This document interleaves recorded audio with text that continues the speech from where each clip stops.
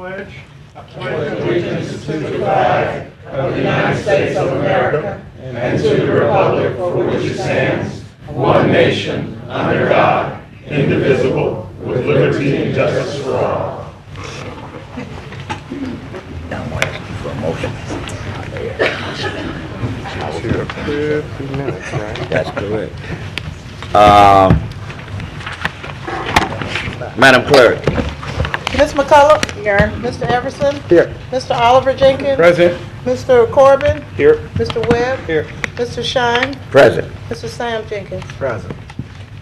Councilman Jeff Everson, I'd like a motion from you for the approval of the minutes of the administrative conference on Monday, November the 25th, 2013, and the city council meeting on Tuesday, November the 26th, 2013, and amendment number 1 to council proceedings, July 9th, 2013. And I would like to move that we approve those minutes of the Second. administrative conference. It has been City moved Council on the by amendment. Councilman Everson, second by Councilman Oliver Jenkins, not Sam, but Oliver Jenkins.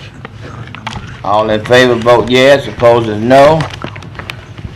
Madam Clerk, I believe we have a 7-0 vote for the approval of the minutes. Mr. Mayor, Thank you. it seems like you have a lot of your friends here. We'll see how many you can recognize. Thank you, Mr. Chairman, members of the council. With this, as in all of our gatherings, I want to thank those who are here today in large numbers. Anytime folks take time from busy schedules to come out and be a part of their city's civic proceedings is a good thing. So thank you all, those of you who are here in person, as well as those who are watching us via the internet. Mr. Chairman, I also would like to ask your indulgence and the council's indulgence in asking that everyone would stand for a moment of silence in honor of the passing of Nelson Mandela.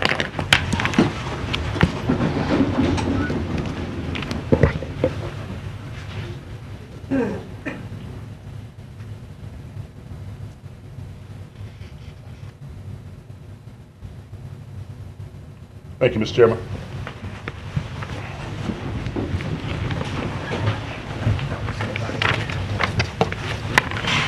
You know, it was 1990, Mr. Chairman, members of the council, that Nelson Mandela was freed after 27 years of being a prisoner. And 1990 was also the year that I was elected to the Shreveport City Council. And so I guess the arc of my public service career has, in many respects, I guess, followed the same time frame of President Mandela. I, like countless of others around the country, was greatly touched by his life and his service. And I guess if I could add, in addition, I guess, to the public comments that we've already released from the mayor's office, one final point on this, I guess, the day of the ceremony, which dignitaries from around the country and around the world gathered there in Johannesburg to honor and celebrate his life. The one quote that I think I have enjoyed the most and gained the most from of all the things that have been said and written by Mr. Mandela was one that came from his autobiography, A Long Walk to Freedom, where he said, to paraphrase, my mission is to free both the oppressed and the oppressor.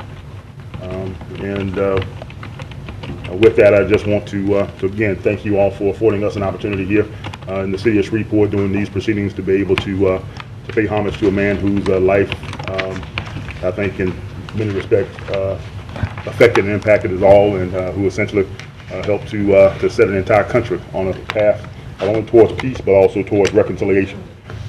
With that, Mr. Chairman, members of the council, want to also express thanks and appreciation to Mr. Paul Farmer, a Shreveport native, and who's also the CEO and executive director of the American Planning Association.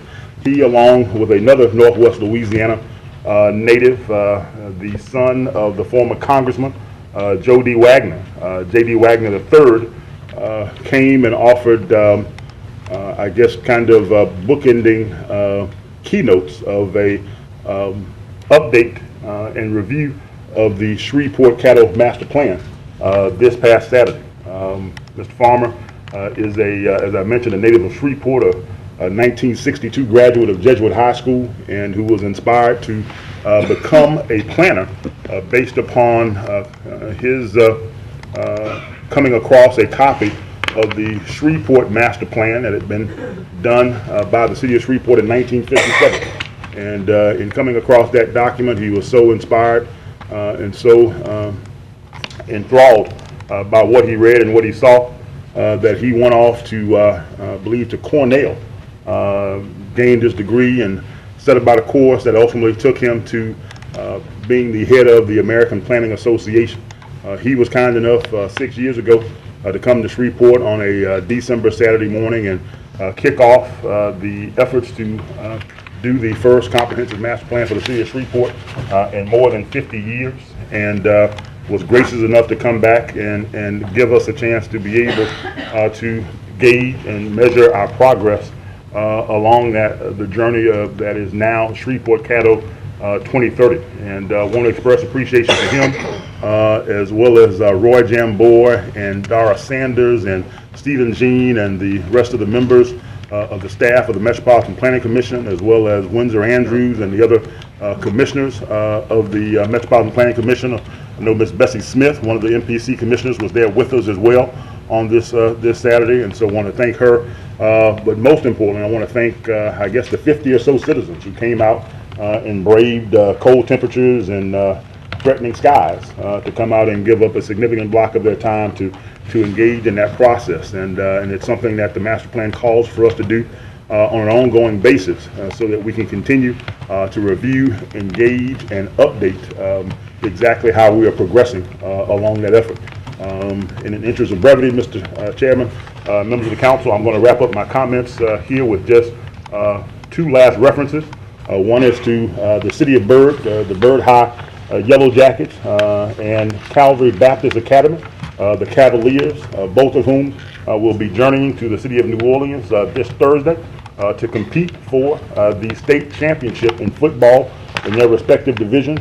We wish them all the luck in the world. We know that in both instances, for the Calvary Cavaliers, this is their first appearance in the state championship game.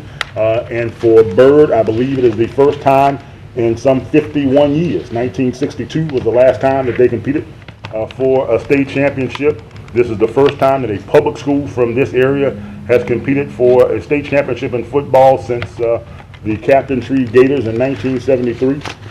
We have every hope and expectation that they will compete well, and we hope that they'll be victorious. We'll certainly be looking forward to encouraging them on. And also we want to extend similar congratulations to our neighbors across the river. The Panthers of Parkway will be competing for the state championship in the highest classification of football in the state of Louisiana, the 5A championship, and they will compete on this coming Saturday. We wish them luck as well, and hopefully we'll have an opportunity to come back and in short order be celebrating 3 state champions all here within the Shreveport-Bossier community. And with that, Mr. Shine, those are both my official and unofficial communications for today. Piggyback on that, Oliver and I will be riding down with Jeff to see the Byrd Yellow Jackets. Well, now Sam would like to go too, as a fellow Oh, that's Byrd right, I'm alumni. sorry, Sam, I know Sam and I I are both keep very on- interested in this. I keep on forgetting Sam. Sam will be riding in the back seat. Fine with me. Okay. As long as I'm riding along. There you go. There you go, Sam. All right. Any council member have any distinguished guests? Even if they're not distinguished, if you just want to recognize them, feel free at this time. Does that mean, okay, Councilman Jenkins? I was trying to get in line. I'm sorry, look, I'm from the old school. The only thing you have to do is just raise your hand. All right. But thank you. Okay. Thank you, Mr. Chairman. We have so many people out here today. I certainly do not wish to engage in calling names. Just so happy to see so many people out today. When I came into the chambers, I say, we either talking about dogs or we talking about money. One out of two of those. Well, both you're talking about money, you know. So we're talking about both. I know we got a full house, but it's great to see everyone come down and be a part of the process. I do wish the Bird Yellow Jackets much success in their venture. Myself and Councilman Everson, as we just acknowledged, are both graduates from Bird High School. I think myself a little further back than he, but I know that we still pull for and cheer for the Bird High School Yellow Jackets. I also want to extend congratulations to my other alma mater, Southern University Jaguars, SWAC champions. Now, don't say anything about the Bayou Classic. If he does, y'all cut his mic off. We're going to leave the Bayou Classic out of it. Grambling and Southern, of course, among other institutions of higher learning in this state, in this area, are all supported by us. But I do want to distinguish the Southern University Jaguars, congratulate them on winning the Southwestern Athletic Conference championship. It was a long road back for the program, so they ought to be commended. And just know that just continue to keep up the good work. Thank you, Mr. Chairman. Councilman Oliver Jenkins, and then Mike, you want to? Okay. Go ahead. Okay, now, is Commissioner Ken Epperson Yes. here? I cannot see him. I would like to recognize him, I believe. Ken, you're not hiding over there, are you? Come on around to the front, Ken. You why got don't your come shirt on up, down today. and I think you want to talk about some veterans activities, and I think there's a great opportunity to do it. Good afternoon, ladies and gentlemen, to the President of the Council, all of the council members, our Mayor, Honorable Cedric Glover. I think Mr. Jenkins may have it incorrect. I thought I was summoned, since you all were deliberating the budget today, to come down and give you some pointers on efficiently and quickly passing the budget. That's not why I'm here?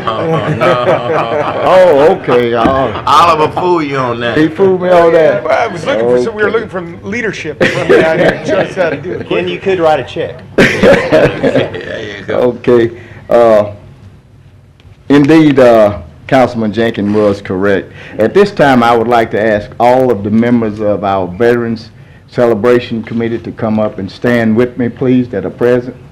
Colonel Cox, Ms. Samuels, are there any more Veteran Committee? Hey, there's my main lady, Miss Joanna. Okay. Ms. Coleman, all right. He's hiding in the back, Ken. Tari's back there. Tyree Bradford. Okay. Now, what is Tari, a World War II veteran? That's the way a World War II veteran looks. I'm looking real good. You must be some Ken and Cedric.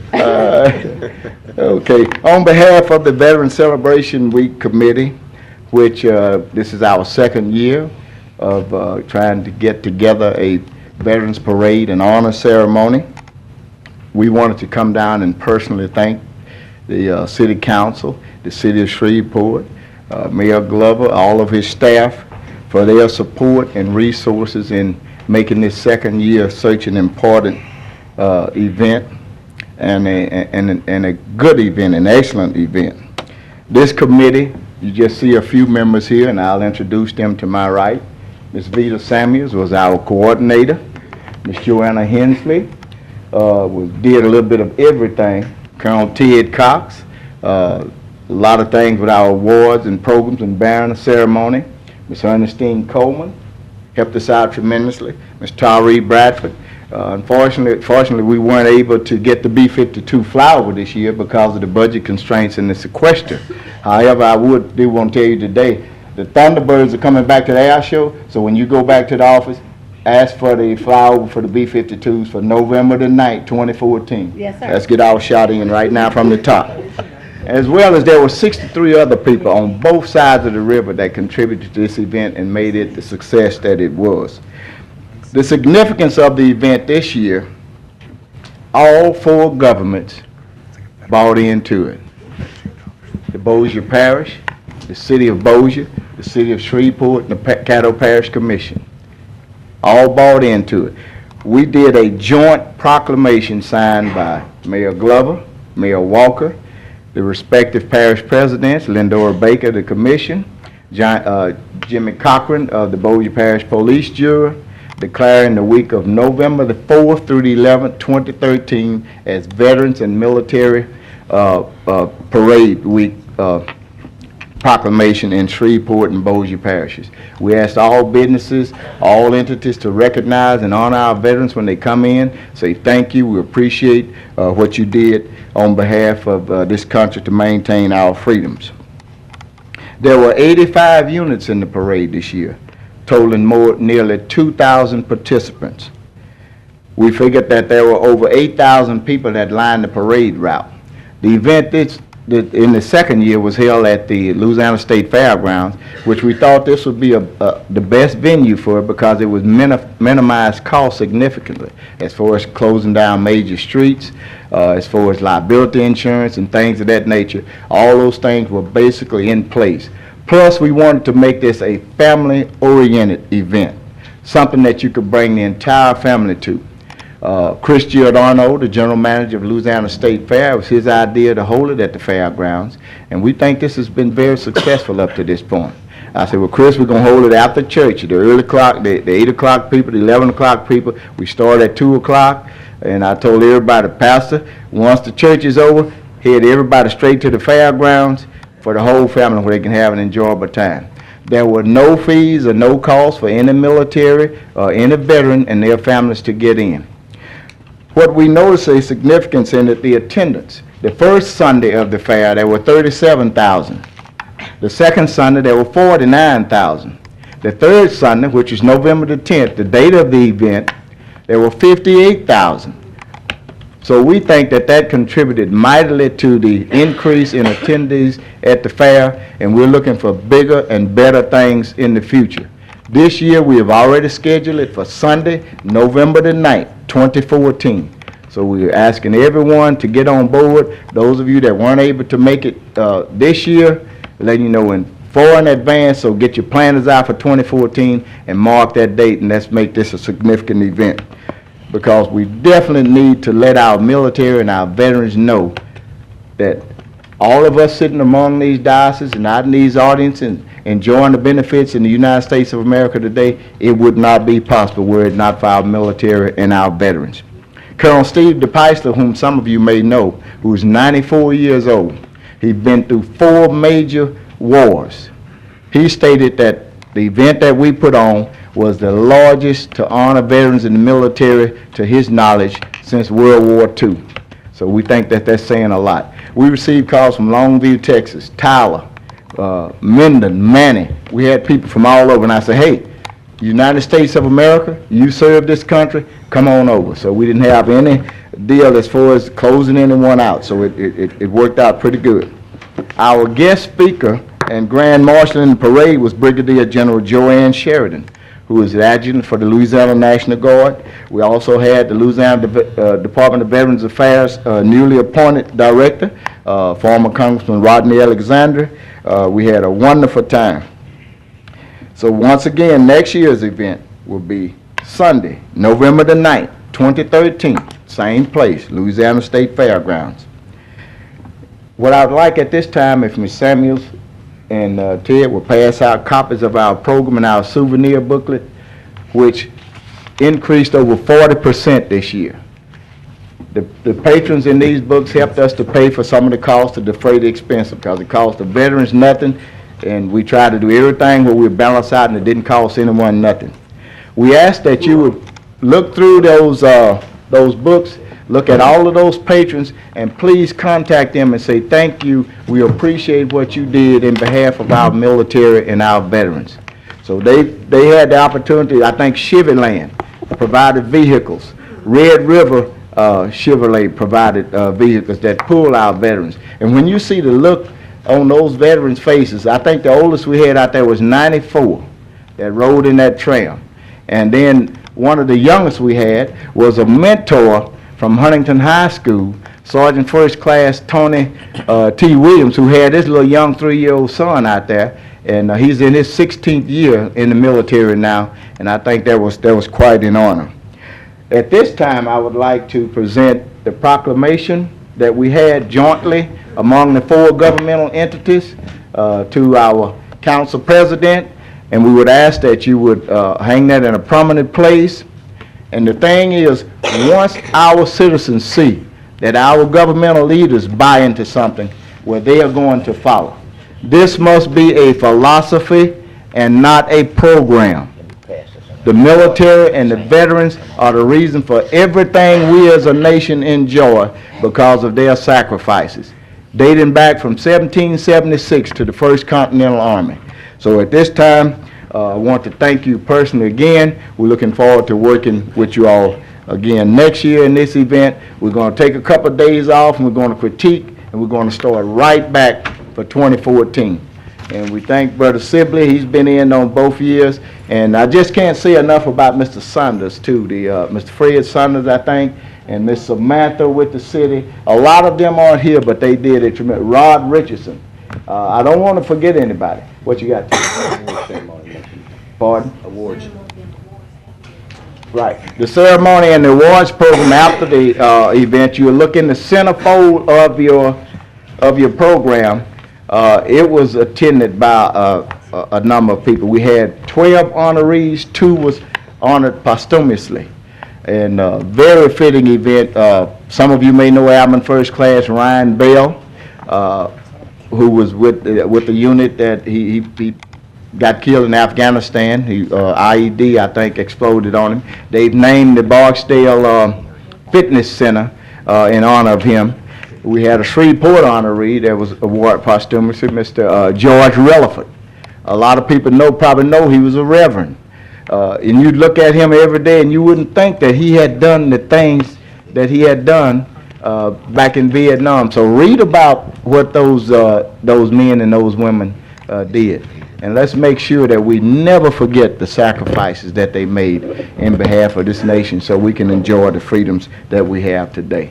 So at this time, I don't want to take too much time. I hope I've given you some pointers on quickly and efficiently passing the budget, and I'll take my leave. Any questions? Ken, just before you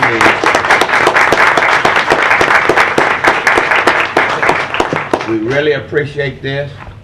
I'm going to give it to the mayor. He has an artistic arm where he knows exactly where this should go. Okay. All right. Mayor. Now, Ken, I don't know whether the mayor's losing any weight or I'm gaining some. Thank you. Appreciate it. Okay. Thank you. Thank you all. Okay. Good day. Thank you. And I just say, for those that didn't get to attend, it's a fantastic event. He obviously did a great job. I will say, for those that don't believe in the power of prayer, I was at a breakfast with him a day prior, and he prayed for good weather, and he got it. So there you go. It always helps a parade to have nice weather and great attendees. So thank you very much, Ken, for doing it. Ken, I believe you are a CME, Right. so that gives you a little Right. hand up here. And I kept the program short, too. You know, we're not long-winded. CME's not there you long-winded. go. That's right. There you go. There you go. Thank you. There you go. Okay, any other council member with anybody that'd like to I do, Mr. Chair. recognize? I'm sorry, right. Councilman Carvin? Thank you, Mr. Chair. You know, from time to time, we have the opportunity to interact with a number of our city employees, and we find out not only do they work hard every day and get their job done and put in long hours quite often, sometimes we get a nice little surprise out of it. And I'd like to ask Miss Marcia Nelson if she's here just to stand and raise her hand. Last Friday, a number of us had the opportunity to attend a program at the Church of Jesus Christ of Latter-day Saints for the World Nativity program. It was a very cold and dreary day, and we had a little food and fellowship, and the highlight was Marcia singing some Christmas songs for us. And I just wanted to recognize her. There was many smiles in the place. I think everybody had a nice smile on and had a good time, and it really capped off the lunch. So thank you, Marcia, for all that you do.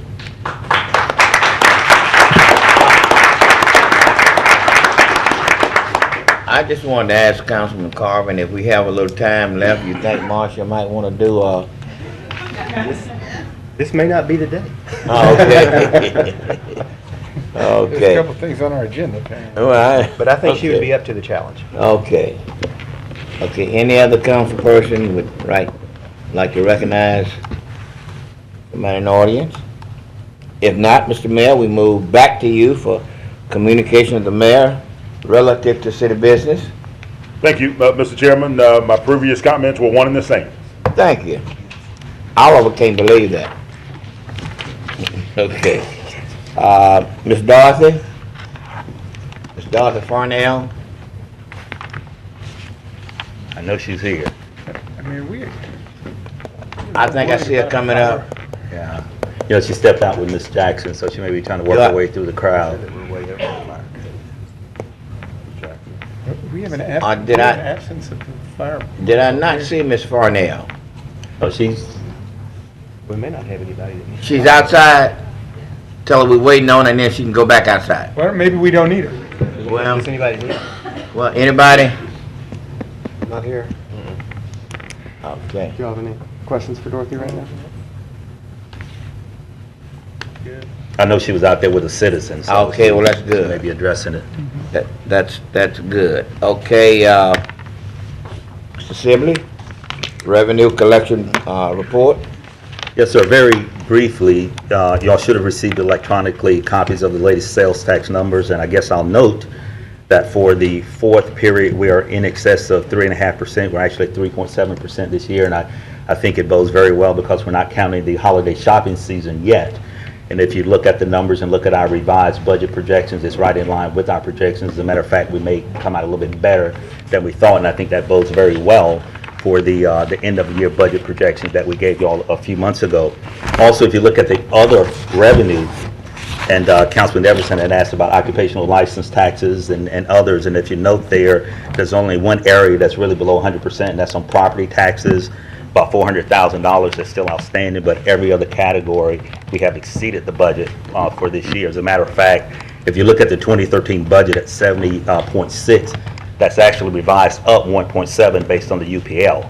So the original budget was somewhere around 68, 69 million, and we're at about 71 million right now. So I think all in all, in terms of the 2013 budget year ending, we are on track as we projected, perhaps a little bit better than we projected. And obviously, as we go into the 2014 discussions today, that will have an impact on that. So if there are any questions, I also note that riverfront collections, also riverboat collections, are about what we projected. You know, they're still slow and trending downward, but again, they're meeting what we projected to be the balance for 2013. So if there are any questions, we'll take them. Otherwise, we appreciate the citizens shopping. Mr. Sibley, just Yes, before we go to Councilman Everson, we want to thank you for going out buying that new home, because that really helped us out here. I wish I could take responsibility. I wish I could take credit. I just want to, I want to say how pleased I was to see some of the numbers in there. I know that this is a year that's been of some concern. I mean, there were projections in months where we were close to 7% below the expected sales tax revenue, and at this point now we are statistically at zero. So, you know, we've caught up. The trend continues to maintain. There was a trend for a few months there that I kept crossing my fingers would continue, and not only has it continued, but it seems to be increasing. Yes. So these are some very promising signs, and I do want to compliment on the collection side the efforts made on the occupational license collection. I know that's something I had brought as an issue, and I'm very pleased to see the improvements in the collection there. It's been substantial and impressive. So thank y'all for that report. Don't think that my report included a riverfront projection for the month, but It's not, but we can send that to you but separately. I'll be looking forward to receiving that soon. Absolutely. We'll send that. And Councilman Everson, if I may, you know, oftentimes we'll come and sometimes ask to add people in certain departments. You know, we're always trying to hold that number down, but when the council approved adding those guys in our compliance office, that really has made a difference in terms of collecting on occupational license taxes. So we appreciate the council giving us those additional resources in order to go out and get that. That does appear to be the case. Now, what is the reasoning on the property tax being not quite there? Is there a demonstrable purpose for that, or is that just sort of a cycle? Yeah, and it's relatively minor when you look at the overall numbers. You know, you're talking, 400,000 versus 56 million. Sure. We'll visit with the compliance guy to see if that's just a matter of budgeting, or is that actual dollars that's out there still to be collected. Great. Because it could just be a reflection of the valuations changing a little bit. Thank you very much. Mrs. Scott, do you have a report at this point? Where's Ms. Scott? She's back there. Okay. You're trying to get up. Yeah. The bond forfeiture report was emailed to you all on Friday evening. So you have no more?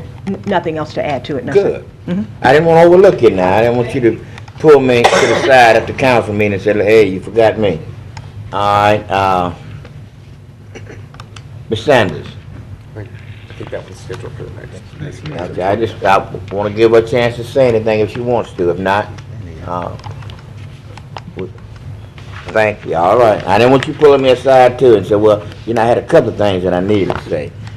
Okay, public hearing, Mr. Thompson? Mr. Shine, we advertised for a public hearing for ordinances number 157 and 158, which are the DDA budget ordinances. It was inadvertently left off of the agenda. We would ask the council to consider adding it to the agenda at this time and to determine whether or not any citizen would like to speak for or against adding it to the agenda. Okay, Quick point of order. So we can add an item with a public hearing? The item is already on our agenda. It's The just a public hearing was was already advertised. Right. Sorry. Okay. Right. I misunderstood.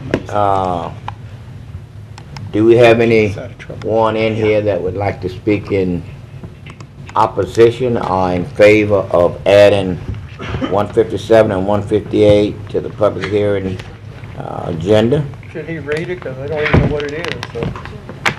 This is just a public hearing Right. for the citizens to be able to discuss ordinances number 157, which is a DDA budget ordinance and for this year, and 158, which is a DDA budget ordinance for next year. So it's just a routine budget ordinance that we need to adopt. Okay, if not, I think I heard a motion from Councilman I'll second it. Everson and second by Councilman Oliver that we would add 157 and 158 to the public hearing agenda. If so, all in favor vote yes. I believe we have a 7-0 vote to add, and Mr. Thompson, at this time, I would like to open the public hearing. Mr. Shine, I don't know whether the administration has any No, we don't, but I noticed Ms. Swain and representatives of the DDA are here, and I think it would be appropriate at this moment if they'd like to come forward. Mr. Sibley, we would be more than happy to entertain any observations from.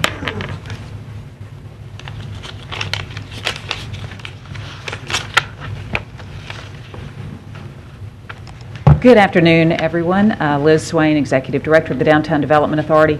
This is such a busy meeting that I'm going to answer any questions that you may have about our upcoming budget. If you have no questions, I thank you for all of your support over the past year, and I look forward to much more happening in our hopefully soon-to-be much more vibrant downtown over the next year. Any questions or observation? If not, Liz, we thank you so very much. Thank you. Okay. That concludes our presentation, Council. Mr. Chairman. Very well done. Okay. Any observation? If not, Mr. Chairman, I don't know whether any person would like to speak on, you offer them the opportunity to speak whether or not it should be added to the agenda. Right. Now they have the opportunity to speak on these particular budget items. Mr. Thompson, I don't believe we have anybody who would like to do that. Good, Mr. Chairman. If not, Mr. Thompson, at this point, if no other council member have anything, I'd like to close the public hearing.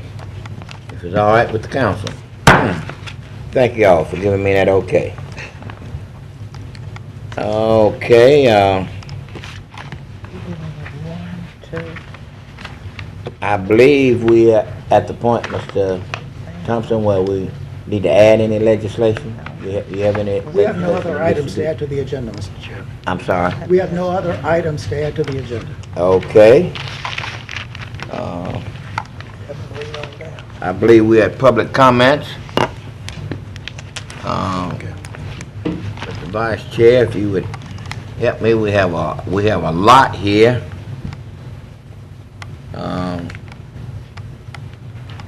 Am I pronouncing this right? Madison Wayne? Yeah, I think it's on back there. Is Madison Wayne here? Okay, Madison, would you head this way? What's the pleasure of the council? So moved. It's been moved and second that Madison would, what is it, 3 minutes? All in favor, vote yes. Okay, unanimous vote. Yes. You got 3 minutes. We're here to support the ordinance 150 to allow alcohol sales to bars and lounges in the area just south of downtown. I believe it's District B, running from Chairman. Crestwell. If you could start with your name and address. Okay, Madison Wynn, 1910 Market Street, Shreveport. I'm sorry. Go ahead. We're here in support of Ordinance 150, which would allow bars and lounges just south of downtown, what we casually refer to as the Highland Entertainment District, to sell alcohol for on-site consumption on Sundays from 12 to 12. We've met a few times about it. It would extend from Stoner and Market north to, I believe, Crestwell, and then including Marshall down to Stoner as well. This area is it has the highest concentration of bars and lounges in Shreveport, the size of downtown area. It is a commercial area, it's not a residential area. There are a few houses in the area, but there are far more in the downtown area than in our area. And I believe it was the late 90s, this area was actually, had the privilege of sales on Sundays, and then it was taken away. I think we said it was in 99, and we would just like to have that back. And this is for a 6-month trial basis to see if it is at the very least income budget neutral, which we think it will be. Thank you very much. I know Jeff will be looking at that closely. Ken Craft. Ken in. What's the pleasure, council? Moved by Councilman Everson, second by Councilman Sam Jenkins. All in favor, vote yes.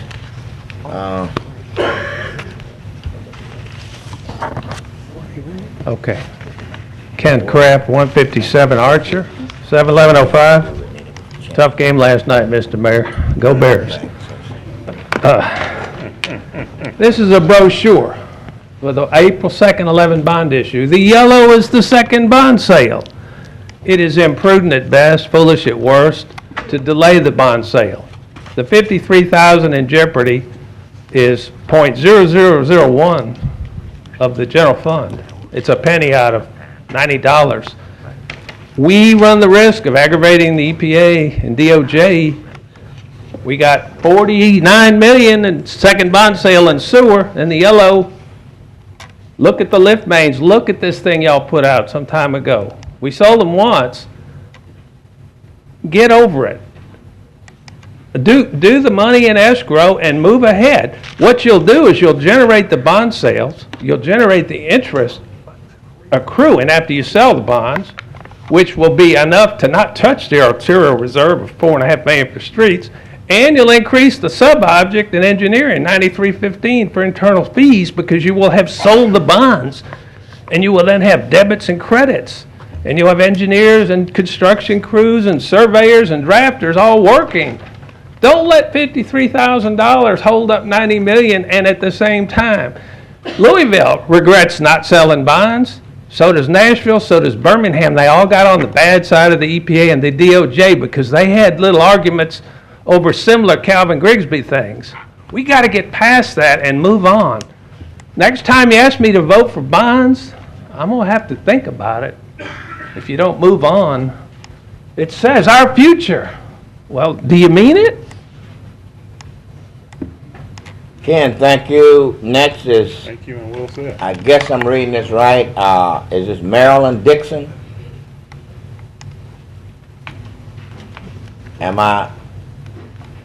Is that you? Ms. Dixon, please come forward.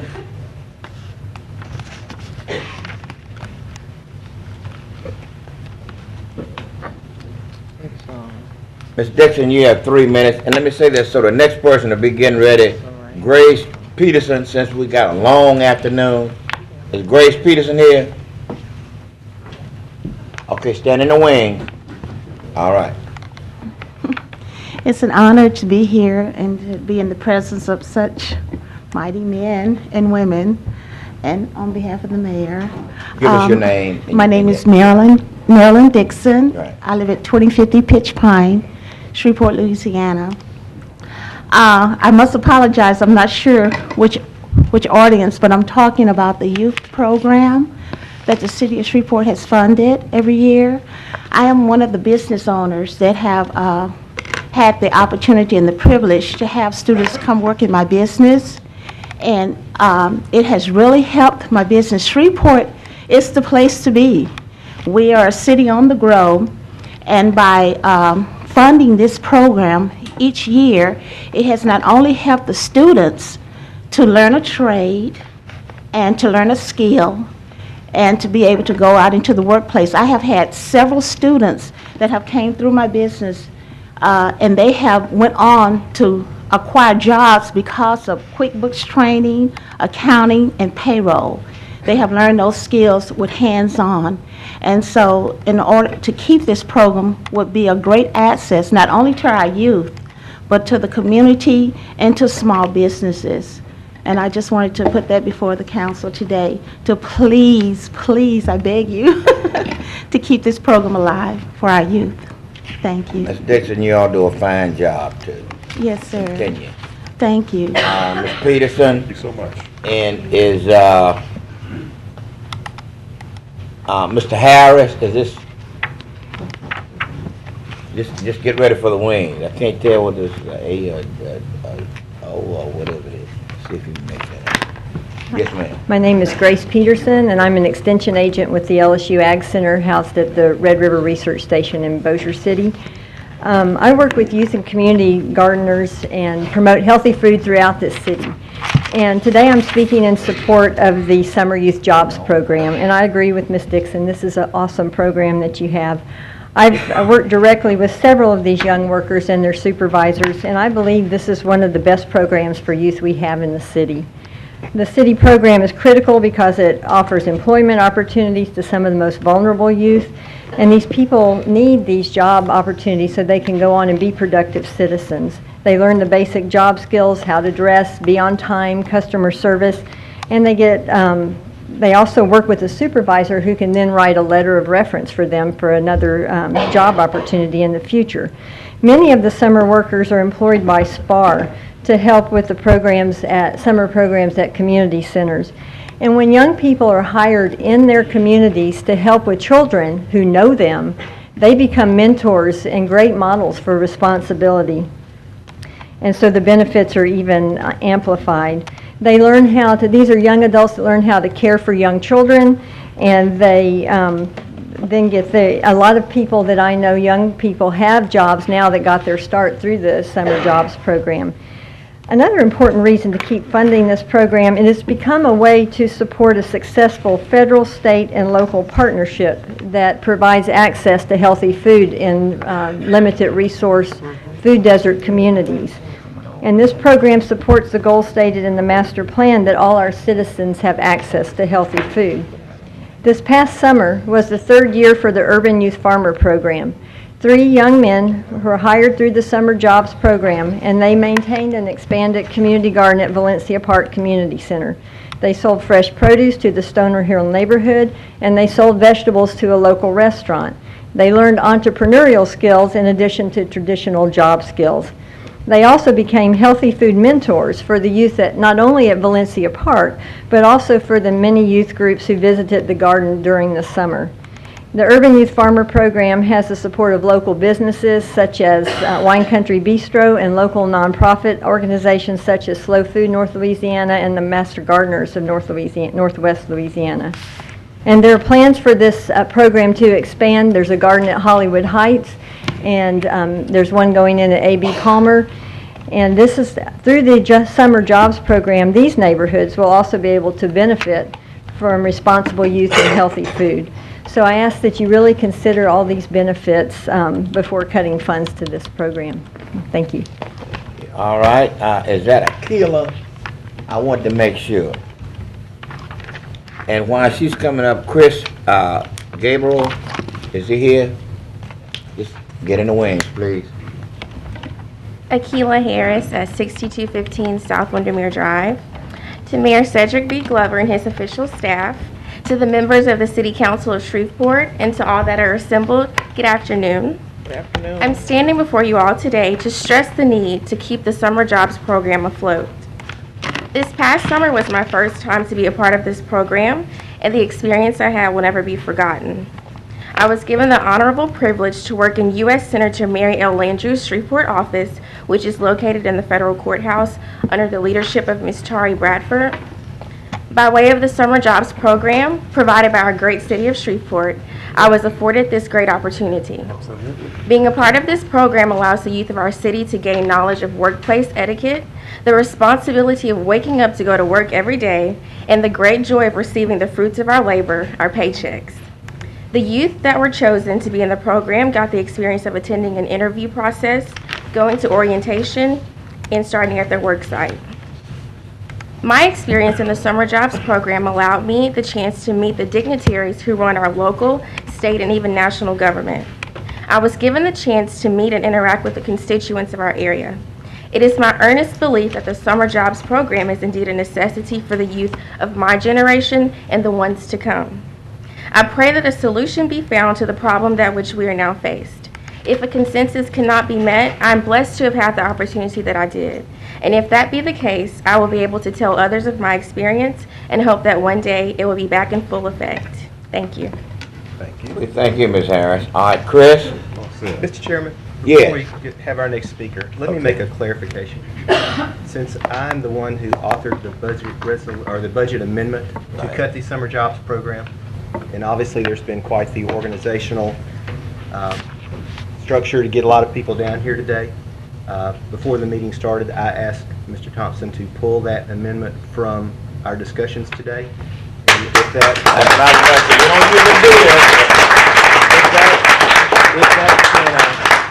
certainly anybody that wants to speak can do that. But I just thought it might be better to get that out there before we have a long line of folks coming up not knowing the true story. So there you go. Hey, Chris, it's good to see you. Thank you, Michael. It's very good to see you, too. And with all due respect, Councilman Chairman, Mayor, other councilmen, it is very few times in my life that my mere presence has caused a change in the decision. And I am very thankful that it did. So thank you for doing that.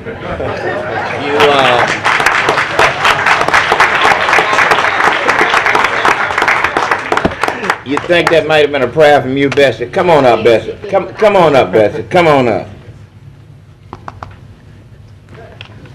I am Bessie D. Smith, 1810 Vikings Drive. I am so grateful to be here, and God will answer prayer. I really appreciate what you just said. I don't need to say anything but praise God.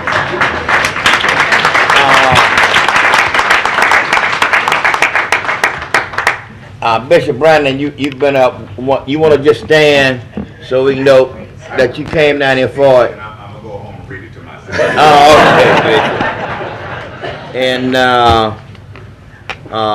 Charles Johnson, where's Charles Johnson? Yes, sir, and I would say the same. God certainly answered all of our prayers. Yes. Thank you, Charles. Warren, what is this, Kincaid, Kendrick, Kennard, Warren, you wanna, since you took the time to come down, you wanna?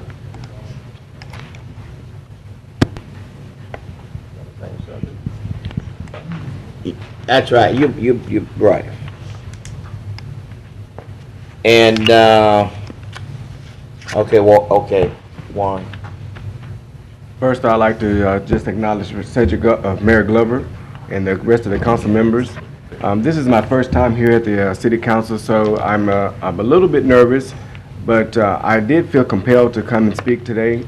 I visited the Southern University Metro campus downtown here locally, and during my visitation, I had the experience and opportunity to attend the Museum of Art, and in the course of my visit, I was informed that the budget cuts have affected their museum to where they're no longer able to staff it as they normally do 5 days a week, nor are the schools allowed to come down to visit on field trips.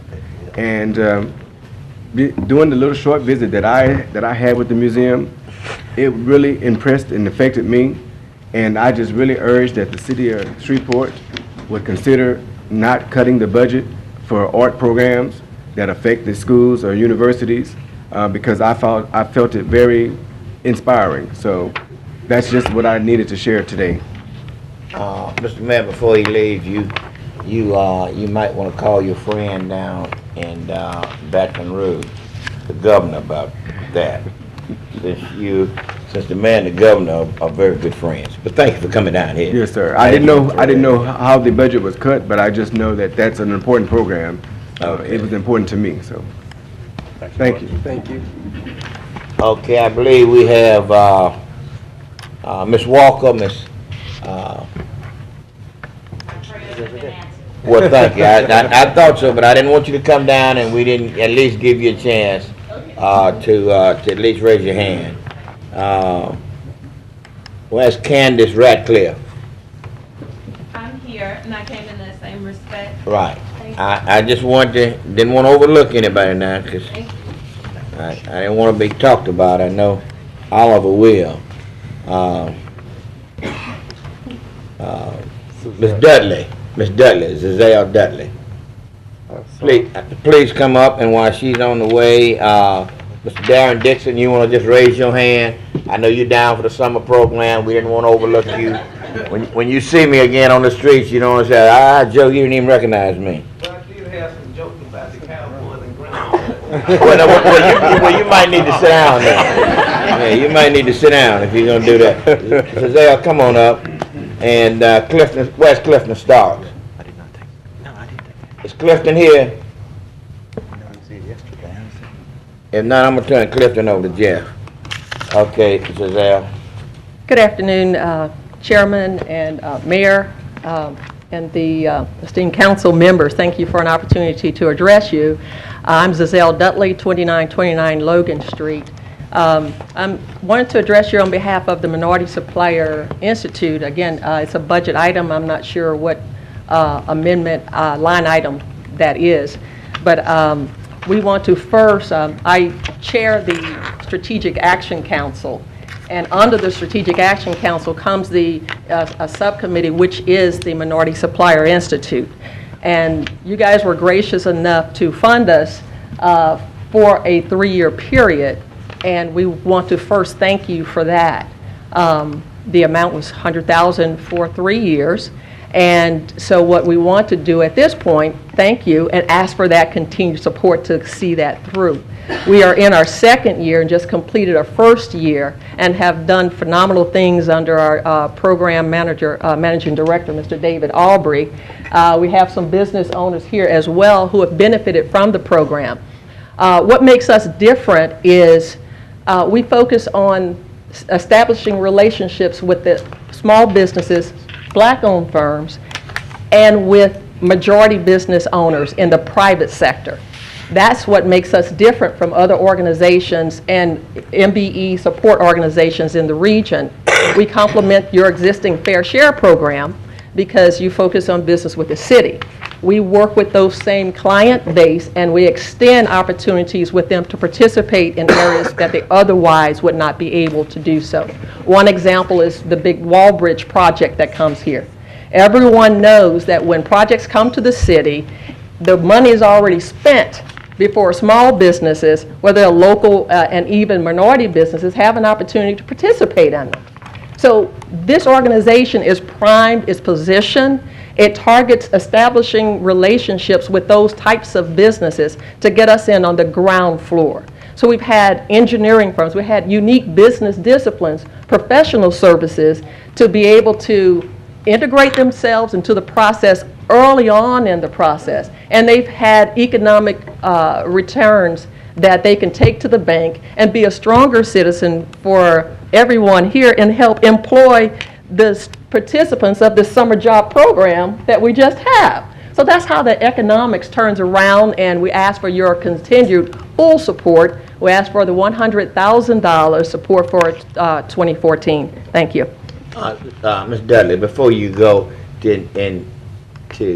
so we can move a little smoother, is there anybody else down with you that want to say a word or two so we can do all of you all together? Okay. I know is Mr. David White Aubrey here, with you? Yes, Mr. Aubrey here. David, you want to, and was that, Our co-chair is here, Mr. Darren Dixon. okay, and if there's anybody else you all want to come, so, because David, I don't want you to see me out somewhere. No. And Mayor, you know how convincing David can be. I want David to jump on me. Go ahead on, We're David. just here to answer any questions that any of you may have available with regards to our programs. We are wrapping up our first full year of programming. Some of you requested some specific individual information, and we provided that. And we do keep the mayor's office involved. Mr. Thompson requested some information on the first year, and we provided that material, and I think it stayed over at the council office for a while. So we're very transparent. We will next year, at the request of Councilman Everson, do more to come back and give you periodic updates and let you hear about some of the success stories that we're having here. And David, you all do a fine job, and I appreciate your leadership here. I'd also like to compliment the presentation that, I think there was some concern about this funding, and I expressed to David, I said, well, I think maybe sometimes we're not getting enough information about what's really occurring. And you shared with me a presentation that I think addressed those concerns beautifully. So I appreciate getting that information. Mr. Dixon, as long as you don't mention the Cowboys or Grambling. I withdraw my statement, Ms. Southern either. Oh, I'm a Southern Southern Knight, so either. I'm good. I'd just like to echo those sentiments and your sentiments too, Mr. Chairman, about the work that David is doing with this program. In such a short period of time, we've seen some great outcomes, some real great outcomes, where we've got businesses, some nice-sized contracts, and we've developed relationships with the public sector. We're beginning to be the go-to organization for those companies that are entering in the area. The casinos, we just met with some folk in the casinos a couple of weeks ago, and they see us as the go-to agency to help them find minority participation. So thank you all for your continued support in those efforts.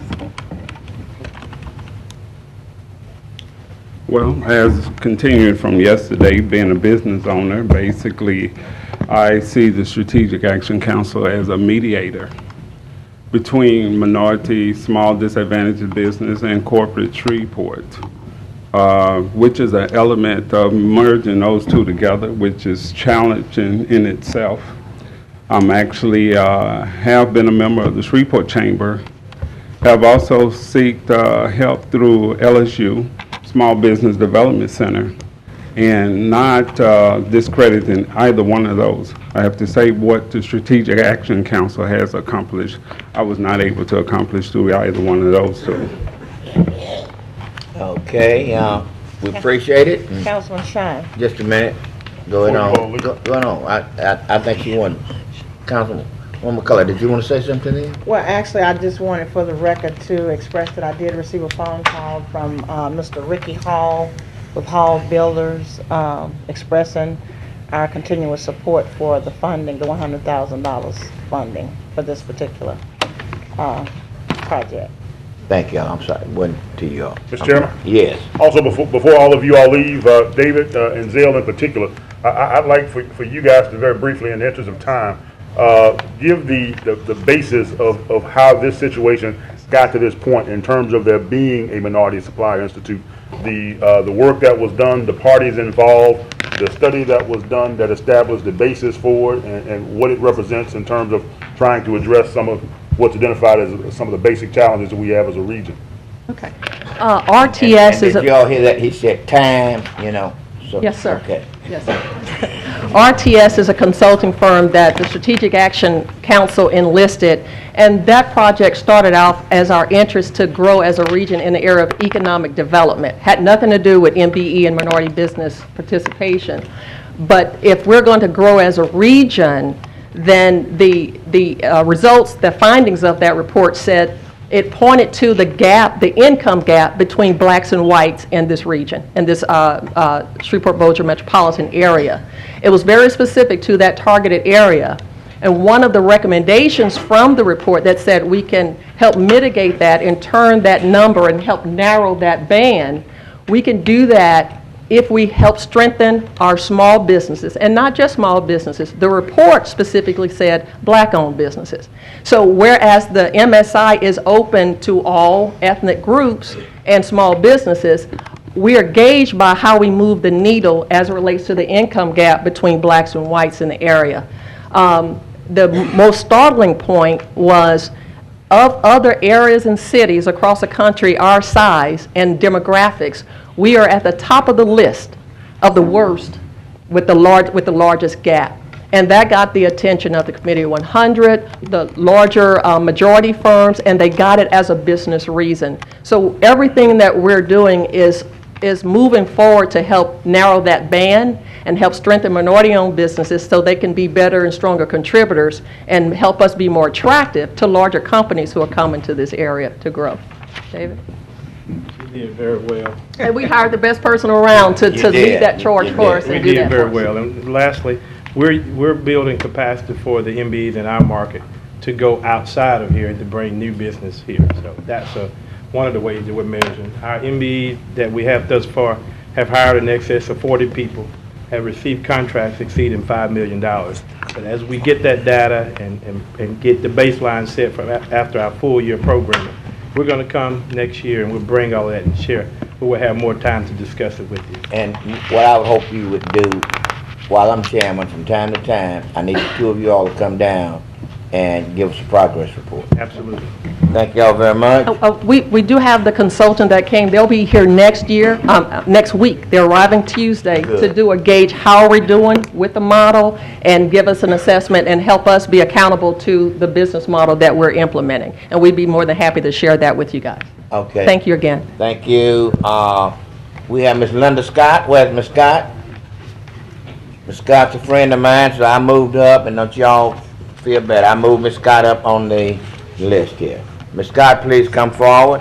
While she's coming forward, Mr. Dick Bremer will be ready.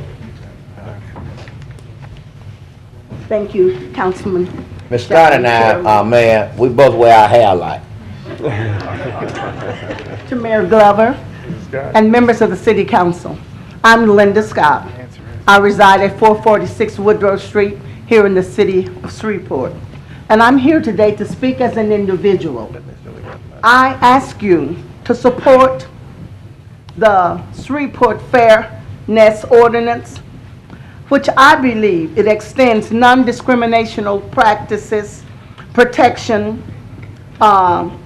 based on sexual orientation and gender identity in the private sector, employment, in housing, and public accommodations. People are protected from these measures. It is my belief that all hardworking people of our city should have the opportunity and the chance to earn a living, to provide for themselves as well as their families. And I believe that as we reflect on the life and times of President Mandela, the former president of South Africa, a man who moved the nation forward toward justice. And without the force of arms, he held his country together when it could have been divided and torn apart. I ask you this evening, City Council, to please examine yourself, look at the ordinance, and accept what it says. I ask you to adopt that ordinance. Let us move this city forward toward justice, toward equality, toward fairness for all people. For we are our brother's keeper. And if we are going to be the great city of the South that we say we're trying to get, let us move forward and accept this ordinance. Thank you. All right, Big Brother.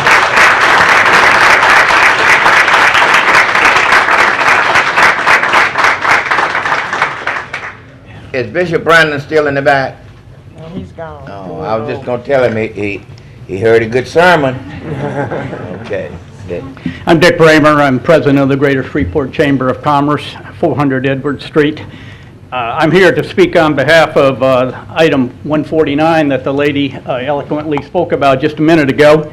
The Chamber certainly wants to thank the leadership of the council, the mayor, on this ordinance, and we would encourage you to pass this ordinance. In February of this year, the Shreveport Chamber Board of Directors took action with respect to this ordinance, and we did two things when the board passed this resolution. One, the resolution encourages the chamber administration to finalize and pass the ordinance. And secondly, equally important, we took the necessary action to update our own employee manual and policy book, and the really key part of that I'll share with you. And by the way, we did give you copies of the of the resolution that was passed in February by our board. The key part of that says, in order to provide equal employment and advancement opportunities to all individuals, employment decisions at the chamber will be based on merit, qualifications, and abilities. The chamber does not discriminate in employment opportunities or practices on the basis of race, color, religion, sex, national origin, age, disability, sexual orientation, gender identity, or any other characteristic protected by law. So we appreciate your leadership on this issue, and we encourage that you pass this ordinance for the benefit of our city. Thank you, Thank you, Chairman. All right, Robert Graham. Robert Graham, please come forward while Robert is on the way. This is Mark Medius. Is Mark here? Get ready. Can you make that out? No, you said it right. Okay. Please. Honorable Mayor, distinguished members of the City Council, members of the group that want this passed. I happen to be a resident of Shreveport for I'm sorry, but give us your name. Robert Graham. I live on Gaywood in Shreveport. I've been here for 70 years. 2 years they took me away, and spent 1 year in Vietnam serving our country. I think the people who will speak in favor of this ordinance certainly have a right to their opinion. However, I'd like for you to understand that opinions will vary. In fact, you have controversy on almost every issue that comes before the council. So what I'm going to do is to tell you what my experience has been in my family and in my personal life and in the community with the behavior that is exhibited by this LGBT group. And that behavior is what I'm against. I'm a Christian. I've been a Christian since I was 11, and obviously by reading the Bible I understand what God's position is on this. And there's been a lot of references today to God and to answered prayer. So I'm appealing to the people on this council to not listen to necessarily what I have to say or what any one person has to say here. But when you pass judgment on this, you're passing judgment and passing an ordinance that's going to affect the entire city. And yes, people can stand up and speak passionately. piggyback on Nelson Mandela, but let me say this about Nelson Mandela. Nelson Mandela had a righteous cause because racism and the kind of apartheid that he was living under is wrong. And racism is wrong here. When I was 10 years old and I rode the bus and the blacks in Shreveport had to go to the back, I knew at 10 years old that was wrong, Mayor. I knew that was wrong, okay? I didn't have to be told that was wrong. I didn't have to see civil rights marches to know that was wrong. So I'm telling you it was wrong. But when this group piggybacks on what you've been through and what the minister who's hit in the head by the police here, and the dogs sicked on them, and all the people sicked on the blacks on the marches in Alabama, that's a righteous cause that's been attacked by bigots and by people that are prejudiced. I'm not prejudiced against homosexuals. I'm prejudiced against their actions and their behavior and the way it affects our community. I'm appealing to you to not pass this because it's not going to move it's not progressive, it's regressive. I wrote and typed, I spent several hours typing up a thing to hand out to all you. I hope you'll read it when you go home. I don't want to take any more time, but I like to say I'm standing up for the children and the safety of the community and the kind of community that you want going forward. I've lived here 70 years. It's been a great city. We've moved a long ways in the race relations. I'm happy. I'm happy. But in this particular instance, that's not progress. Thank you. Thank you. Adrian Murphy, am I looking at that right? Thank you, sir. All right, Ms. Frances Kelly, would you get ready? He's coming up first, and then you get ready. My name is Andrew Mulford. I live in Shreveport at 612 Pickett's Mill. I'm here in opposition not to fairness and not to people, specifically not any person. However, I'm absolutely in opposition to the Fairness Act and what this proposal and this nationwide movement stands for, not in opposition to the people. We opened this meeting in prayer, and we opened this meeting in prayer in the name of the one true God, Jesus Christ. Thank God. And so it would be ironic that there needs to be much discussion on this issue at all. However, it should be very appropriate and relevant to remind you that our God, the one true God, is the author and the righteous judge of true fairness, not man. So I would ask and I would plead with you that you would vote in opposition to this. Thank you. Thank you. Okay, Ms. Frances Kelly. And while Ms. Kelly is coming forward, Mr. John Henson, is Mr. Henson here? Okay, go ahead, Ms. Kelly. Good afternoon, council members, Mr. Mayor. My name is Frances Kelly. I live at 935 Linden Street in Shreveport, and I'm here representing Louisiana Progress, Equality Louisiana, and PACE. Ernestine has just passed out a letter that's going to be given to the city council members that has been signed by 235 people who live and work in Shreveport in support of the Fairness Ordinance. I understand that you may have received some last-minute emails in opposition from the Louisiana Family Forum's activists, most of whom do not actually live in Shreveport. I am a Baptist. I was baptized when I was 7 years old by my grandfather, who is a Southern Baptist minister in this city, and I'm here to speak because Baptists have led the fight for religious liberty since the founding of this country. So I'm here to speak about the religious liberty protections in this ordinance. There is a broad exemption for churches and all religiously affiliated nonprofits, and this ordinance does not interfere with the rights of religious people or churches to freely practice their religions. Just to be clear, religious liberty does not mean the right to infringe on the rights of others to live, work, or participate in public life. This ordinance protects members of the LGBT, lesbian, gay, bisexual, transgender community from being discriminated against, but it also protects people from being discriminated against because of their religious beliefs. So it protects everyone. There is a great need for this these protections. Workplace discrimination impacts productivity and health for 1 in 4 LGBT employees in the past 5 years. 42% have experienced discrimination. And LGBT workers are 60% more likely to lose their jobs than non-LGBT workers. These statistics are from the Williams Institute at the UCLA Law School. It is the role of government not to favor people of any religion, race, gender, age, or sexual orientation or gender identity, but to treat everyone fairly. And so we're not asking for anything that's special. It's just the same as any other group, including people like myself who are religious. So basically, that government is not tipping the scales in favor of any one group, but is treating everyone fairly and equally. And so that is what this ordinance does, and I ask you to vote in support of it. Thank you. Thank you, Susan. John?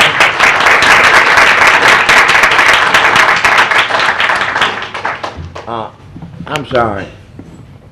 We started something that we don't usually do. So, from here on forward, let's don't clap, please. You know, we started that, and I guess Mike kind of pulled my coattail and told me, Joe, you're letting it get out of hand some, so Mike, I appreciate it. Susan Fontenberry, would you please come stand right there? Hold on, John. Well, I'm going to miss that. I know, John. I'm a Baptist pastor, and no one ever claps. So I was thinking this I might happen today. My name is John Henson. I live at 9221 Catalpa Drive. Chairman Shine, Vice Chair Everson, and Mayor Glover, thank you so much for allowing me to have some time here today. And Mayor, I feel your cowboy pain. I really do. Still trying to get over that last night. I am here today to say that I am in support of the Shreveport Fairness Ordinance. As pastor of Church for the Highlands, a Baptist church here in Shreveport, as a citizen of Shreveport, and as a human, I think it is necessary, if not vital, for several reasons. First, I am for it because it provides protection for everyone, not just the minority. And just today in this time, I've heard, we've talked about minorities, we've talked about majorities, we've talked about equity. All of those things are necessary in our community. Our nation was founded on the principle that all residents have been created equally and should be treated fairly and equally by the laws of our nation, our state, our cities.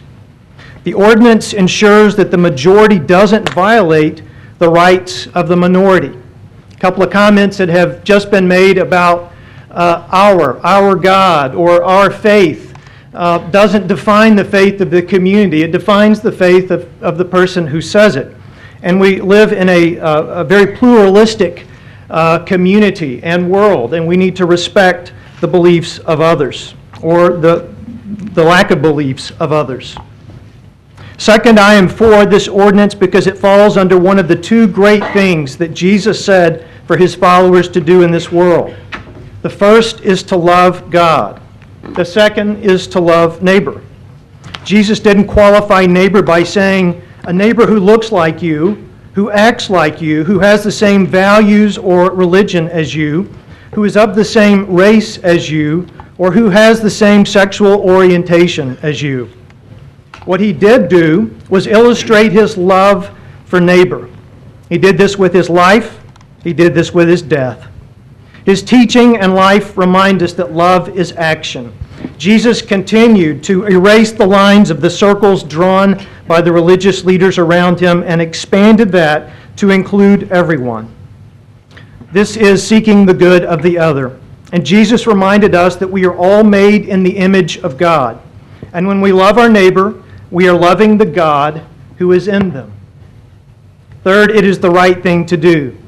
How could our city not have an ordinance protecting the rights of some of its citizens? How could a city allow any individual or group be discriminated against? So I ask you today to consider these reasons. I ask you to help ensure that our city is one consisting of justice, love, and doing the right thing. Thank you. John, just before you go to your seat, sometimes I don't hear very well. Did you say you are a pastor? Yes, I'm Okay. pastor of Church for the Highlands. I just want you to, okay, Susan? Thank you, John. Good afternoon, Susan And I'm Fortenberry. sorry, while Susan is up, Sarah, Bradley? Thank you. Susan Fortenberry, 460 Dudley Drive. Mr. Chairman, council members, Mr. Mayor, thank you for this opportunity. Like one of the previous speakers mentioned, I also feel like I'm here for a righteous cause. I'm a gay citizen of the city of Shreveport, Louisiana, and I also am a proud Christian. I was born and raised in the Southern Baptist Church, very well acquainted with all the ways of the church and the teachings of the Lord. And I would like to say that we want to support ordinance number 149 because fairness has broad religious support. Majorities of all religious groups, including non-denominational Americans by 84%, Catholics by 76%, mainline Protestants by 75%, minority Protestants by 61%, and white evangelical Protestants by 59% favor laws that would protect gay and lesbian people from job discrimination.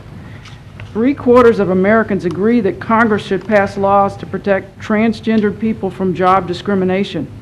Solid majorities of every major religious group agree that Congress should pass laws to protect transgendered people from job discrimination, including nearly 2/3 of white evangelical Protestants.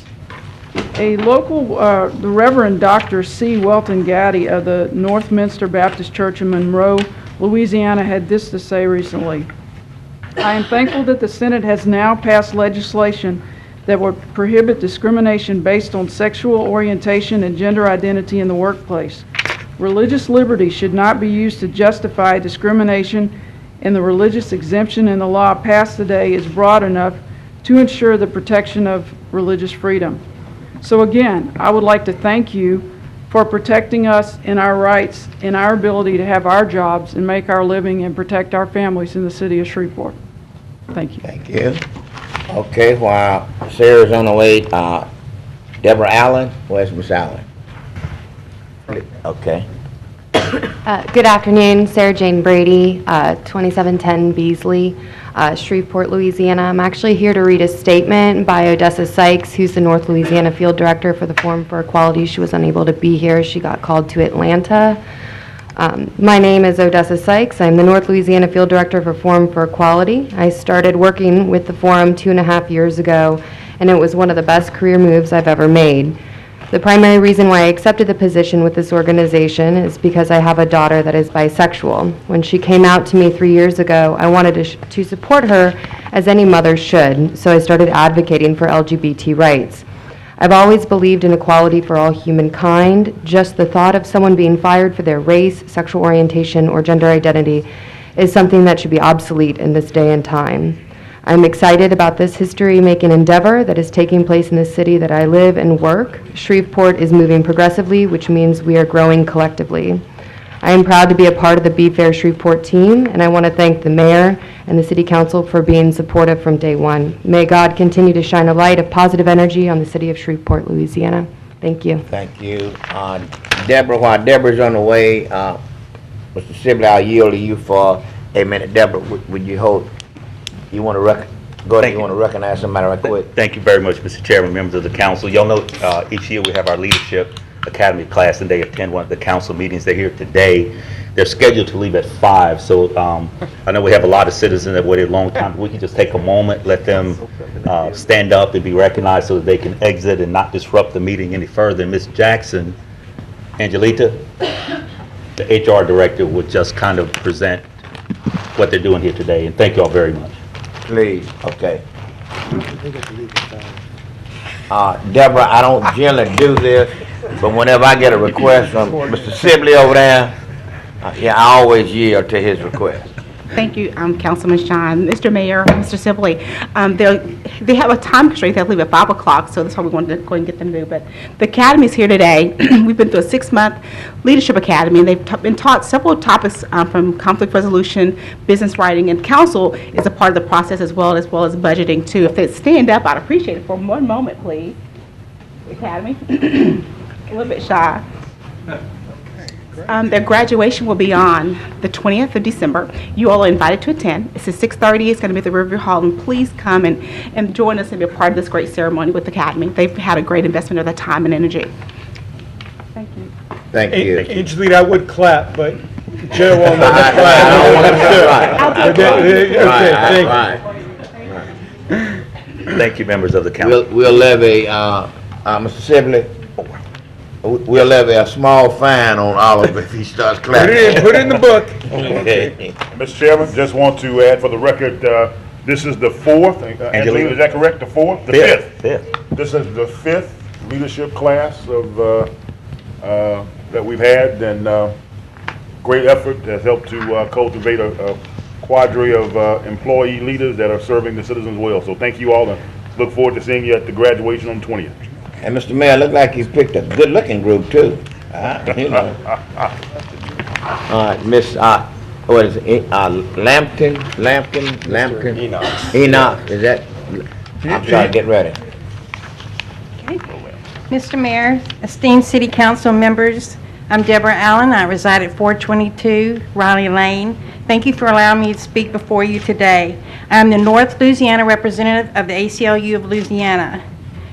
Why do we need this ordinance 149? It's all about fairness. The ACLU of Louisiana feels people should be judged by their work and not be judged at work by their performance, not their sexual orientation. If you work hard, do your job effectively, you shouldn't be fired just because you're gay, lesbian, bisexual, or transgendered. That's just not fair. LGBT people are productive members of society who contribute to the economy. Just like everyone else, it's only fair they are able to live and make an earning, just like everyone else. To add to the statistics already today, it's an overwhelming majority of Americans, 75%, agree that we all have the right to earn a living and support our families, regardless of sexual orientation. Again, 73% of Americans agree that unemployment discrimination against transgender people should be illegal. These protections are necessary to ensure that all productive workers have the same opportunities. Studies show that about 1/3 of lesbian, gay, and bisexual Americans have experienced adverse treatment in the workplace because of their sexual orientation. And a shocking 90% of transgendered Americans have endured work-related harassment or discrimination based on their sexual orientation. Laws and city ordinances like this help ensure that everyone has access to the same opportunities, benefits, and protections. This ordinance simply adjusts existing laws regarding employment to protect lesbian, gay, bisexual, and transgendered people, just as currently protects people based on characteristics like race, sex, religion, national origin, and disability. The kinds of protections LGBT people are seeking parallel those by other minorities, such as women and racial minorities. While the histories of race and sexual discrimination are different from LGBT discrimination, arguments against granting equal rights are often recycled ones that have not proven true once those rights were granted. Corporate America has already begun voluntarily implementing these types of protection. 97 of the Fortune 100 largest companies in America have policies banning discrimination based on sexual orientation. Ordinances and laws are necessary to make everyone in our city entitled to fair treatment. The bottom line is, no one should be discriminated against for reasons that are not related to their actual qualifications. And for that, we at the ACLU support this ordinance. Thank you. Thank you. Sean Edwards, okay.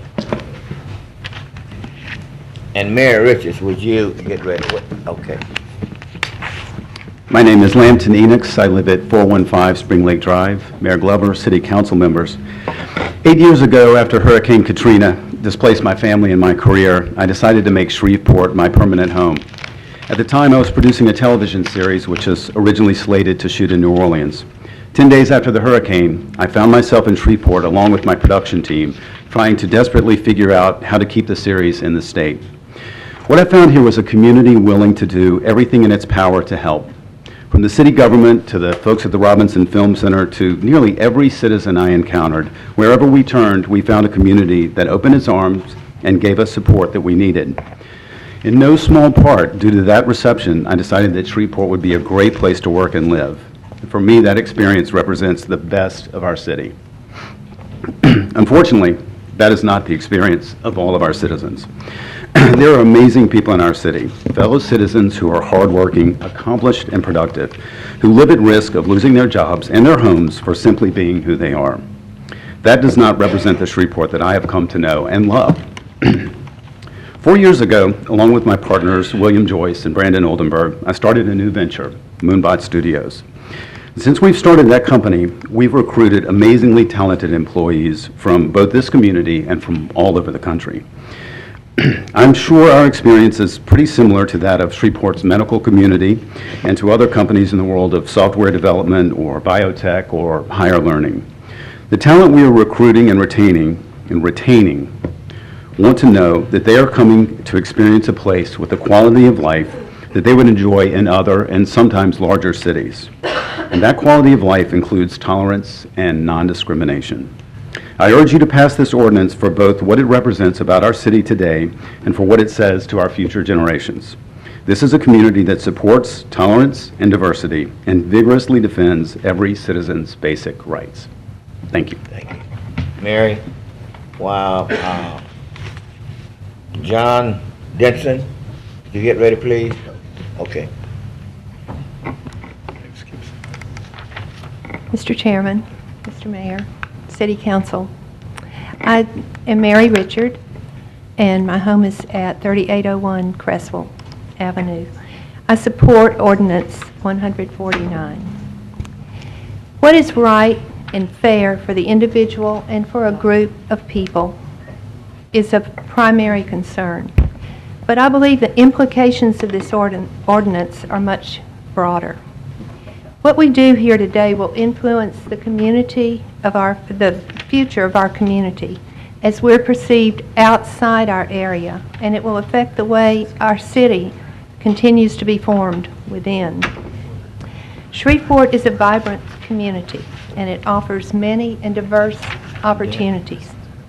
We look outward to attract people to join us in developing those opportunities.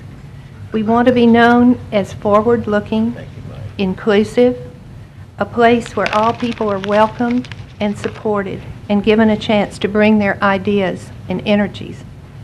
A city that excludes some people from finding work and lodging hurts and limits not only their lives, but the life of the community that's deprived of their presence and their talents. Likewise, we want to be a community our young people will want to return to give back to the city their talents as we move into the future. But we have an even greater responsibility to our young people as they grow up here. The culture of the community will help mold them into citizens that reflect our culture. My hope for our young people is that they will be caring, inclusive, non-judgmental, open to new ideas, and accepting of all people. We want them to respect the dignity of every human being. The primary responsibility for this is, of course, the home and the church. But the atmospheres and policies of a city and the opportunities it offers or holds back have great influence in subtle and powerful ways. To return to the principle of individual rights, we're all created equal, members of one family. All people deserve to be included, respected, and given equal opportunity. I commend you for considering this ordinance, and I urge you to pass it. And thank you. John, just before you come up, Sean, right. I'm not as young as Jeff, and Jeff reminded me that I had skipped over somebody. Jeff, thank you here. Mike, thank you. Thank you. Good afternoon. I'd like to tell you a little bit about myself. My name is Sean Edwards. I live at 276 Prospect Street. I'm 25 and originally from Abbeville, Louisiana, which is just south of Lafayette. My dad recently retired from managing over 20,000 acres of wetlands. My mom works as an accountant for a Catholic missionary group. I have one brother and two sisters. We're not perfect, but we're a family, and I love them. I came to Shreveport to go to Centenary College, where I graduated cum laude with a BA in geology in 2011. Since then, Shreveport has become my home. I work as a receptionist and GIS technician for NLCOG. Now, I don't talk much about my sexuality with the majority of my coworkers, but my gender identity is a different story. I am a female-to-male transgender man. Coming out at work was very stressful. I didn't know if I was going to lose my job and reluctantly leave the city I called home. Thankfully, my boss was understanding and I haven't experienced any harassment. That was a huge weight off my shoulders, but I was one of the lucky ones. People like me are much more likely to experience job discrimination. 97% of trans men and women have experienced harassment or discrimination on the job, while 26% lost their jobs altogether. I hope the council will pass this ordinance because I believe that Shreveport is the kind of place where people are valued for the work they do, their character, and how they treat people. Thank you for your time, and thank you in advance for standing up for people like me. Thanks. Now, Olive, if you want to clap, I'll help you this time.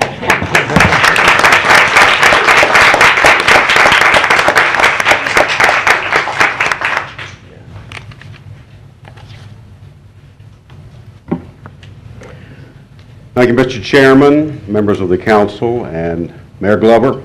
I'm John Dennison. I'm born in Shreveport. I live now in Monroe, and I chair Forum for Equality Foundation. Let me begin my remarks by thanking council members Everson and Jenkins for introducing this ordinance. We are grateful that you have taken the spirit of the Be Fair Shreveport campaign to heart, a campaign that has been a joint effort of Forum for Equality and PACE. I hope you and many others in this room and in our community have seen the campaign's billboards and the campaign's website, BeFairShreveport.com. They have all been part and parcel of educating this community about the need for this proposal. You have before you today an Employment Non-Discrimination Act that bans discrimination based on sexual orientation and gender identity in the workplace, in private and public companies, in housing, and in public accommodations. Now, this does include, as you've heard, broad exemptions for religious organizations and nonprofit groups, small businesses of fewer than 8 employees, and small housing units of fewer than 5. Federal and state law already protect historically vulnerable groups based on race, color, religion, sex, national origin, and disability. Shreveport's ordinance would levy fines for violators, and notices of fines would be given to the media. And as someone who spent 30-something years in the news media, I'm glad to hear that. This proposal places Shreveport in the growing number of progressive United States cities that have adopted such laws in recent years, at least 189 cities, including New Orleans, Dallas, Fort Worth, and Atlanta. This employment protection is needed because, unfortunately, no such protections exist at the federal or state levels. A person's right to be genuinely and gainfully employed is a fundamental right that should be universal and that no one should have to fight for. Yet lesbian, gay, bisexual, and transgender workers can be discriminated against in hiring. They can be fired simply by being who they are. They can be denied housing. Mayor Glover signed into city law protections in 2009 by adding the private sector employers. Shreveport will now join 88% of Fortune 500 companies with policies that include sexual orientation, including all of the Fortune 500 companies in Louisiana, and I'm proud to say, my hometown, CenturyLink. We can also count on broad religious support for fairness in employment. I'm glad to hear someone quoted my minister, the Reverend Dr. C. Welton Gaddy of Northminster Baptist Church in Monroe, who says that these religious exemptions are certainly within the spirit of keeping with religious liberty. I ask that you support and vote in favor of this ordinance 149. Thank you very much. Thank you very much. Kelly Weeks. Kelly here. While Kelly's on the way, Terrell Preston. Is Terrell here? Okay. Hi, I'm Kelly Weeks. I live at 121 Atkins Avenue. I'm an associate professor of business at Centenary College. and my main area of research is diversity in the workforce, and I'm here to support the Fairness Ordinance for a couple of main reasons. Research has specifically shown that if employees feel more accepted for who they are more likely to stay on the job longer, perform better, and be more satisfied. If they feel that they have to hide parts of their identity, the opposite will occur. Groundbreaking research by Orlando Richard and others have found in recent years that companies that truly value diversity at all levels of the organization have higher profits. Unfortunately, research also shows clearly that there is still outright prejudice and discrimination based on sexual orientation and gender identity. Having this ordinance will show that Shreveport is a place that values fairness. Since federal and state laws do not yet protect employees who are lesbian, gay, bisexual, and transgender, this ordinance will show that Shreveport has chosen to make a statement that this city would protect them from discrimination in the workplace and beyond. We want a diverse workforce, and we want to attract up-and-coming employees who care about fairness. And most importantly, it's just the right thing to do. Regardless of the business case, I believe that all people should feel safe and be safe enough to be open and honest about their identities. They should be allowed to be whoever they are and know that they will be accepted as valuable human beings. This ordinance is a first step in showing that we, as a city, believe in just treatment for everyone. I applaud that. Thank you. While the coroner is on his way, Dr. Lonnie McCran. Okay. Mr. Mayor, council members, and fellow citizens of Shreveport, I'm Colonel Terrell Preston, U.S. Air Force retired, 9818 Pageant Lane. I was very fortunate to serve 26 years in the U.S. Air Force as pilot, squadron commander, and senior leader at the Pentagon.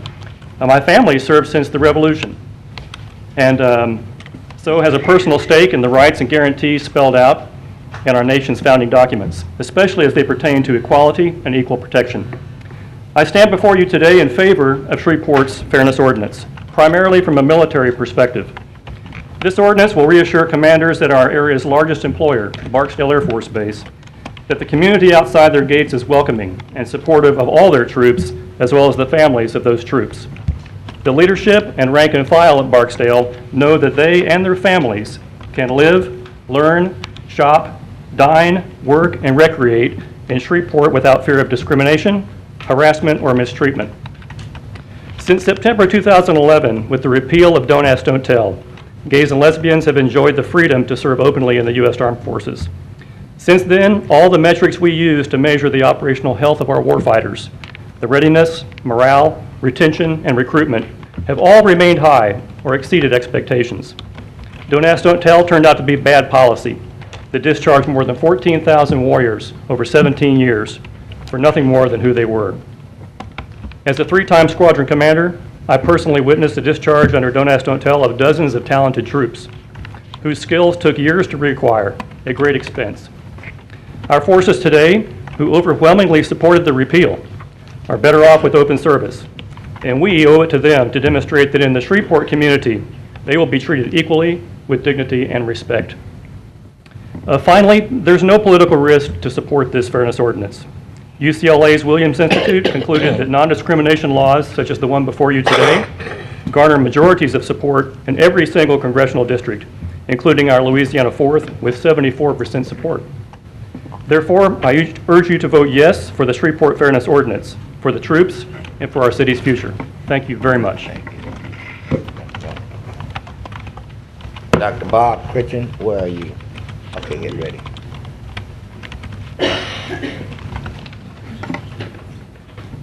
To the chair, the other council members, to the mayor, I am Dr. Lonnie McCray, 8601 Millicent Way, Shreveport. I am assistant professor of English and chair of the English and Foreign Language Department at Southern University here in Shreveport.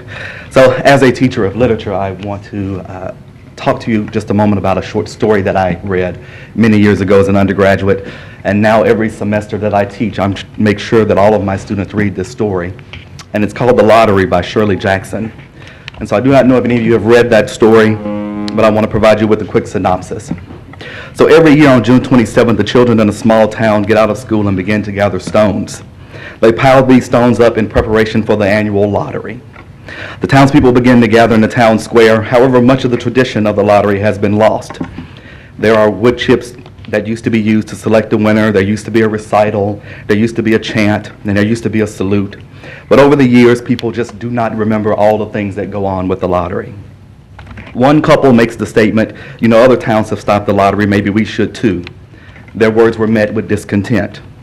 Therefore, a winner is chosen, and everyone, even the children, pick up the stones and make the winner the town's sacrifice for a fruitful harvest. So yes, the winner is stoned to death.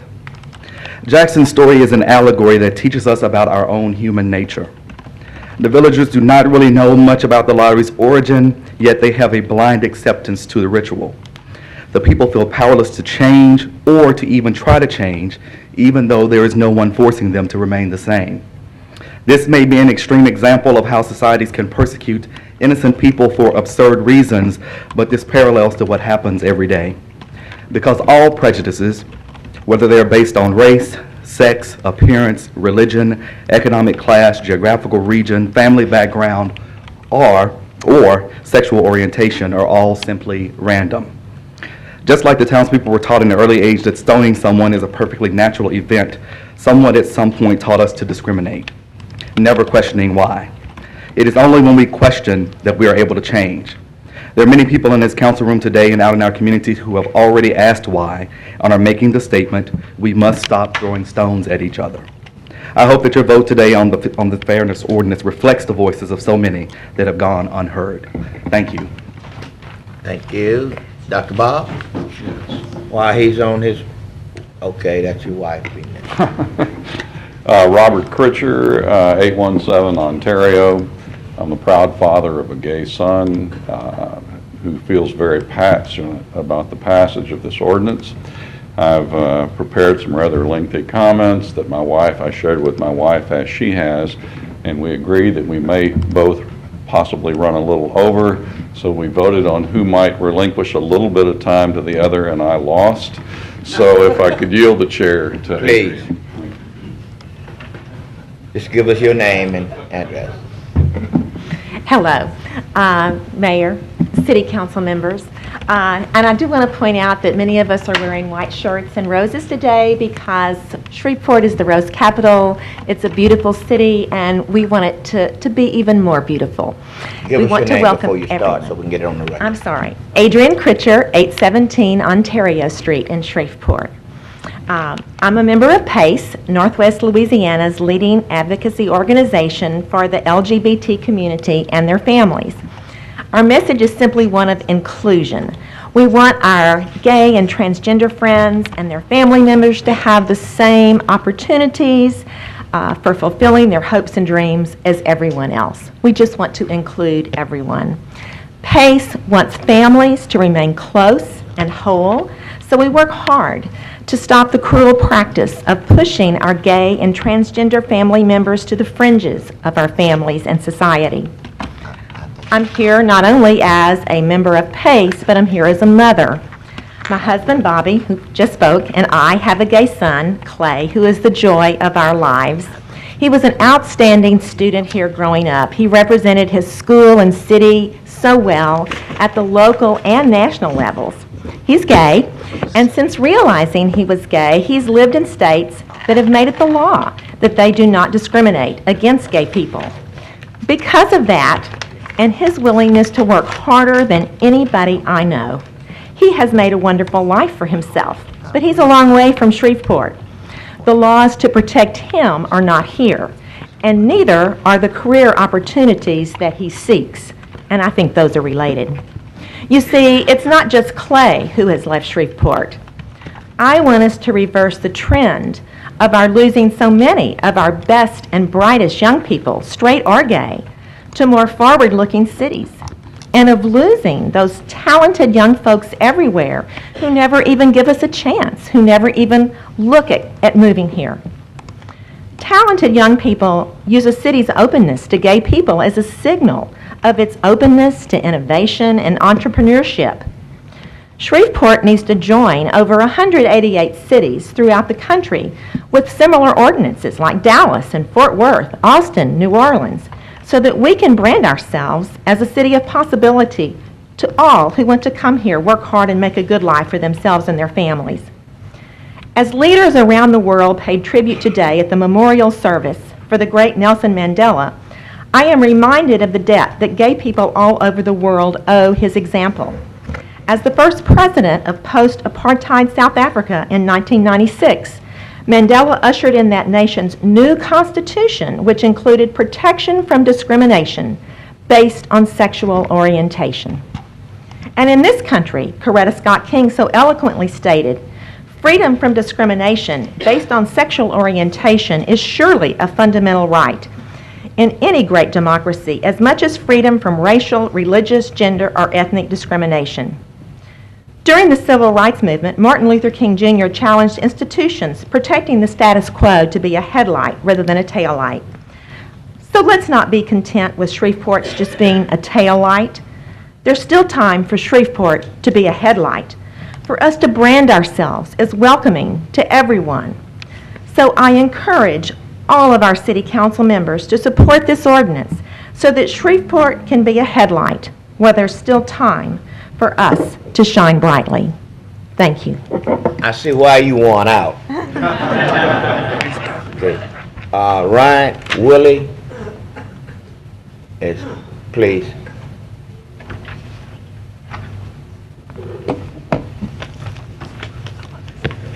Mr. Mayor, City Councilman, my name is Ryan Woolley. I am located at 9422 Millbank Drive here in Shreveport, Louisiana.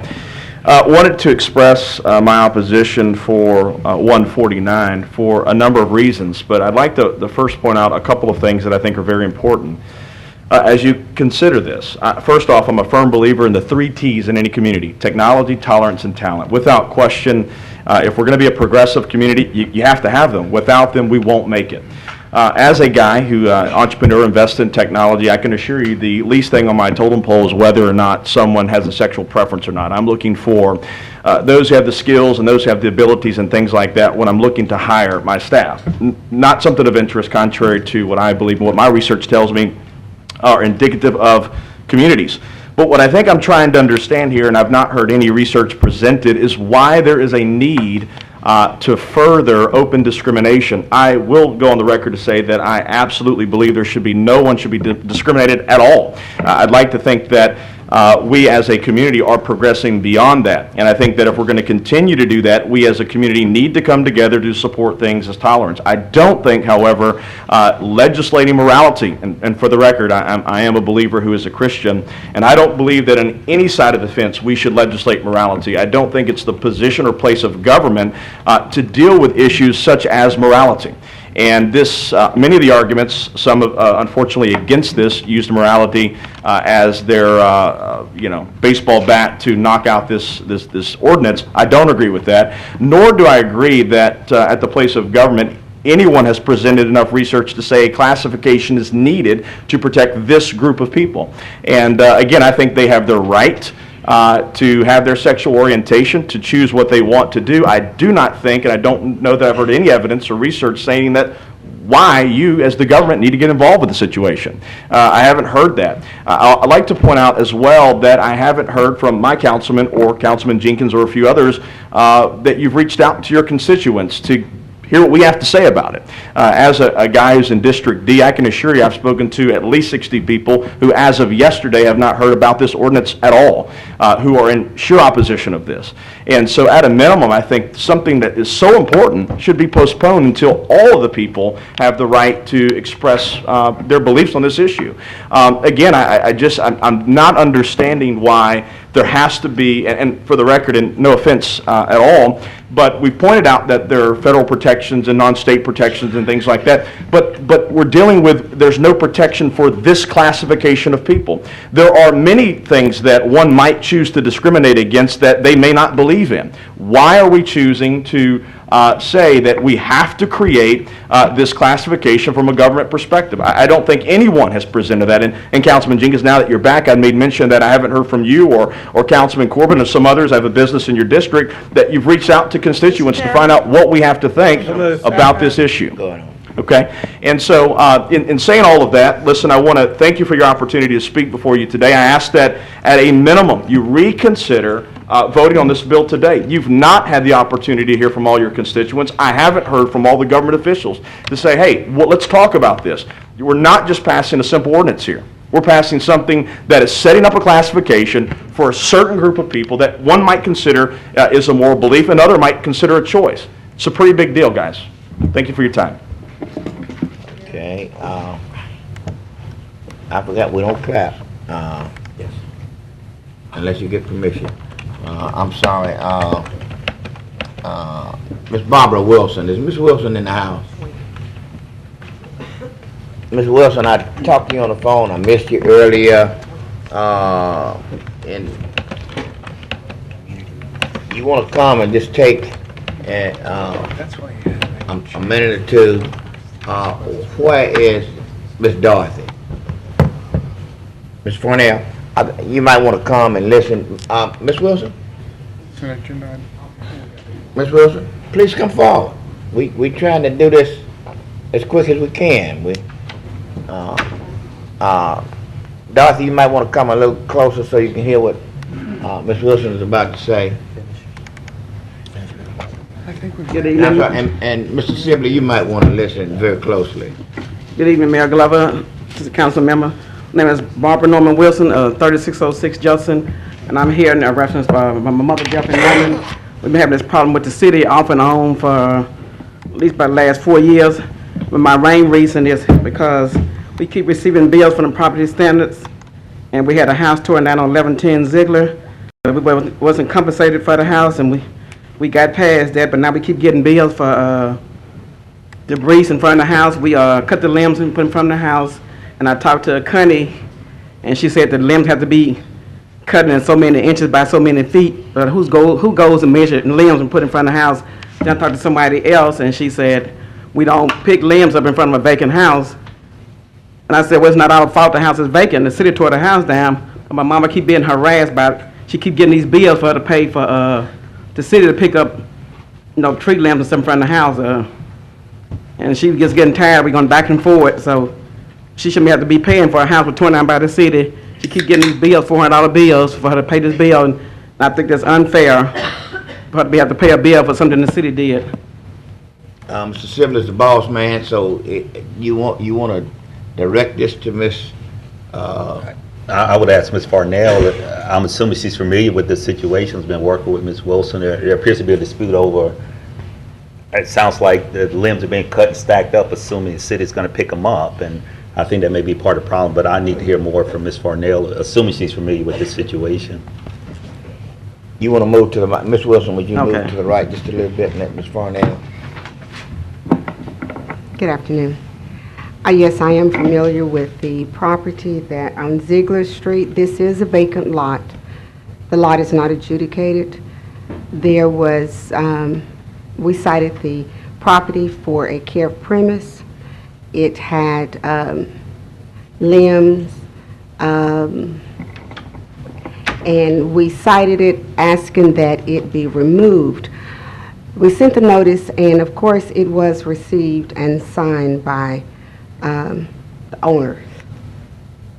We waited for the expired amount of time. It was not removed, and of course we proceeded to have it contracted out and removed, and it was billed. I did speak with, I think we spoke, yes ma'am, we spoke on this week, and I did explain to her because it was not removed. That was the reason why she was charged for this.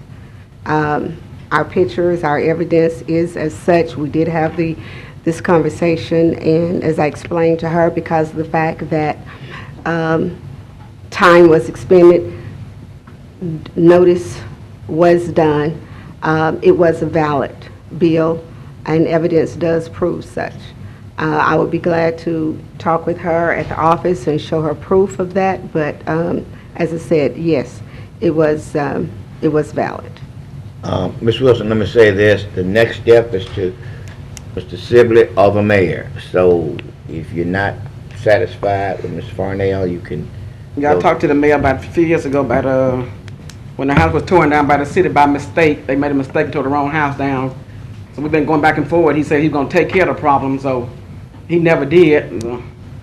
Well, They were saying the on statute this of situation, limitation. though, this sounds like this is an issue of debris being left out that perhaps y'all assumed the city was going to pick up, because it sounds like what you said is you keep getting a citation for the city having to remove. Yeah, she should be, I think, she shouldn't be responsible for a house, the city tore down. First of all, we didn't know, they said, we keep the yard up, we cut the grass. The house next to the, adjacent to it, was, grass as tall as I am. And I talked to them, I said, well, the grass next to the house belongs to the city, y'all not cutting that grass. We've been back and forth, feel like she's been bullied and picked on by the city, because it's been an ongoing thing. She got past the part, they tore her mother's house down, but now she keeps receiving these bills, want her to pay, and she don't think she has to pay these bills. If the lot is vacant, it's not her fault if the lot is vacant, the city tore the house down. Right. Well, let me suggest this, because it sounds like there's an issue with understanding who's owner of the property, who's responsible. Dorothy, if you could visit with Ms. Wilson and Terry, I'd like to get you to visit with them just to explain the rights and responsibility of owners of property versus the city, and perhaps we can get this clarified so at least everyone understands whose responsibility is what. So, Ms. Wilson, if you would, Ms. Scott is right there, she's the city attorney, and Dorothy, if you would get with her and get with Ms. Wilson, because it sounds like there's some confusion in Yeah, I terms of feel the city understanding takes who's some responsible responsibility for also, but, you know. it. Yes, ma'am, but she'll talk to you about that. Ms. Wilson, we appreciate you coming down. In conjunction with Ms. Houston, is it? No, it's not. Okay, it's a different, Yes, it's further down. Dorothy, just before you go, did you take care of the situation with Miss Betty Jackson? Yes, I did. Okay, Miss Jackson, what, is Miss Jackson here? Did she She's leave? already left. Thank you, thank you. Okay, Reverend Mays, Joe, those are those addressing issues on the council? yeah, this is about the dog park and we're not gonna really vote on the dog park today. Now, we had a meeting about the dog park earlier, and you were a little late, but, and I hate to do this, but I'm gonna take chairman privilege. Reverend, if you can just hold it to 2 minutes. I'm gonna do this, because I know I'm gonna get stabbed in the back later on, but we're gonna give you 2 minutes right quick. Right. And I appreciate that very much, considering that I did come down here to speak in regards to that. And also, I heard something just recently that I would like to speak to very briefly as well. Could you make it 2 minutes, Reverend? If not, then you'll have to come in on the end. Okay. We can make it 2 minutes. We got a lot. Yes, sir, I can make it 2 minutes. With considering the situation in regards to the dog park, I know that you guys had already voted on it and everything, but no one has, to this point, explained the maintenance purpose of keeping up this park. I think, personally, now, in the 9th hour of all of this, that this is a bad idea, and I'm gonna keep it to 2 minutes. In regards to something else that I just heard concerning individual rights as transgender or lesbian individuals. And I want this council to pay very close attention to this. Your sexual preference is a choice that one makes. It should not be discriminated against. I'm not for discriminating against anyone. But for you all to take the position now to try to pass pieces of legislation to enact something on this, I totally disagree on. I can't help being born black, but I can help who my partner is or who I choose to be with. You can help that. That is a choice that one makes. So I am in total opposition of that. And I think what it does is sets a bad precedent for this whole city, for you guys, with people hadn't been notified in regards to this, to just pass this thing through. It is immoral, illegal, and it should not be done. Now, I'm not against gay people. I'm a Christian, I'm a pastor, I love everybody, I was taught to love. But your choice of who you choose to be with is your choice, and I don't think it should be brought into the workplace. You should, on your work performance and what you do, you should be judged on the performance of work from which you do. That's what I believe. You should be rewarded for hard work. You should not be discriminated against. But to bring this into the same equation of civil rights according to race, creed, or color. It's just unfair and wrong. But with that being said, because I told you, Councilman, thank you for this time, I was just going to limit it to that. And I think as a Christian individual, Christ loves everybody. But he also made us free moral agents, that we make the choices that we make. It's the choices that we make. And we should not infringe our choices upon anybody else. That's just cut and dry. Thank you very much. God bless you. Thank you, Pastor. I believe that's about all we have at this particular time. Any council members have any comments? If not, Mr. Thompson, let's move on. Mr. Chairman, we have no items under 8A or B, so we under number 9A, resolutions on second reading and final passage, of which will require only one reading.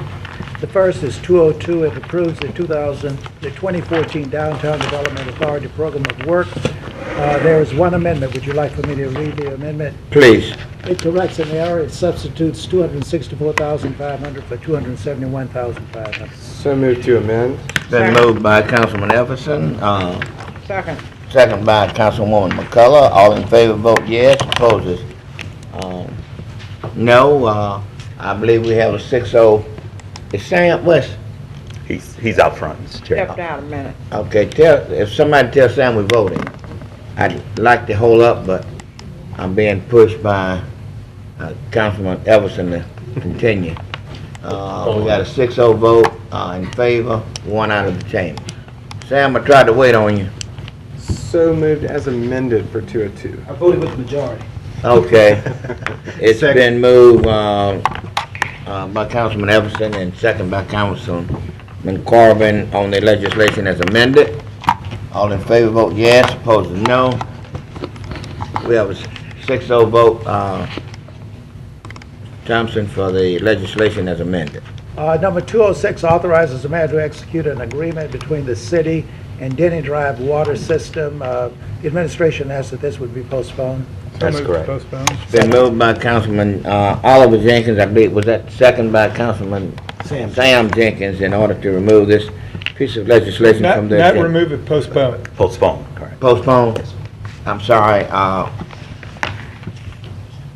Mr. Thompson, would you correct that?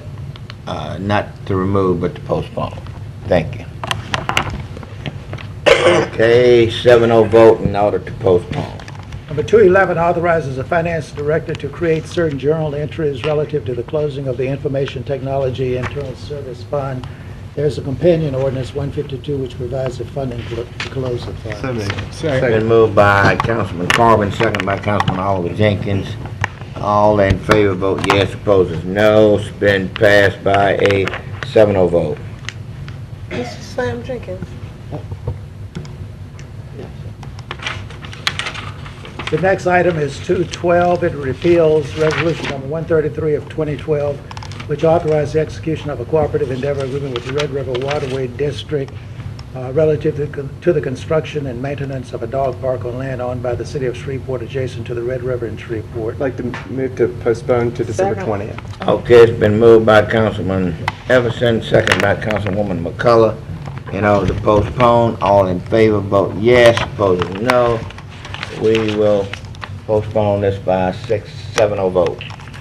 Number 213 expresses no opposition to the waiver of section 26-57 of the code, reaffirming the findings and directives of resolution number 120 of 2013 regarding the collection of overcharges from the 2011 general obligation bond election and to otherwise provide with respect thereto. Pleasure. So moved to postpone. Second. Been moved to postpone by Councilman Oliver Jenkins, second by Councilman Mike Corbin. All in favor vote. It's been moved to postpone by a 7-0 vote. 216 authorizes the settlement of all claims against the city and its employee in the matter of Richard Mutter Sr. and Kyoko H. Mutter versus David Cowell Carlisle in the city of Shreveport in Solidarity. Been moved by Councilman Sam Jenkins, and I got so many seconds. Who? Ron Webb. Councilman Ron Webb seconds that. All in favor vote yes. Then, this legislation passes by a 7-0 vote. Mr. Chairman, we're now in the introduction of resolutions, and we have one. It's 215. It recognizes the Shreveport Council of Neighborhoods as an official organization of the representatives of the Shreveport community and as a resource to the city of Shreveport and the city council. So move for introduction. Second. Okay, it's been moved by Councilwoman McCullough and second by her good friend, Councilman Oliver Jenkins. For introduction, any questions, observation? If not, all in favor vote yes. Legislation has been introduced and it will lay over for 2 weeks. At that time, it may or it may not be voted on. Mr. Chairman, we are now in the introduction of ordinances not to be adopted prior to January the 14th, 2014. There are two. The first is 161. It amends the 2013 capital improvements budget and otherwise provides with respect thereto concerning the noise compatibility plan study update. And the other is 162, amends section 66-151 of the code relative to sick leave donations. What is the pleasure? It's been moved by Councilman Sam Jenkins, second by Councilman Mike Carvin. The legislation will be introduced. It will lay over until January the 14th. At that time, it may or it may not be voted upon. And just for the record, I'd like a little bit more next time about 162 and the implications in terms of budgetarily and otherwise, naturally. Just didn't want to confuse that with their other issues today. Okay, that legislation is, the legislation has been passed by 7-0 vote.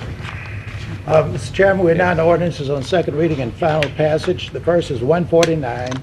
It will enact Chapter 39 of the Code of Ordinances titled Human Relations relative to discrimination definitions and unlawful practices in connection with discrimination, to provide for certain exclusions and to otherwise provide with respect thereto. What is the pleasure? So moved. Second. Been moved by Councilman Jeff Everson, second by Councilman Oliver Jenkins. All in favor, I'm sorry, question, okay. Yes, Mr. Chairman, I'd like to make a substitute motion to postpone for 2 weeks. Second. We have a substitute motion by Councilman Webb and a second by Councilwoman McCullough. We can either vote this up or vote it down. And I think the reason why I'd like to see this is a comment that a gentleman made today that, and I even received calls today. The editorial that was in today's paper was even the first notice that a lot of people even knew it was going on. And this is a big ordeal. It's not something we should take lightly, and I'd like to give more time for people's response. Before we vote 2 weeks is not going to hurt anything, so. Before we vote, I'd like to see if anybody would have any.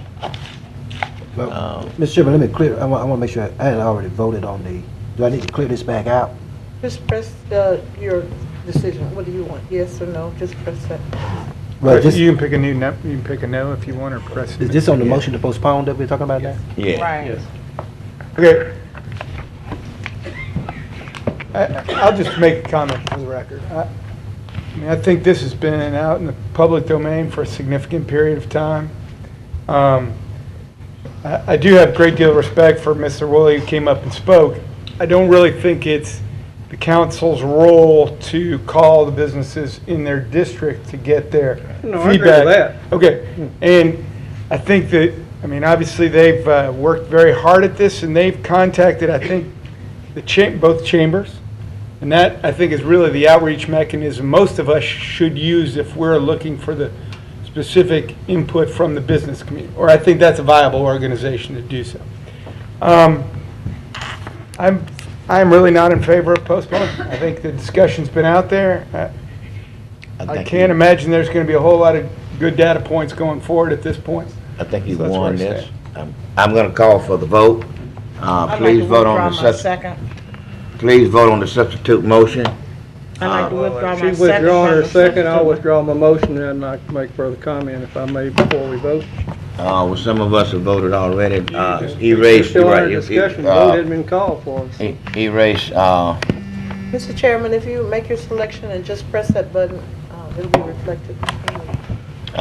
B, you're extremely smart. Thank you. Call for the vote. I think Councilman Webb still Councilman Webb had a has comment. opportunity. May I to have the speak. floor again, Mr. Chair? You sure? May. Appreciate it, Mr. Chairman. Yeah, I think, I mean, I've listened to all the comments that's come down here. I've even called the city attorney in reference to this, and I really think that this is not a good piece of legislation that this council should pass.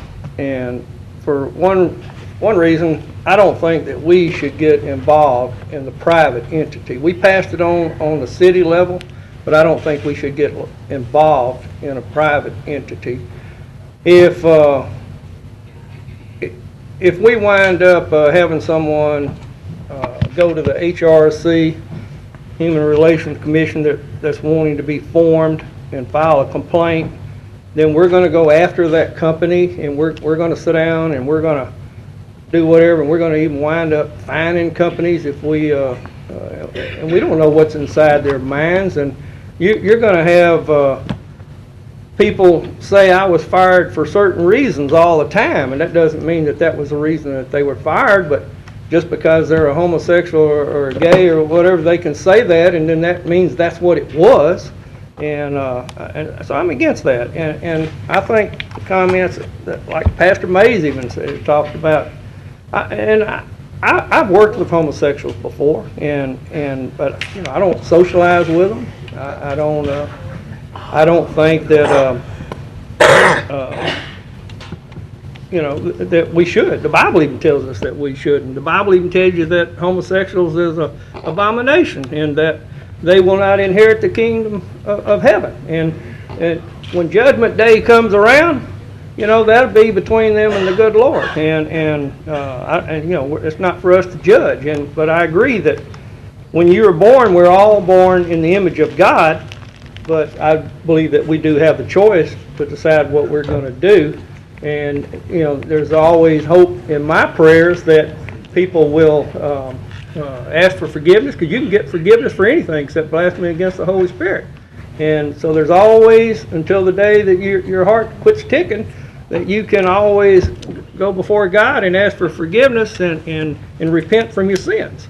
But to put it out into the public workplace, I just don't think that we should be the ones to making a decision that we're going to fine whoever because of you know, they feel like they've been discriminated because of their sexuality. That's all I have, Mr. Chairman. I'll vote now. Okay, Well, I have just one brief comment. Just, Yeah. I know the vote's been called, I acknowledge that, but I did just want to say that in drafting the legislation, we did look towards other cities and laws that had been held up already. So we do know that this is something that you know, is established. We're not the first city to be doing something like this. It's not something that's unprecedented. So I think that you know, if those are the concerns, there are other cities in Louisiana and certainly other cities in our region who have comparable pieces of legislation on the book that have been successful in their communities at achieving that. So, and this says here that the fairness ordinance will not create lawsuits, so maybe we should get pretty familiar with this as well. And I think that was my concern, if it was going to create a lot of lawsuits in the future. Because they say it won't, don't mean that's true. Mr. Chairman, if I'm reading that right, I believe this piece of legislation passes by a 6-1 vote. 1 against, 6 in favor.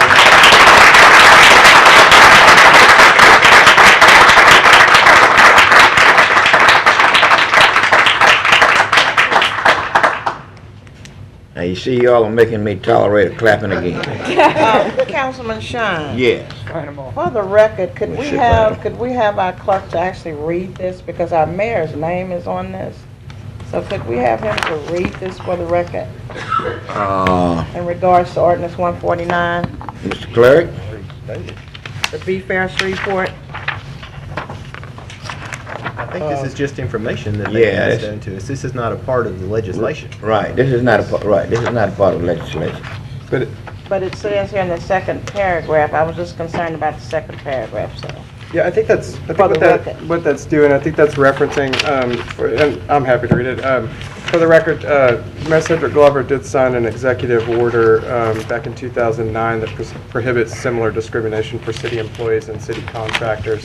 And it was done, like I say, in 2009, and since that time, no grievances or lawsuits have resulted from that. So I think that's what that information point is saying. Yeah. And I'm glad that you read it, but I think that had been brought to the attention of the council earlier. Mrs. McCullough might not have heard or picked up on it, but it should be in the record already. All right, let's move on from here. Chairman, number 150 amends and reenacts section 10. Wait, Mr. Thompson, we have some people who are leaving. You tell me y'all are tired of us already? Wow.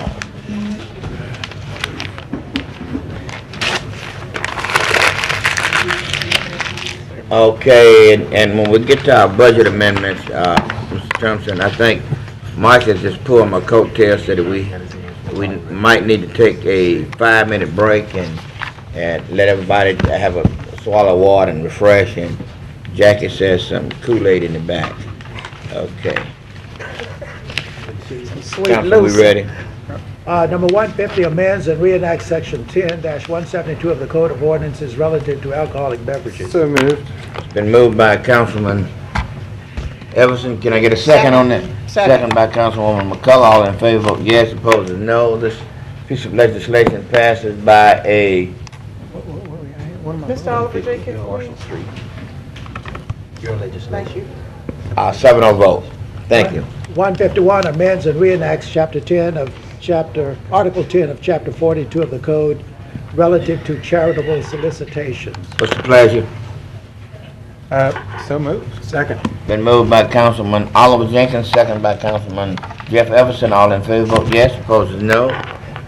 This piece of legislation passes by a 7-0 vote. 152 amends the 2013 general fund budget. This appropriates the fund for the IT closeout. So moved. It's been moved by Councilwoman McCullough. Second. Second by Councilman Mike Carmen. All in favor, vote yes. Opposed is no. This piece of legislation passes by a 7-0 vote. 153 declares a public servitude on certain adjudicated properties. I thought, is this the one we were putting off, Mr. Clerk, until the 20th? No, that's the zoning matter. So moved. Correct. It's been moved by Councilman Sam Jenkins, second by Councilman Mike Carvin. All in favor, vote yes. Opposed is no. This piece of legislation passes with a 7-0 vote. 157 adopts the 2013 Downtown Development Authority budget. So moved. Been moved by Councilman Jeff Everson, second by Councilwoman McCullough. All in favor, vote yes. Opposed is no. This piece of legislation passes by a 7-0 vote. Mr. Oliver Jenkins, please. Goodness. Well, you already told me I passed it, so why do I need to do anything? I need Yeah, to that's my psychic sorry. ability. There you go, Mike. Sure. Oliver, you know, I'm from the New Orleans area. 158 adopts the 2014 Downtown Development Authority budget. Moved by Councilman Jeff Everson, second by Councilman Ron Webb. All in. I seconded, I believe. I'm sorry. I'm sorry. Let me back up. Oliver Jenkins. All in favor, vote yes. Opposed is no. It's been legislation passes by a 7-0 vote. 158 amends the 2013 Grant Special Revenue Fund budget. Second. It's been moved by Councilman Mike Carvin, second by Councilman Jeff Everson. All in favor, vote yes. Opposed is no. This piece of legislation passes by a 7-0 vote. Okay. 160 amends the 2013 General Fund budget. This is for the General Fund, Fire Department matching funds for the... Been moved by Councilman Sam Jenkins, second by Councilwoman McCullough. All in favor, vote yes. Opposed is no. This piece of legislation passes by, is that it? 7-0 vote. Oh, baby, you keeping up with me. 155 is a zoning matter C-83-13. It's an ordinance amending the Chapter 106 of the Code. It rezones property located on the southwest corner of West 70th and Bernstein Avenue. So moved. Second. It's been moved by the chair, second by Councilman Everson, all in favor, vote yes. Opposers, no. Piece of legislation passes with a 7-0 vote. The next is 156, it's a zoning appeal for C-77-13.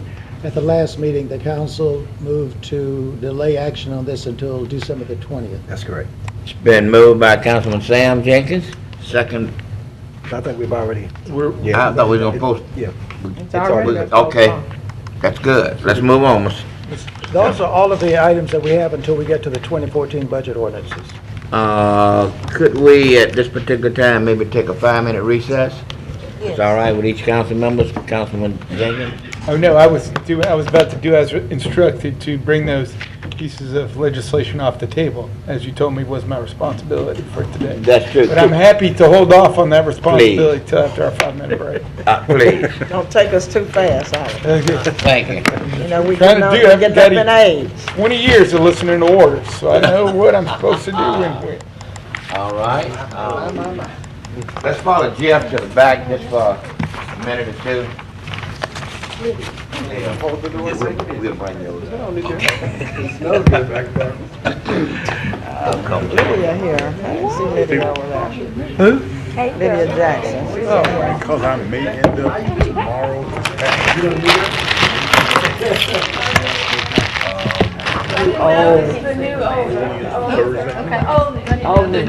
Here for intergovernmental on Friday.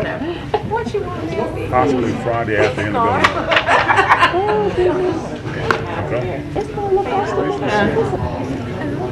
Oliver, it's really not going to be that big of a deal. 149. It'll be a big of a deal, huh? 120. What's 129? 149. It was just. I don't think so, but yeah.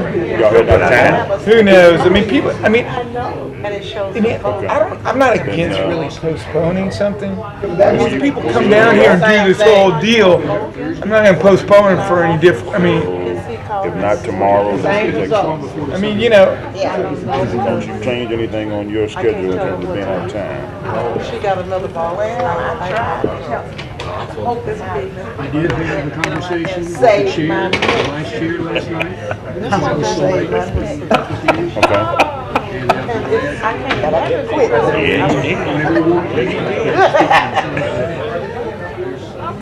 What you say? Let's look at, It really is my send me an email. Oh, seem to know that it's mine. Oh, I got competition. Okay, I'm with that. Focused on I get it. I get it. Friday I the get that. 13th. Huh? Tanya, the mics. I just did. Thanks. Sound like baby. So you heard me begging for the stuff? Who, me? To my stuff? No, I was going for that stuff. It matched my stuff. But all that is I couldn't answer the phone. I was begging. Send me and Bernadine an email. Once you find out what got that time from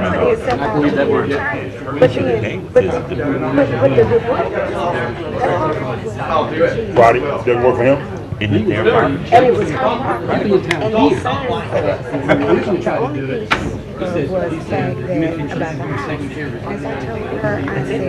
Right, oh, absolutely. Yeah, so he couldn't make it. Okay. Friday. 2, 3, or 4. And I think that's what they need to understand, is they're responsible for removing that stuff. And I told her, she said, but people keep putting in training. I said, ma'am, that's your problem. You are responsible. So We're looking to try and set up a MPC meeting for Friday. The meeting that I talked about with Okay, now that's what I. Yeah, no, it's. I'm getting ready to Hello, Sammy.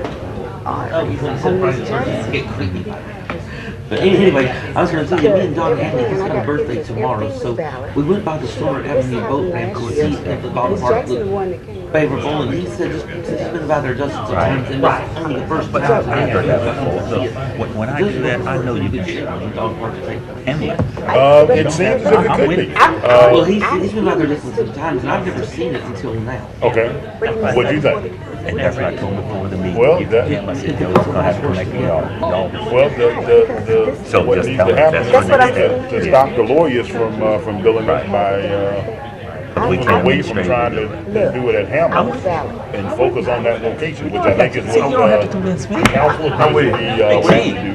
But I think the dog park. breaking out the cashmere now? No. I don't know, kind of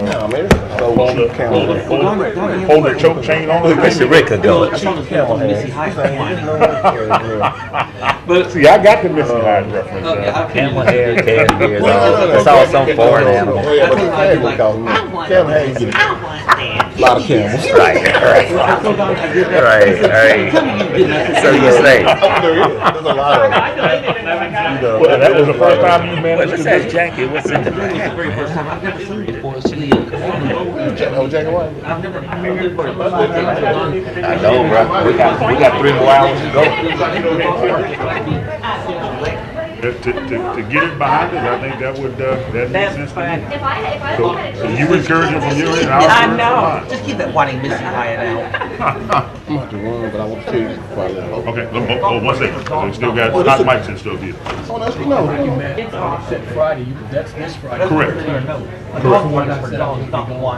Oh, you're gone? Okay. I still doesn't work then. So if you want me to stay. No, not going to interrupt your travel schedule. We'll target, you're back Monday. I will be back Monday. So let's target Tuesday. Right, the 17th. Hello, how do you do? Pleasure to meet you. Honor to meet you both. I have a question for you. Sure. If we want to come and just talk to you, is there a way to do that? Yes. Okay, how do Give you my card. You can send me an email, Okay. and it'll come right here to this, into my desktop and what have you, and we'll look to set up an appointment with you. Thank you. Does that work? And please, because I do get so many, reference that we spoke today at the council meeting, and that way I'll know, I'll make the connection. All right? Look forward to visiting with you. Yes, sir, Chief. Now, next Monday. Okay. Okay. Okay.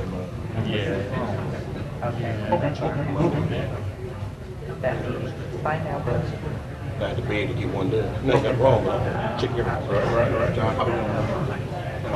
What I can't do, you could have given the holidays. I'm doing really good. Let's take my fingers. All of my For his birthday tomorrow. I've been watching for first game of Rich President enjoyed it together. I paid for his. Oldest Taylor and Leon Dawson. Okay. And the Minnesota Vikings. All right. Now on the opposite side, so that Otis was a sergeant at arms, was a Louisiana House of Representatives in the spring.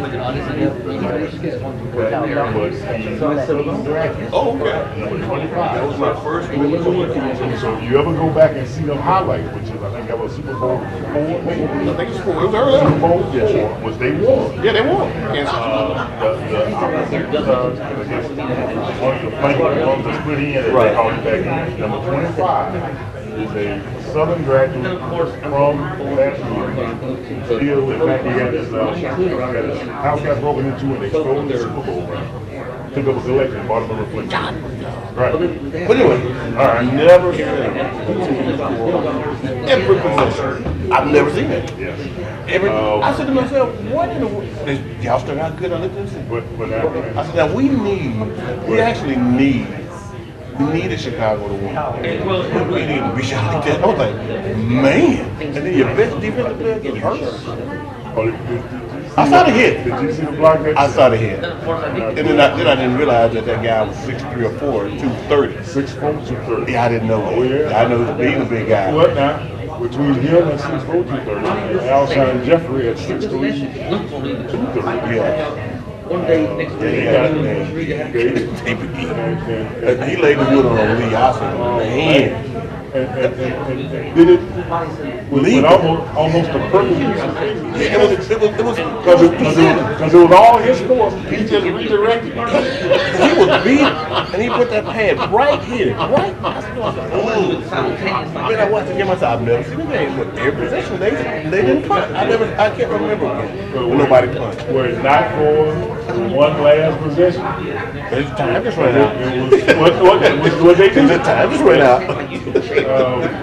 Yeah. He said, I've never seen a last game. Man, that's tough. I said to the mayor the other day, I was like, there's something wrong with this bitch. That was not an NFL quality defense. It was good. I couldn't even blame it on my favorite skateboard growing up. I couldn't even blame it on him.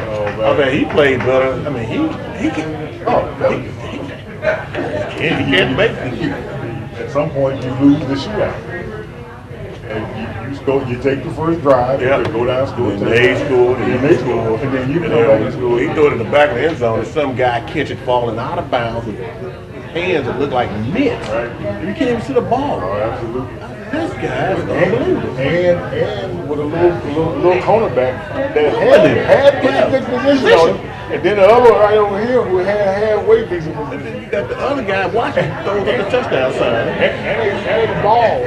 It just that was prepared. That was perfect. That was. How do you do that? That's all about it. We ain't gonna catch that. I'm like, but did you it went up. Did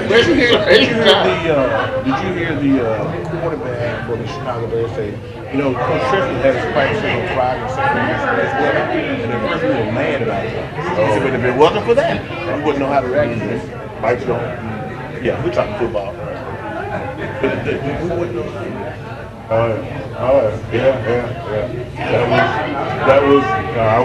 was not a happy camper. Not happy. Now this is what else we need to happen. We need for the Saints to be. We need help. We're trying to avoid Seattle at all costs. We need the Saints to be. We need the Saints to be Carolina. And put us in a position where we play. You all will get one home game. And we want to play Philadelphia, but ultimately, everybody going to Seattle. Ultimately, NFC Championship at this point, unless something radically deviates, that championship game is going to be played here. And that means Seattle's going to Super Bowl. Don't forget to remind them about the equipment on Friday. Got the Super Bowl. Seattle. Got it. Oh, and Chief, you, Dale, and Stan, because part of what Sam has asked to be placed on the agenda has to do with the RFP that I've had you guys looking for on red light. Bus, man. Look, I got nothing to take Because he's actually got a particular vendor he wants. Cool. Okay. I need to get with Dale and see what you guys It's gonna take me home. come up with. Okay. But we're about to get to that conversation. As long as you have, I'll tell you, Don Hanlon, I went to the Solar Avenue. I gotta go get to the little facility. Okay. Dog park in Berkeley. He's been by there and he says that he believes, just from the looks of things, it would be a good possibility. Oh, you talking about the location they consider it now? Oh. At the Solar Avenue boat. Right. Isn't it where they consider it now? Yeah, I think that's what That's where y'all were, I mean, the lovely ones. No, see, I think what they're doing now is they're trying to move from Hamels to this area you're talking about. That's what's being considered. Yeah. Well, anyway, Don thinks that it's going to be a good possibility.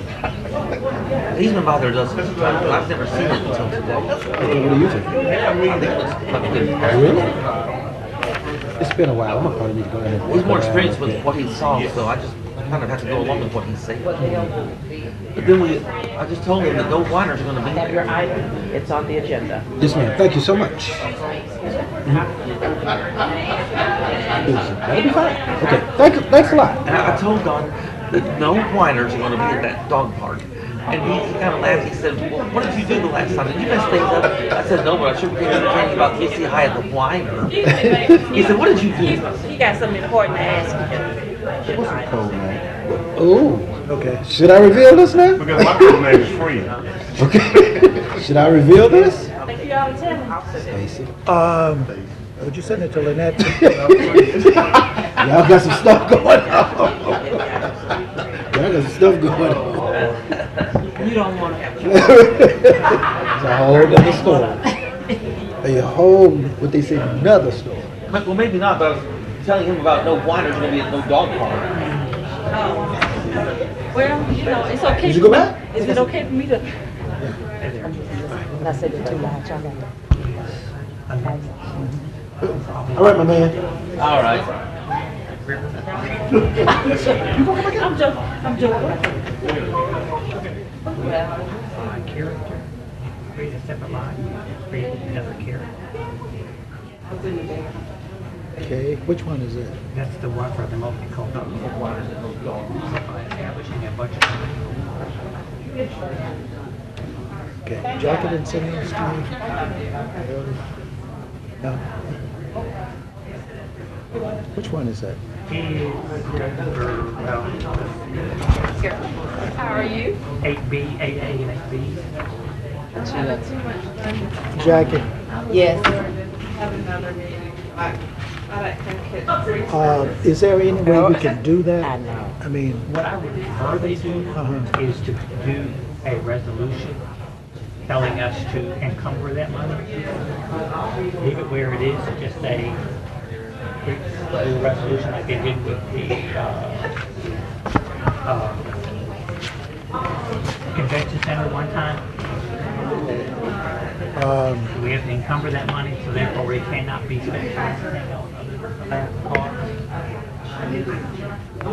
Which one, the, this is 8A and 8B.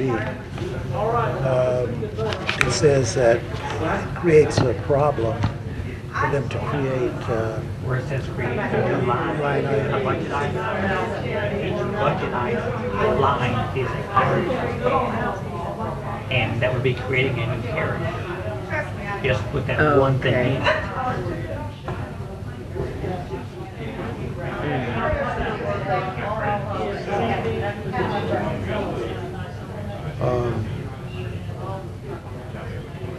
okay.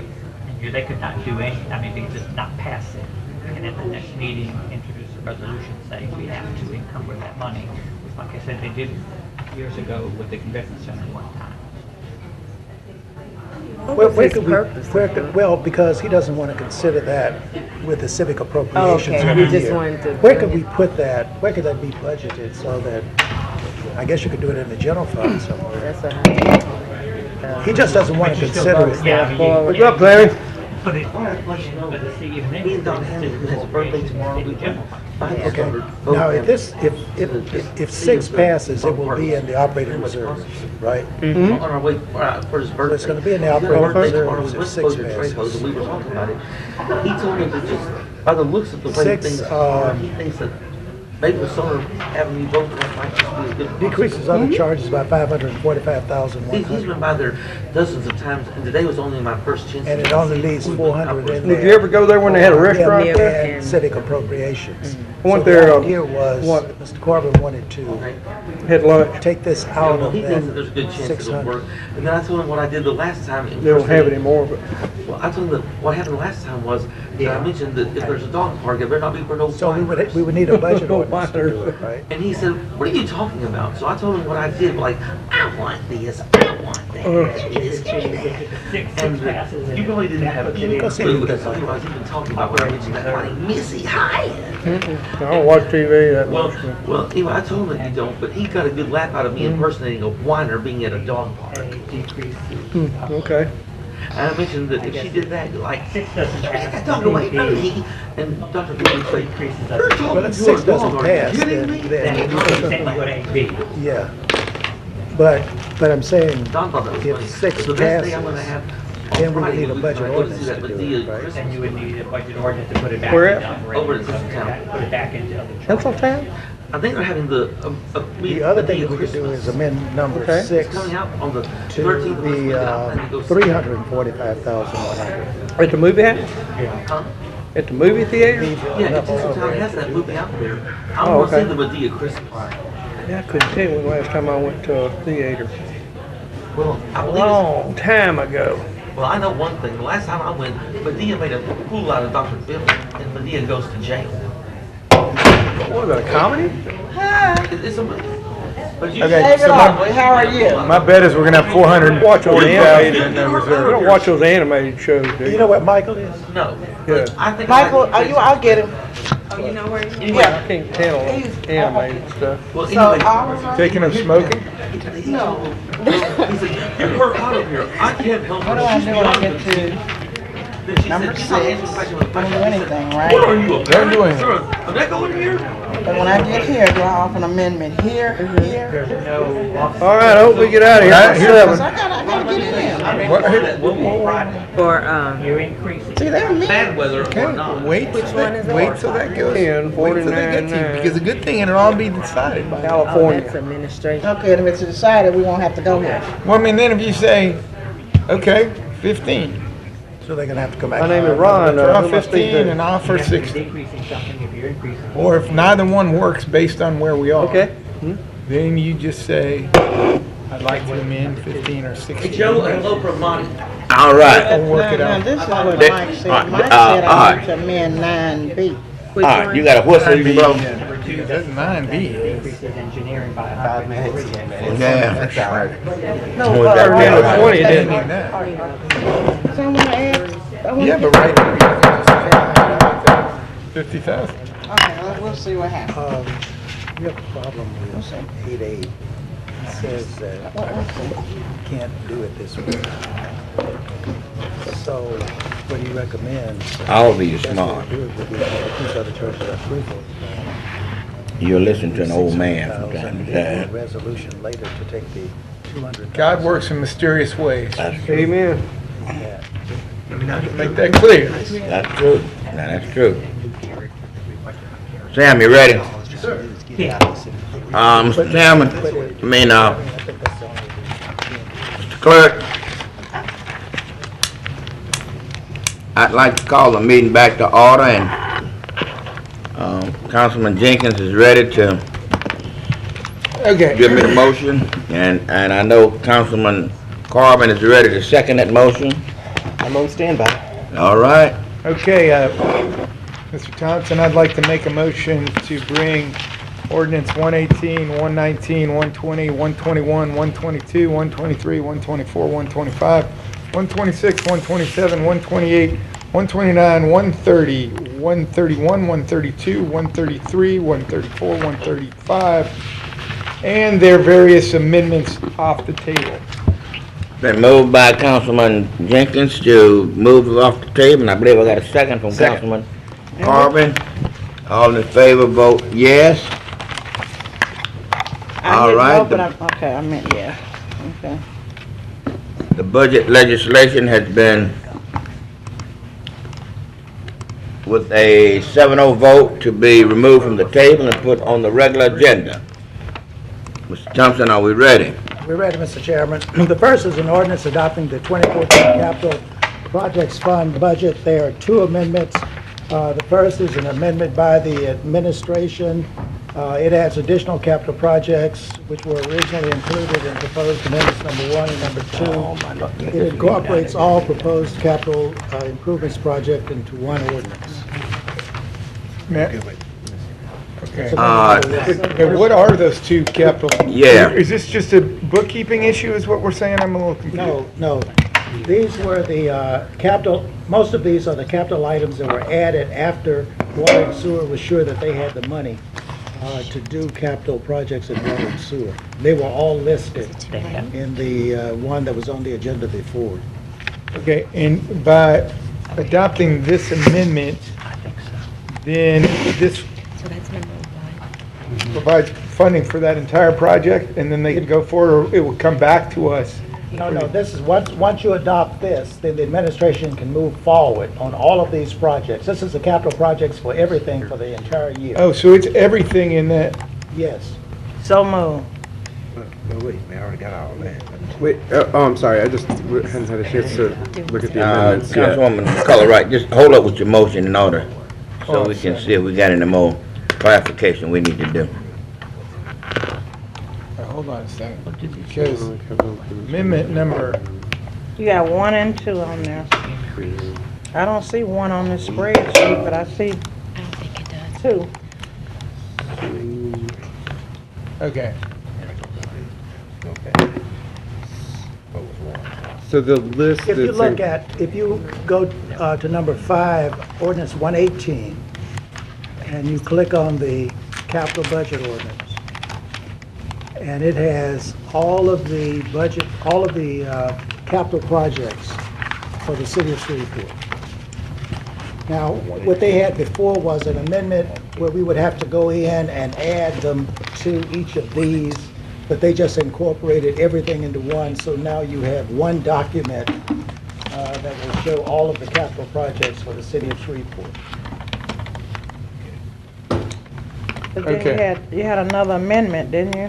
Okay, now, Amendment 2 clearly is not that. No, this is amendment number 1. Okay. So amendment number 1 is consolidating those things that were added throughout the course Into of the capital 2013 projects into the capital projects list. Okay. I'm happy to move on that amendment. Okay, it's been moved by Councilman Jenkins, second by Councilwoman McCullough on Amendment 1. Okay, that amendment passes with a Hold on. 7-0 vote. All right, Amendment 2. Amendment 2 is by Mr. Oliver Jenkins. This amendment prevents a transfer of $4,560,000 from the capital minor arterial asphalt program to the operating reserves. Okay. You said does what again now? Prevents. Prevents. Okay, I'd like to remove that particular ordinance. That ordinance will not be considered, so you just have one that was adopted, and now a motion. You mean that amendment? Amendment will not be considered. Right. So move to pass the ordinance as amended. Okay, it's been moved by Councilman Epperson, second by Councilwoman McCullough. Did I get that second from you? Because I don't want to accuse anybody else. We ready to roll. All right. I'm sorry, for the record, it was moved by Councilman Everson, and seconded. by Councilwoman McCullough. Thank you. All right. All in favor, vote yes. Opposed, nay. The legislation passes as amended. Mr. Chairman, we'll now take up an ordinance adopting the 2014 Riverfront Development Fund budget. There are several amendments. Amendment number 1 by Councilman Oliver Jenkins. This amendment will transfer out 2.497 million. from the riverfront to the Convention Center Hotel and reduce the transfer from the riverfront to the general fund by $2,497,900. I'd like to withdraw that amendment. Okay, it's been moved by Councilman Do we have to vote Oliver on that, or- Jenkins. You don't have to vote on this. Okay. I'm sorry, so what now? You don't have to vote on it. He's withdrawing it, so it doesn't have to be considered. Okay. Amendment number 2 by Councilman Jeff Everson. This amendment will fund the summer jobs program at 150. I believe that's also not to be We'd like to considered. withdraw that, yeah. Okay, Amendment so number that's being 3 by Councilman Sam Jenkins.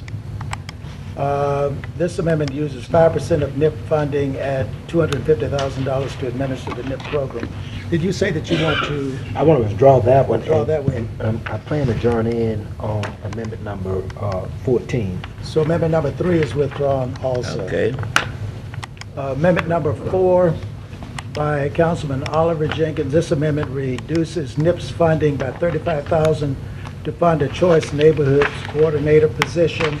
And there are 2 other amendments that would do the same thing. One is amendment number 14 by decreasing operating reserves, and amendment number 1 of the MPC by decreasing the MPC director's salary. Just letting you know. Okay. I'd like to make a motion and then we'll discuss about it. Okay, hold on a minute, I'm sorry.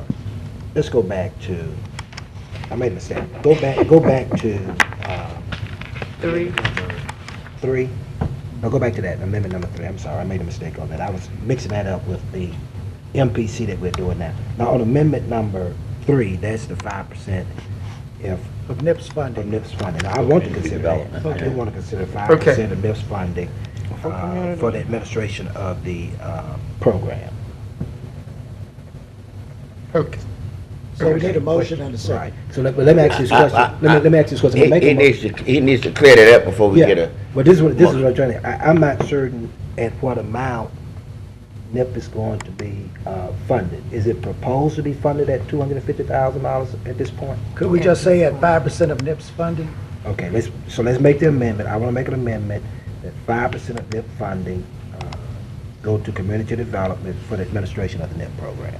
That's my amendment. I'll That's second. 12,500. Well, it But depends. it depends on what the amount NIP is that they where fund. NIP is funded. It'll be 5% of whatever that amount is. Whatever it is. Right. So Okay. that's just a sample. I'm happy to second Okay. Councilman Jenkins. Well, I think Councilman Corbin had seconded it. too. Right.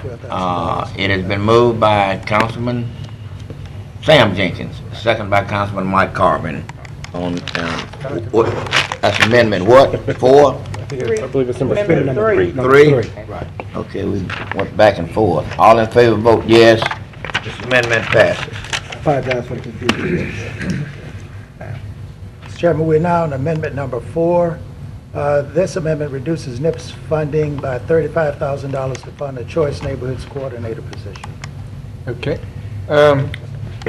I'll make a motion to adopt that amendment.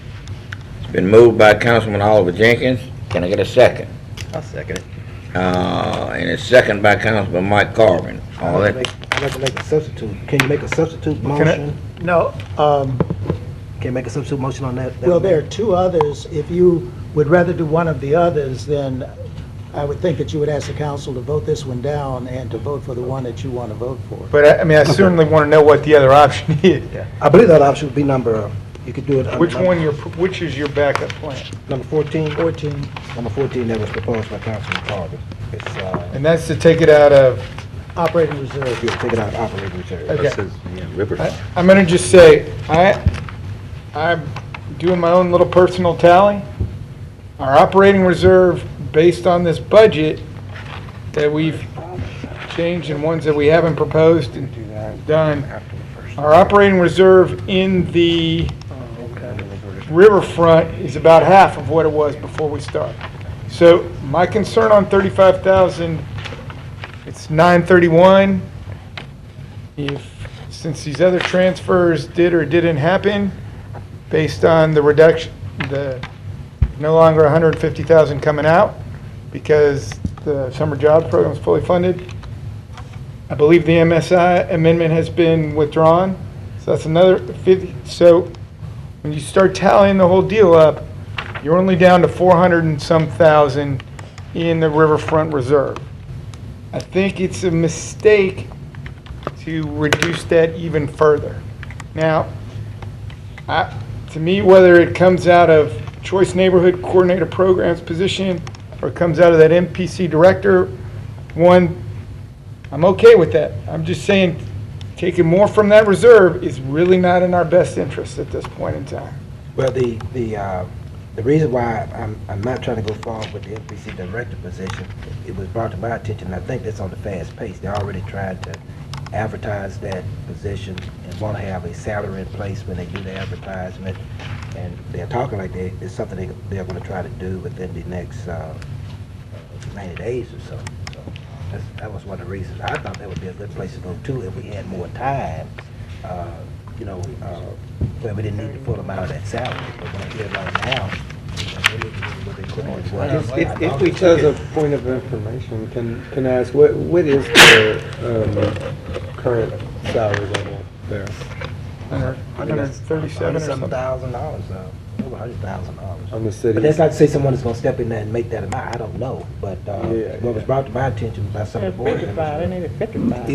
they were going to be moving a little bit quicker than I had perceived they were to fill the position. If we took this from MPC and January, February, March, whenever there is a new executive director and it turns out that we needed all or part of this money to go back toward the MPC, couldn't we just make it a budget adjustment at that time?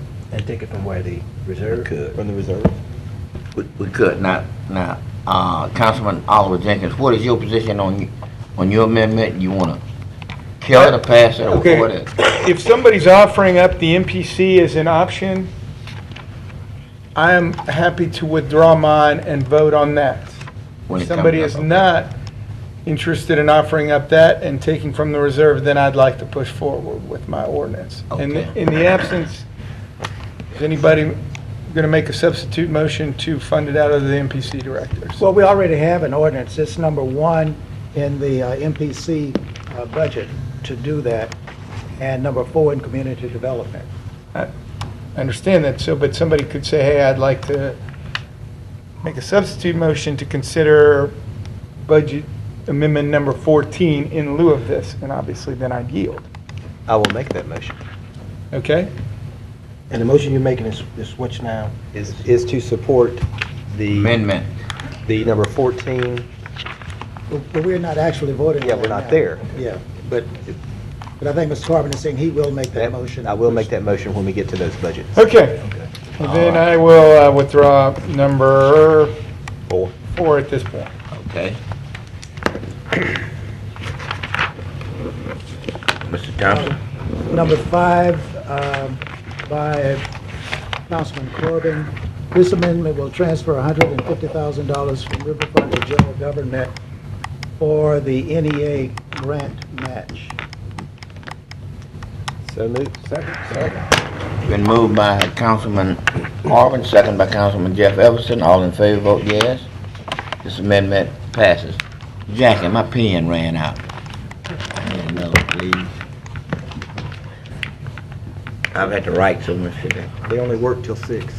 Oh, okay, well, it's after 6. Yeah, 'cause mine's not working either. It's all about the unions. It's once they get those unions, everything starts breaking down after working out. Oh, my God. Even the pins. Governor vote. I got a call about supporting it today. I didn't understand if I missed something last week. We're down to 6. Okay. Mr. Chairman, we are now on amendment number 6 by Councilman Corbin. This amendment will decrease, as originally written, this will decrease other charges by $545,100. But it was brought to our attention by the Director of Finance that the companion that went with this doesn't work. So I believe that Mr. Corbin has agreed to reduce this by $345,100, and the amendment will fund civic appropriations and NIP at $600,000, including the $200,000 that goes to the multicultural center. Okay. Okay, hold on a minute. I'm confused. So if you're taking the 200,000 out, that only leaves what, 400,000 for NIP and other civic appropriations? That's correct. That's correct. Which was the original intent of this amendment. Right. Are you making that motion? You make the motion? I'll make that motion. I'll second it. Okay, it's been moved by Councilman Corbin, second by Councilman Oliver Jenkins. All And then, I have a question. secondly, if this Question? passes, just a The second. 545. Wait just a minute.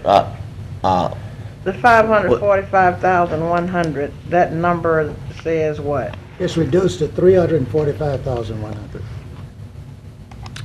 Okay. Okay, Oliver. And your intent is to then withdraw 8A? 8A and B. 8A and B? Yes. Okay. So, There, I'm clear on that. so let me ask you this, what is the total amount? 400 grand. It's gonna be 400,000 for both NIP and other civic $145. appropriations with this amendment. And what's not gonna be included in that, or separated out later on, I'm just trying to get all this straight in my mind. That will not include the 200,000 for the multicultural center. Is that right? That'll be taken off the top. All right. And it will not include the NIP, no, it will include the NIP, but it will not include the 200,000 for the multicultural. So it ends being 400,000, and there are also several people who are traditionally funded out of that civic appropriations who, through other amendments here, are being funded in other sources. I'm just trying to... But the only other one I see being funded though is either SHRAC or the multicultural center? I don't see any. Well, There's Cyport. other amendments. Cyport is- Cyport's okay, so- the contract that we have to do with Cyport. Okay, so Sideport, this money here doesn't include Sideport. And then there's one for Shreveport Green that's out there as well. That's gonna be separate. Uh-huh. Okay. My intention with this is to set an amount so that everybody knows how much we have up front that we're going to deal with through the application process for nonprofits and NIP. And I think that's our next step, is if we approve this and we have 400,000, then we come back and say, okay, if we're going to do 250 for NIP, then we have the remainder left for civic appropriations through the new application process. And now, the new application process that we're talking about, who's gonna oversee that? Is community development gonna oversee that also? Or is that gonna be done separately? Once we fund NIP, it's gonna be separated or? NIP, it's my understanding that that would go through the complete new application process, and the Community Foundation brings their recommendations back to us from those applications. But that comes back to the council Back to now. the council, That yeah. comes back to the council. But he's asking administering the civic appropriation? Yeah, who's gonna oversee all this? I know we may have something to say about who's getting something, but who's gonna oversee all of it? Not have something to say about it. We make the Riverfront- decision. The Riverfront Committee is Right. That part is still being with the. Same, That's same, exactly right. Just later down the road. Just trying to make sure I understand. Okay. All right, okay. So I have another question. So initially, NIP received funding in the amount of how much, say, last year? It was 215,000 last year. Okay, Before that, they versus were this year, they'll be receiving, Some portion of 400,000. huh? Some portion of 400,000. It could be our decision to give them 400,000 and I mean, I think that's under unre... appropriations. I don't think that's what we'd do. That's what I was about to say. Let's hope we don't make that decision. Yeah, really? It could be 250,000. Could be 250. Okay. And I'm All trying right. to figure out, It's open. It's been moved by Councilman Corbin, second by Councilman Oliver Jenkins. All in favor, vote yes. Opposed is no. This amendment passes with a 7-0 vote. Amendment number 7 by Councilman Corbin. This amendment will transfer $15,000 to Yeah, I think we want to withdraw this one as well. withdrawn. Okay. His pass. And then 8A and B. And amendment number 8A and 8B are withdrawn. Yes.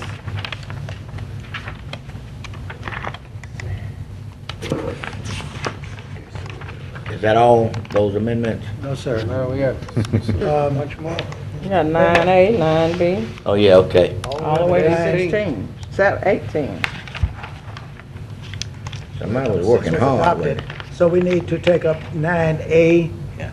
This decreases the operating reserves by $215,000 and increase transfer to general government by $215 for funding track. So moved. second. Been moved by I have a Councilman. question. Did you have a question? Yes, I do. Okay. Because it was, Let me say this. It's been moved by Councilman Corbin, second by Councilman Everson. Now, let's get the I question. see here amendment has companion, use this one if riverboat number 6 passes. So riverboat number 6 did pass. I'm just looking at the condition here. I mean, I want to passed. kind of keep up. I think that that particular document you're looking at, because we've pulled so many amendments, may not be the accurate document anymore. Almost. So can I offer a substitute motion here? To add $50,000 for the coalition?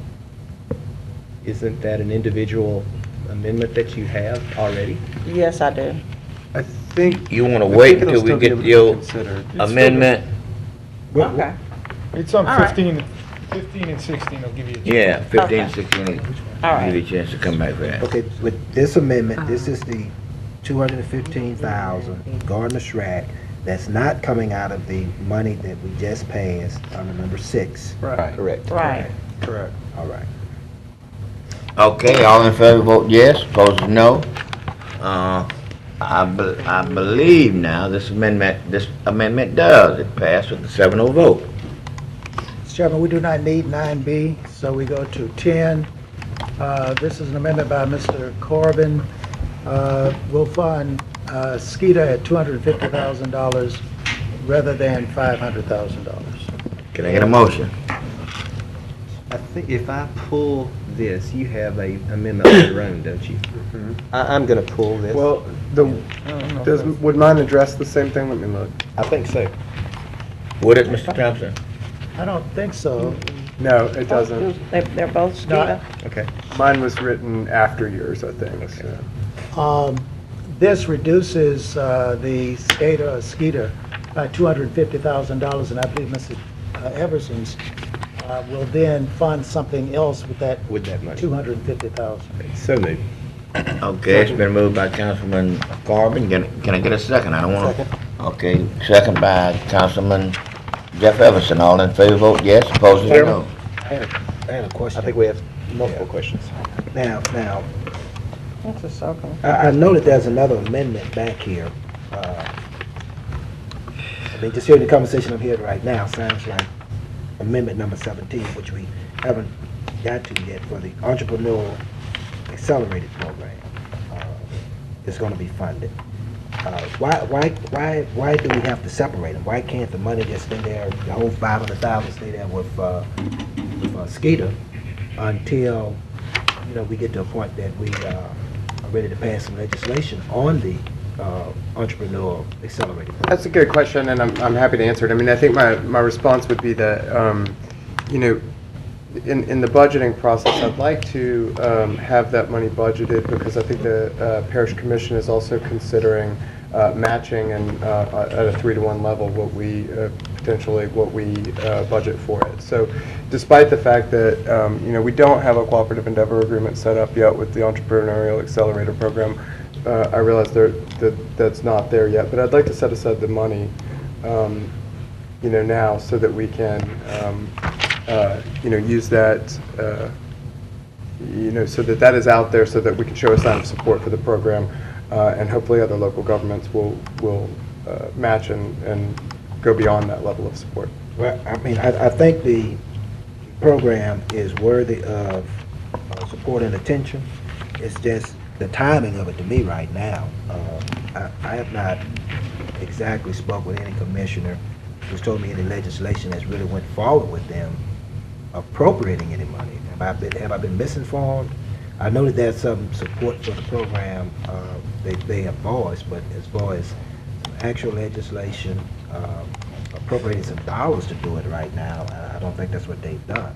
I just assume leave the money in SCEDA, and at the appropriate time, take a look at what kind of funding or what kind of funding level we want to move forward with. I think this is a great program. I think it's something that a lot of people would be interested in. I just question the time of setting aside or tying up $250,000 right now.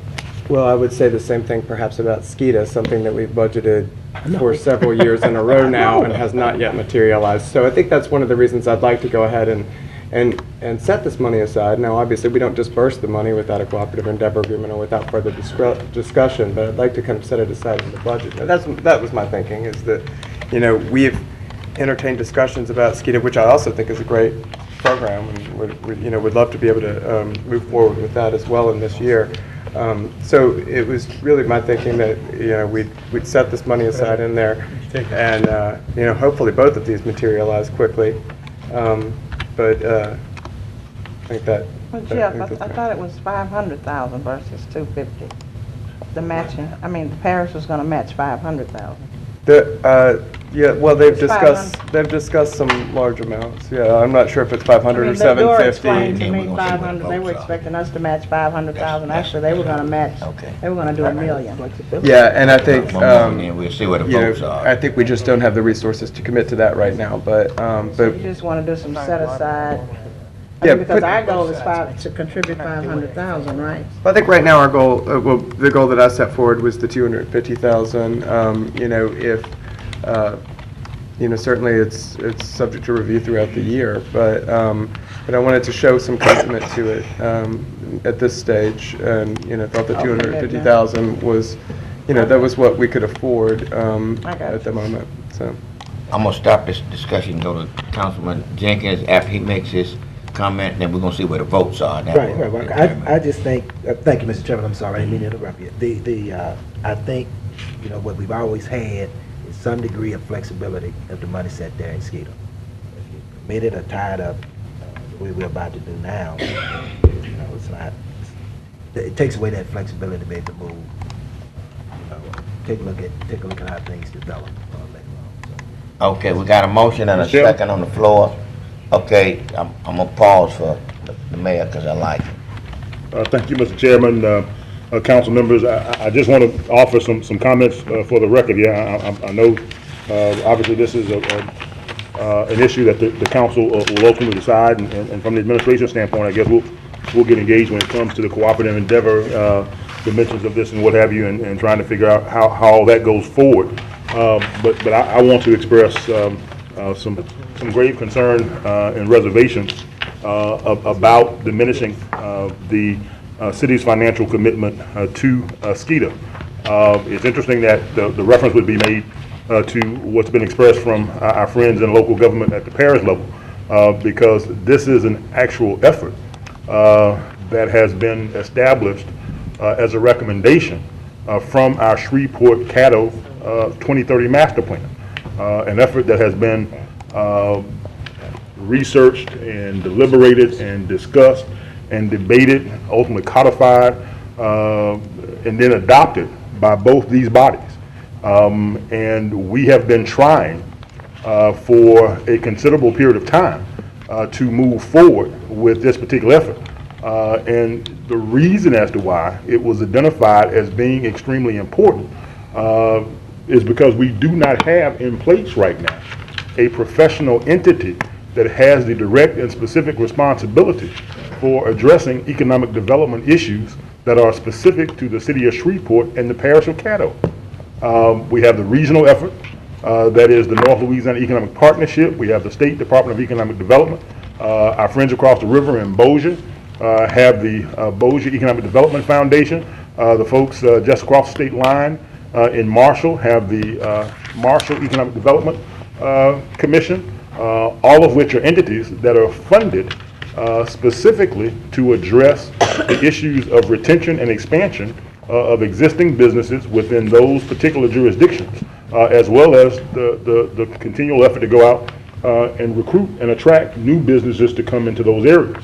The idea, since we did the master plan effort as a combined Shreveport-Caddo effort, that this would be an entity that would be supported and funded by both. In addition to the recommendation that came from the council, we retained David Dodd, a local team, a local economic development consultant, who worked with a team of economic development folks that was inclusive of Ronnie Bryant, a former chairman of the International Economic Development Council, a former Shreveporter, along with Mike Philpo, Jim Purvis, and others who have worked within this area in economic development, all of whom came together to help to flesh out this particular concept. There was a great deal of due diligence that was involved in being able to advance this effort forward, part of which was submitting it for review of the appropriate economic development entity, which in this case is the Coordinated Development Commission, which has to sign off on it. It has to have a group of incorporators and what have you. It calls for a board to be established.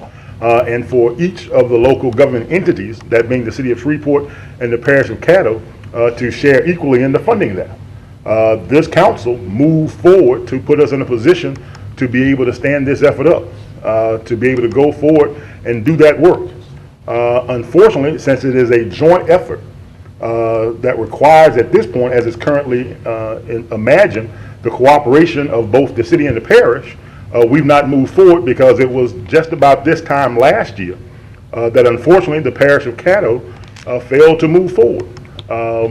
If you all will recall, as it came up for a vote before the parish commission, there was a dispute about the composition of the board. The board as it currently stands right now under its original configuration would have been 5 members from the city, 5 members from the parish, with 1 at large that would have come from the Committee of 100. There was an expression on the part of members of the commission to place members of the local organized labor community on the board as well. That resulted in a conflict of opinions and thoughts on the commission that ultimately resulted in them not going forward. We still believe that this is something that should be done at both the city and the parish level. But in an effort to give us, as the city of Shreveport, an additional option, we have also tasked David Dodd with developing a concept that's called CETA, which is the Shreveport Economic Development Authority, that essentially has the same goals and objectives, the same focus, duties, and responsibility, except it would function with the funding that would be available from the city of Shreveport, and would focus primarily on Shreveport, although I'm sure it would end up encompassing areas of opportunity and outside of the city limits of Shreveport into Caddo Parish. But again, I want to stress that we still need an entity that has the ability to be able to address the needs of retaining and expanding our local companies. We don't have that. Our chamber doesn't do that. We do it as a city through the mayor's office and with the support of this council and working in conjunction with the parish and the state and obviously with a great deal of assistance and leadership from Scott Martinez and the folks at the North Louisiana Economic Partnership. But this is a concept that has been thought and deliberated and discussed and requested, not by this administration, not by the previous council, not by this council, but of the wide community of folks who came together to put forth that Shreveport Cattle 2030 master plan and identified it as the #1 need from a master planning standpoint of our economic development efforts. And so I think at this point what we have is a scenario where either we need to move forward with the folks from the parish to do SKITA, or in the event that that cannot happen, then we need to decide whether or not we're going to do something specifically as a city. Either one of those scenarios will require the full amount of funding that has been requested for this particular opportunity in these particular sets of circumstances. And so I don't want to get into the merits of the other situation until that comes up specifically.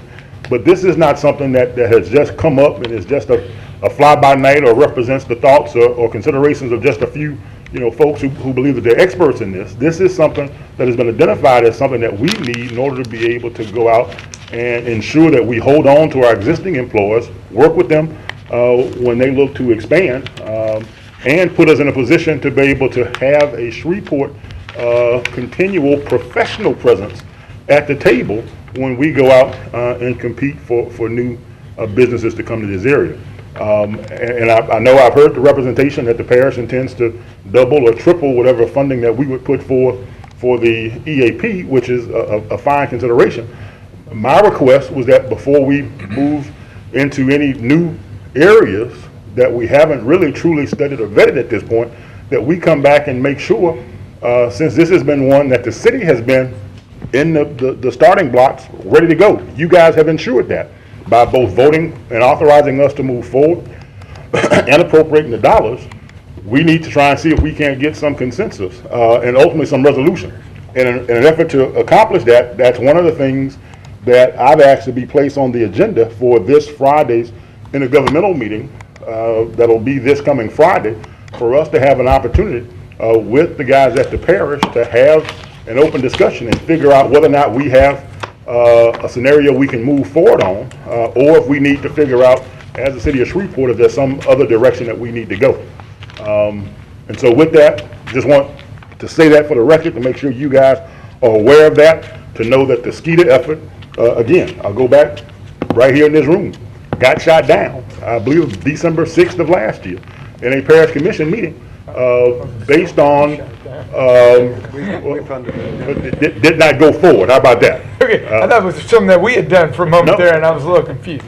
No. It was, this body has done, this body and this administration has done everything it needs to do in order to be able to advance and stand up SKITA. And it represents something that is, again, has been identified as a glaring gap in our economic development spectrum for this region. So with that, I'll yield back, Mr. Shine, because we're making good on time. I don't want to be the cause for us holding up. What is your pleasure? To go forward, or you want to? The mayor and I have talked about doing the city's version of this, and I still support that.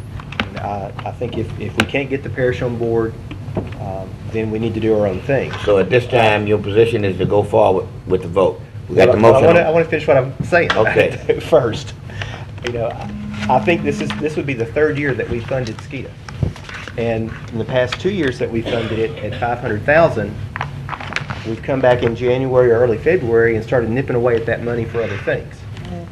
And I think that this is our last best chance to either do CETA or SKETA, or another acronym.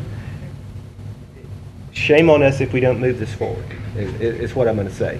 Now, I have no problem going ahead and doing this, decreasing the funding to 250, and if we need to go back and get that 250 out of reserves later, we can. I'd ask for the vote at this particular time, and let's see what we got here. That will determine on what we'll do. Okay, we got a 6 in favor, 1 against this amendment.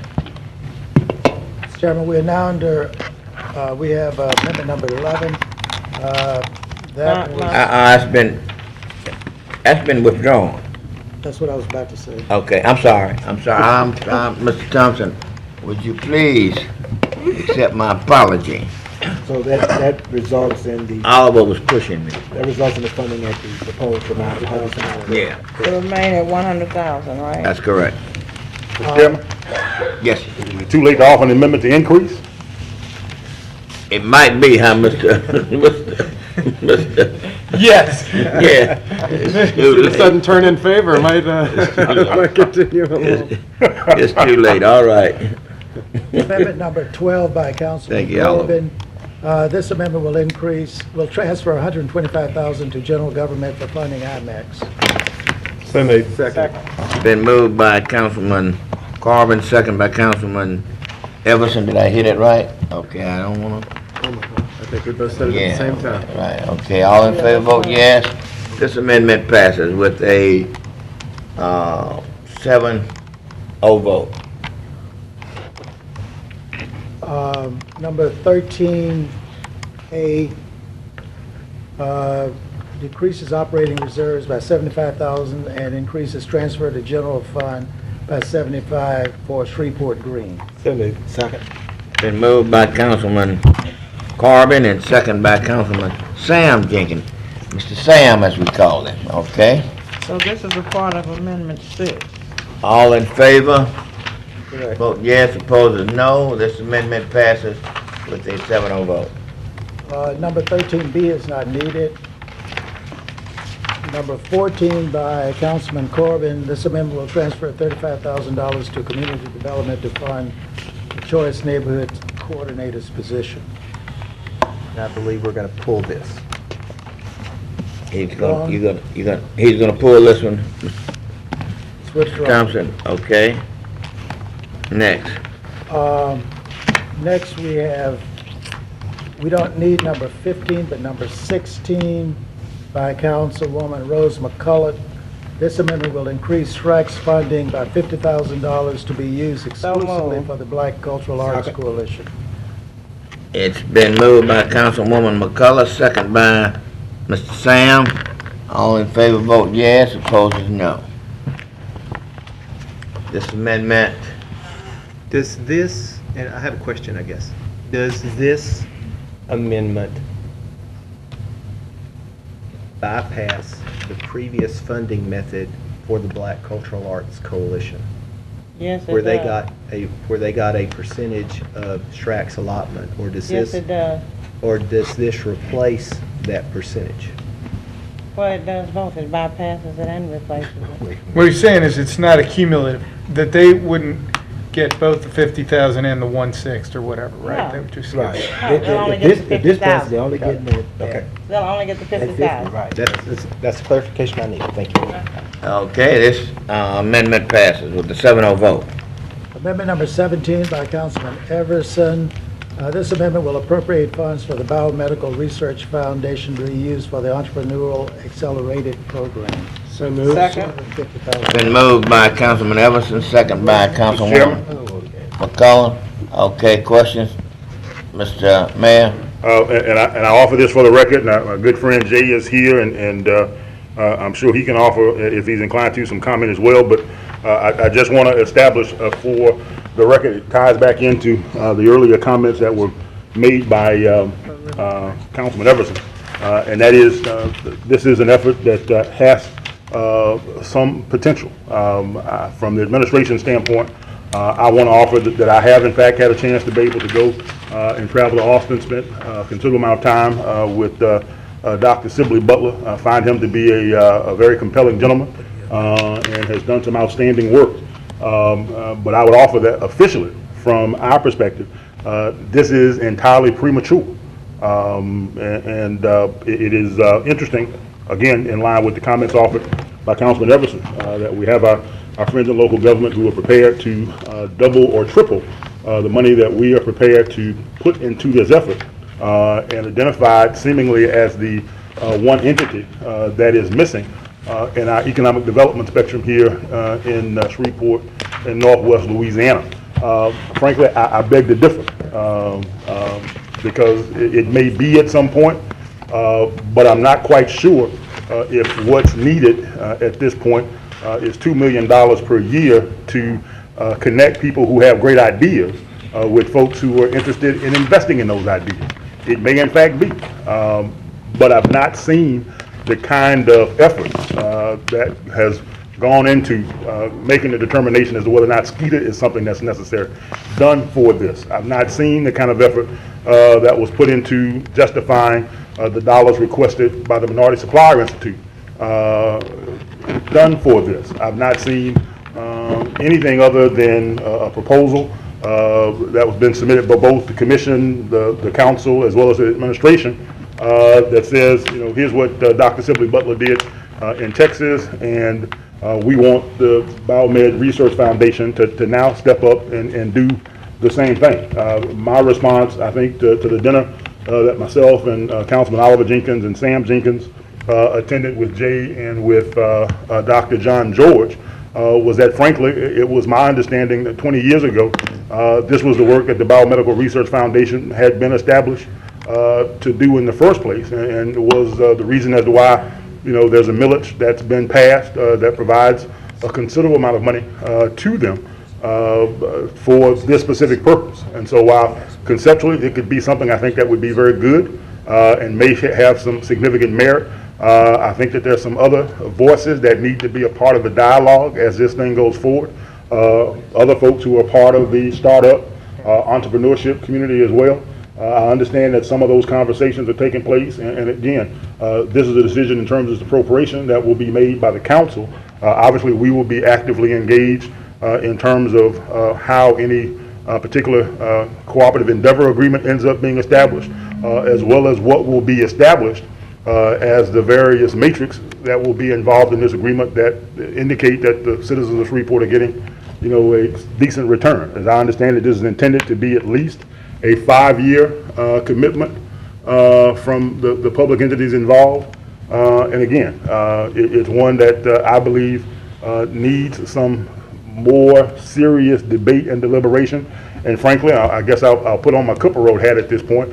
You know, represents, unfortunately from my perspective, an example of one of those occasions where, you know, maybe if the right group of folks come down and ask for it, you know, we tend, Mr. Shine, you know, to jump up and get in line and step up and follow through, when maybe what we ought to do is to step back and give it a little bit deeper, you know, more considered review before we make a commitment. But again, respect whatever it is the council is inclined to do here, and we look forward to engaging however it goes forward. See, I don't generally do this, but I'm going to extend an opportunity for you to come up with about 2 minutes. And if I could, in the meantime, maybe 3 if I don't get too much kicking from Oliver and Sam. Well, thank you very much, Chairman Shine. And you know, this late in the night, I know the hard work that you all are doing, and I really appreciate it. I understand Mayor Glover's concerns, but I will say, Mayor, that, you know, we really have vetted this deal. You know, we've been to Columbus, we've been to UAB, we've been to Oklahoma City, all sister city trips, or 2 of them that were sponsored by the city. I think it's very clear that we're presenting a program that has legs to move us forward in an area that really needs our support.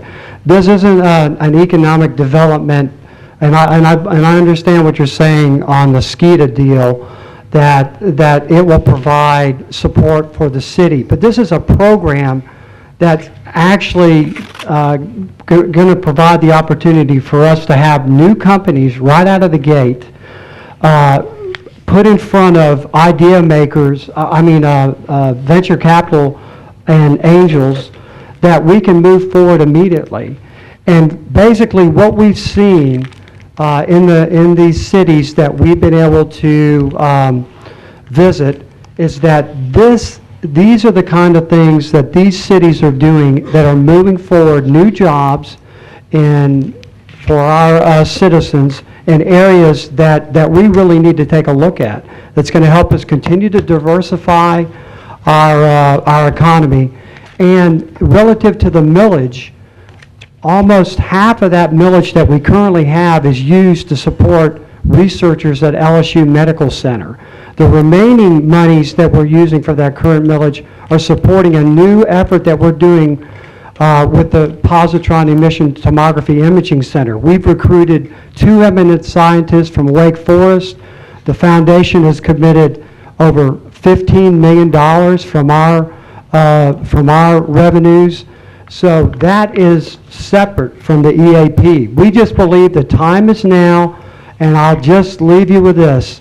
Dr. Butler said you're either in the game or you're not in the game. This is our opportunity to get in the game. Let's see where our votes are at this particular point, and we won't make a debate out of this. I believe we got a motion. Do we have? I believe we have a motion. He's got a comment from. Well, I think I did Councilman Everson too. had one first and then me. Yeah, if I can make a brief If we could. comment. I just wanted to say that certainly I do think SCIDA is an important program. That's why, I know this program was looking for $500,000 of funding. We have had funding in place for SCIDA for several years. It is really my hope that both move forward over the course of this year at some point.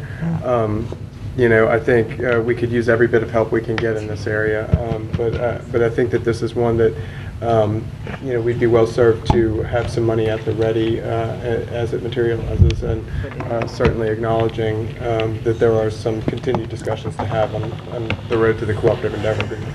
Sam? And just to piggyback on what Councilman Everson has said, I think it's a great idea. I really do, and I do think at some point,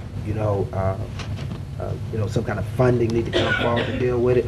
I'm just not comfortable and ready right now. I think this is something that should have been vetted a little bit more. I don't think I've seen anything move this quick up here. It's mighty fast. And so, just understand that's my position on it right now. Had this been a little bit later, where we have had an opportunity to get comfortable with it and look into it as much as we wanted to, I probably would be a little bit more inclined to go along with what's being proposed. To tie up $250,000 now on this, at this stage, on something that's just been introduced to us. I just think that's pretty fast, in my opinion. Let's move forward with the vote. Councilman Everson, you ready? Okay.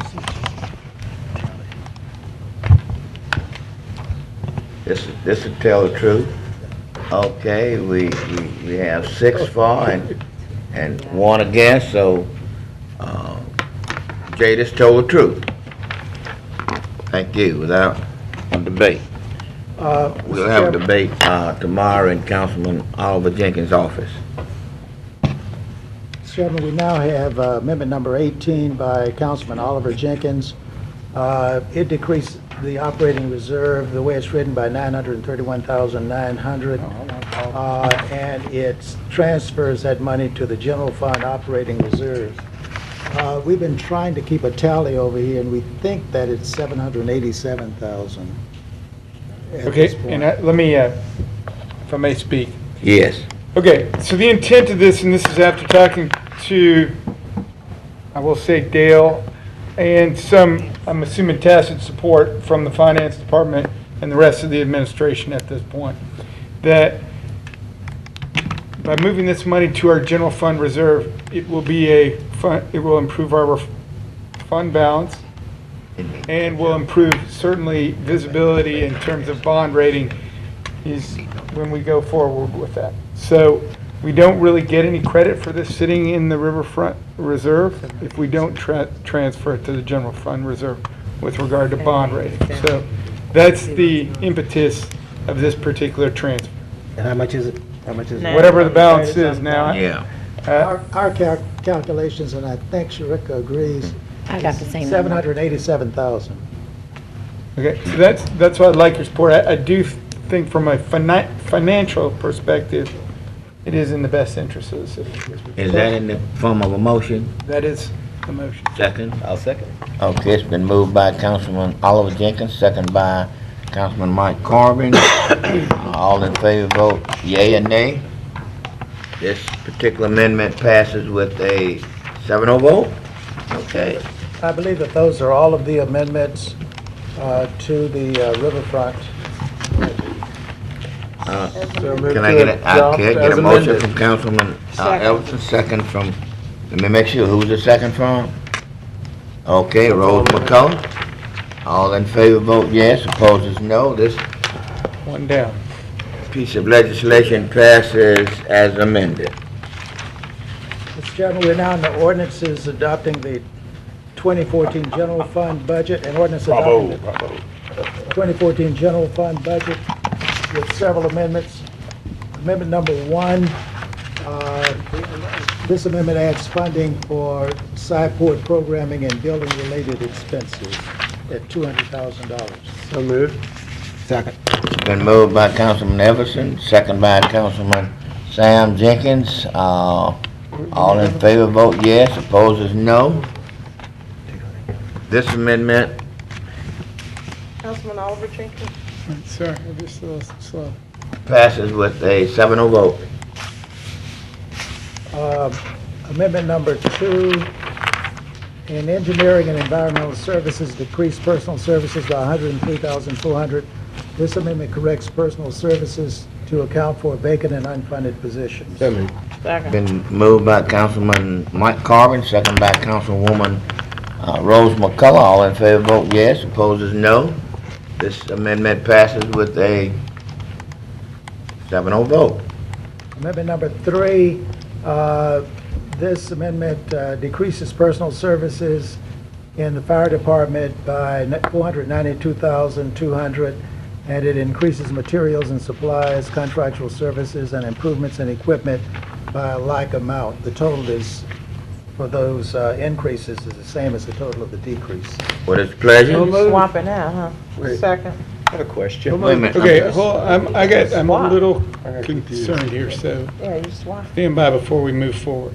Okay. Now, Same money. I thought when we talked about, Mr. Chairman? Yeah. I believe that these are vacant positions that they are not funding this year, rather than the specific pay for any category of firefighter. okay, now, and I may be mistaken, so this is why I'd like to rehash this, and Dale and Sharika, feel free to, okay, and the fire budget initially utilized, I believe, EMS pay to get in line with the directive that they were given by the administration.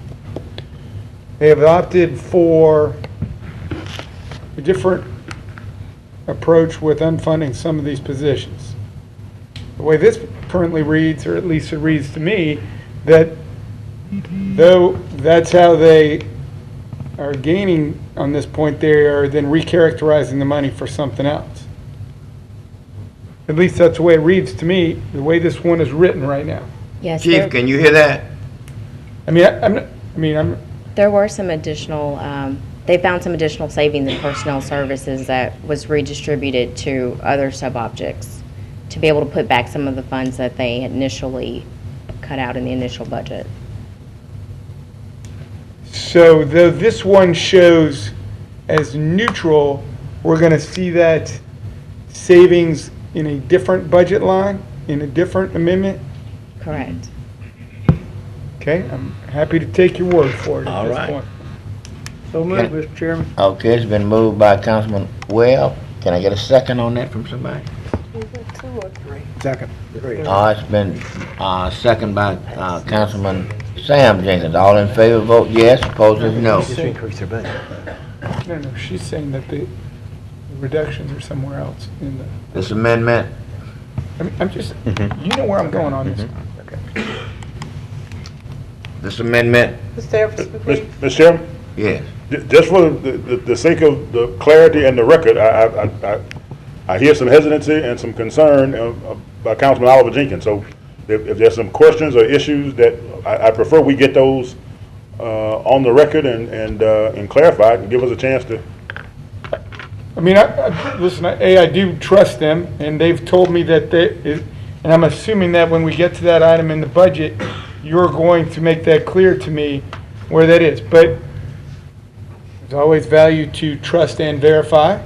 So could you direct me to the specific budget or amendment line that's in there under a different ordinance that may relieve my concern? All right. Hold on. Okay. I mean, that's where we're kind of going at. Okay. Do you guys understand the question? So are you looking for the specific line items that were increased and decreased? And the folks at the fire I mean, department. there has to be an amendment, there has to be some ordinance amendment in our budget that accounts for that. I believe we got the answer coming up now. Is that true? Yes. Okay, come on. And There's no, as far as the net change in the first budget we presented at the council meeting in November, it's the same amount in deductions. They were moved into 3 different locations. One in the personnel services that accounts for 20 unfunded firefighter positions that make up that difference. Then there's also the second part of that deduction came from clothing allowance, which is, and these are all in the firefighters, which would be your firefighters budget. The character is 300020. It's going to be in personnel services. Okay. And half of that clothing allowance was deducted. The remaining part of that deduction comes from maintenance budget, which is going to be in material and supplies, so that's going to be gas and diesel, which is about $70,000 decrease. Okay. And that same amount deduction matches the same amount of deduction from the first budget that we submitted and had our council meeting on that Saturday, I think was November 16th. Okay. So the medic unit pay, the medic unit duty pay was put back in, and those deductions were found in unfunded firefighter positions. Does that explain it to you? I agree with that. So the way this particular, and I'm not sure he's aware of where all the amendments are sitting in there. So, and I think you're answering one question, but that's a different question than the one I'm really asking. So this particular amendment that we're looking at shows a decrease in personal services by $492,000, Yes, which sir. is your. That was the original 2014 budget that we presented on the 16th of November to you. Those are those figures. Okay. The new figures represent the amended, which were those that I just covered with you. Okay. Those deductions are in those areas. Okay, and that's where I'm trying to find that budget amendment in the data that's in front of me. I don't believe we have any other fire budget amendments. And so that's, you understand what I'm getting at. And I think it has a little bit to do with what y'all offered and how it got back to us in the form of the documentation in front of us. Yes. Increases and change. So. Any other questions? No, but what is the new figure for? Total budget? Well, the total budget, I'm assuming, is relatively the same. It's the same. Okay. It's exactly the What same. is the new figure for the decrease in personal services? Those are going to be in the firefighter salary line item. But They're is gonna that be in- 492 or that's above 492,000? It's a combination of all those, because those salary and benefits come out of salary, special pay, which covers out-of-class pay, holiday pay. It also comes in out of FRS. Okay. So you have reductions across the board for those 20 positions. Okay, so that's above and beyond the 492,000 that we spoke about earlier. Yeah. I'm a little confused on the question you're asking. Okay, I mean, it's unfair because you don't see what we're seeing and you're not really understanding the question. But it sounds like it's been absorbed. Can we get them a copy of He it? says it's been absorbed in some other line items. It sounds like it's what I'm hearing. That's exactly what I'm But you saying. said that you'd like to see them. The line items that you No, saw no, deductions because- in, There is an amendment in here that I'm assuming there's an amendment in there that says reinstate EMS hazardous duty pay, correct? I mean, that has to be in here because. No, what he just said is that it's in, they put it back in the budget anyway. Right. Well, they put it back in, but Back then they in. decreased these, Okay, but these hold on. unfilled But hold on. jobs. So we get presented a budget, okay, that has EMS duty pay not in there, okay? So they're gonna have to put a amendment to put EMS duty pay back in, right? Okay? And then there needs to be an amendment that shows what else they're taking out. And that can't be neutral because otherwise your budget is thereby being increased. I mean, they got the issue. Yeah, basically, the budget that we talked about at our Saturday budget meeting is not the budget that we're approving. that is correct. I think Line by what line. Mr. Jenkins is saying, if this said decrease personal services by 492,200 and increase operating reserves by 492,200, then you would not have. Then I would not have an issue because I'm assuming there's another amendment that says reinstate EMS duty pay for $400 and whatever, $90,000. Well, you wouldn't necessarily see that. They would do that. They have to do because that's the Mr. budget that Chairman? was presented to us. Yes. Let the finance team get with Scott and see if we can get this clarified for you. Okay. Y'all can pass that one for now. Yeah, I mean, y'all know what I'm saying. I mean, okay. Okay. We need to postpone number 3. There's no. Okay, so move to postpone number 3. Can I get a second on that? Second. All right. All in favor, vote yes. What are we voting on now? Postpone. Oh, sorry, I postponed. Okay, Mr. Clerk. I'm sorry. Amendment number 4 to ordinance 120 of 2013. This amendment decreases funding for the Caddo Bossier Office of Homeland Security and Emergency Preparedness to equal the number of funds received by that organization in 2013. It decreases other charges by $100,800. So moved. Been moved by Councilman Oliver Jenkins, second by Councilman Carbon. All in favor, vote yes. Opposed, no. This amendment passes with a 7-0 vote. What number are we on? Amendment number 5, in property standards, increase personal services by $112,100, increase contractual services by 19, increase other charges by $150,000. This amendment makes corrections to the 2014 budget ordinance. Now, this one I'm assuming Let's say for 20 salaries. a cleanup, or this is does this affect our reserve at all? Shouldn't affect our reserves. FLSA. Property standards. Yes, it decreases reserves by $281,100. Okay.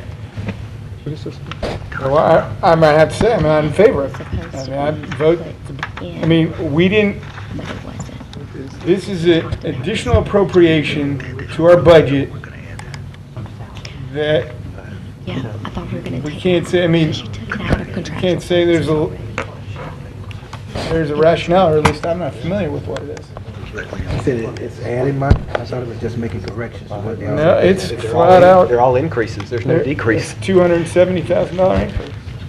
All right, what is the pleasure of council? Postpone this. Second.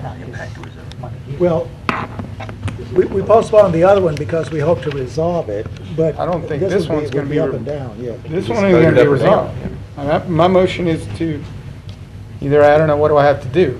Vote against it? Well, yeah. Oh, hold it. What do we got? We voting to support it. You got a motion? Yeah, we got a motion. What is the motion? On the floor. What is the motion? And a second.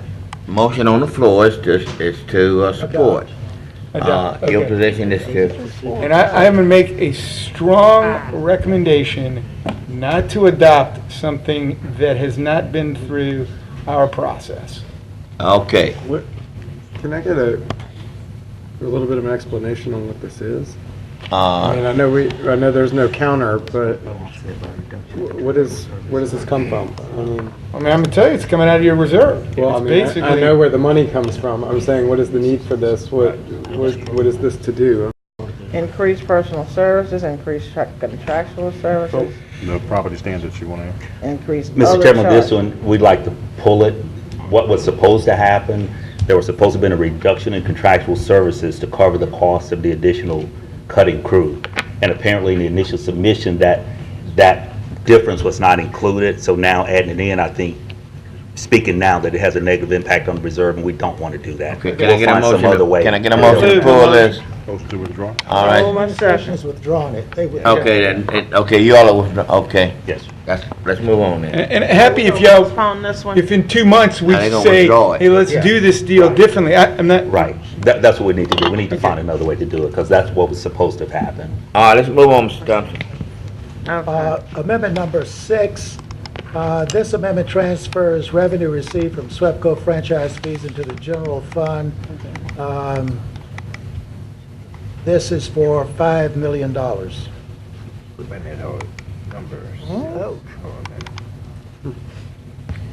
What is the pleasure? Could you say that again? The explanation of the amendment is at the bottom.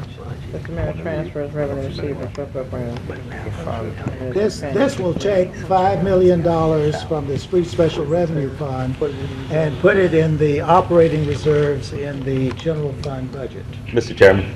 Yeah. If I may, the intention of that amendment was to deal with the reserve, but there are other steps that are being taken by the council that may impact that, so we can hold that until we kind of see where we net out. But that was intended assuming all of the early amendments passed and we would have a serious impact on our reserve. That was intended to try and replenish it, but y'all have taken some steps that has kind of offset that, so. Can I assume that you're saying pull it? Yes, sir. Okay, But Rashawn? Yes. With the caveat that we, as we've established, I think going back all the way to February of this year, that we do have to address and deal with the level and status of our reserve fund if we intend to be able to protect the financial standing of the city. All right, did y'all hear the mayor? I'm noted. Okay. I mean, I'm not gonna be surprised to see another request. Right. Once we see how everything numbers out. Okay, Mr. Thompson? Amendment number 7, this amendment will transfer $2,497,900 from the riverfront to the Convention Center Hotel and reduce the transfer from riverfront to general fund by a like amount to cover negative reserves in the Convention Center Hotel budget. Of course, I've already pulled the accompanying legislation, so this one would be pulled as well. It's withdrawn, Mr. Chairman. Okay, let's move on, Mr. Thompson. Let me know if any of the others have withdrawn. Number 8. Right. Amendment number 8. Amendment number 8. I'm gonna pull this one as well because I pulled it from the other one. Okay, this one's been pulled. I really appreciate all this cooperation that we're getting. I mean, he had to plan for a lot of different eventualities, and so, you know, now we're on course. Okay. Mr. Thompson? Number 9, this amendment will transfer $150,000 from the riverfront to general government for the NEA grant match. I believe that was adopted earlier. So moved. Second.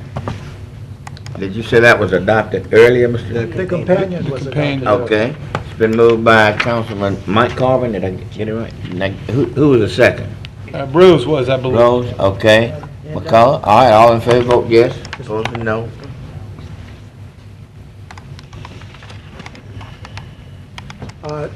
It passes, 7-0 vote.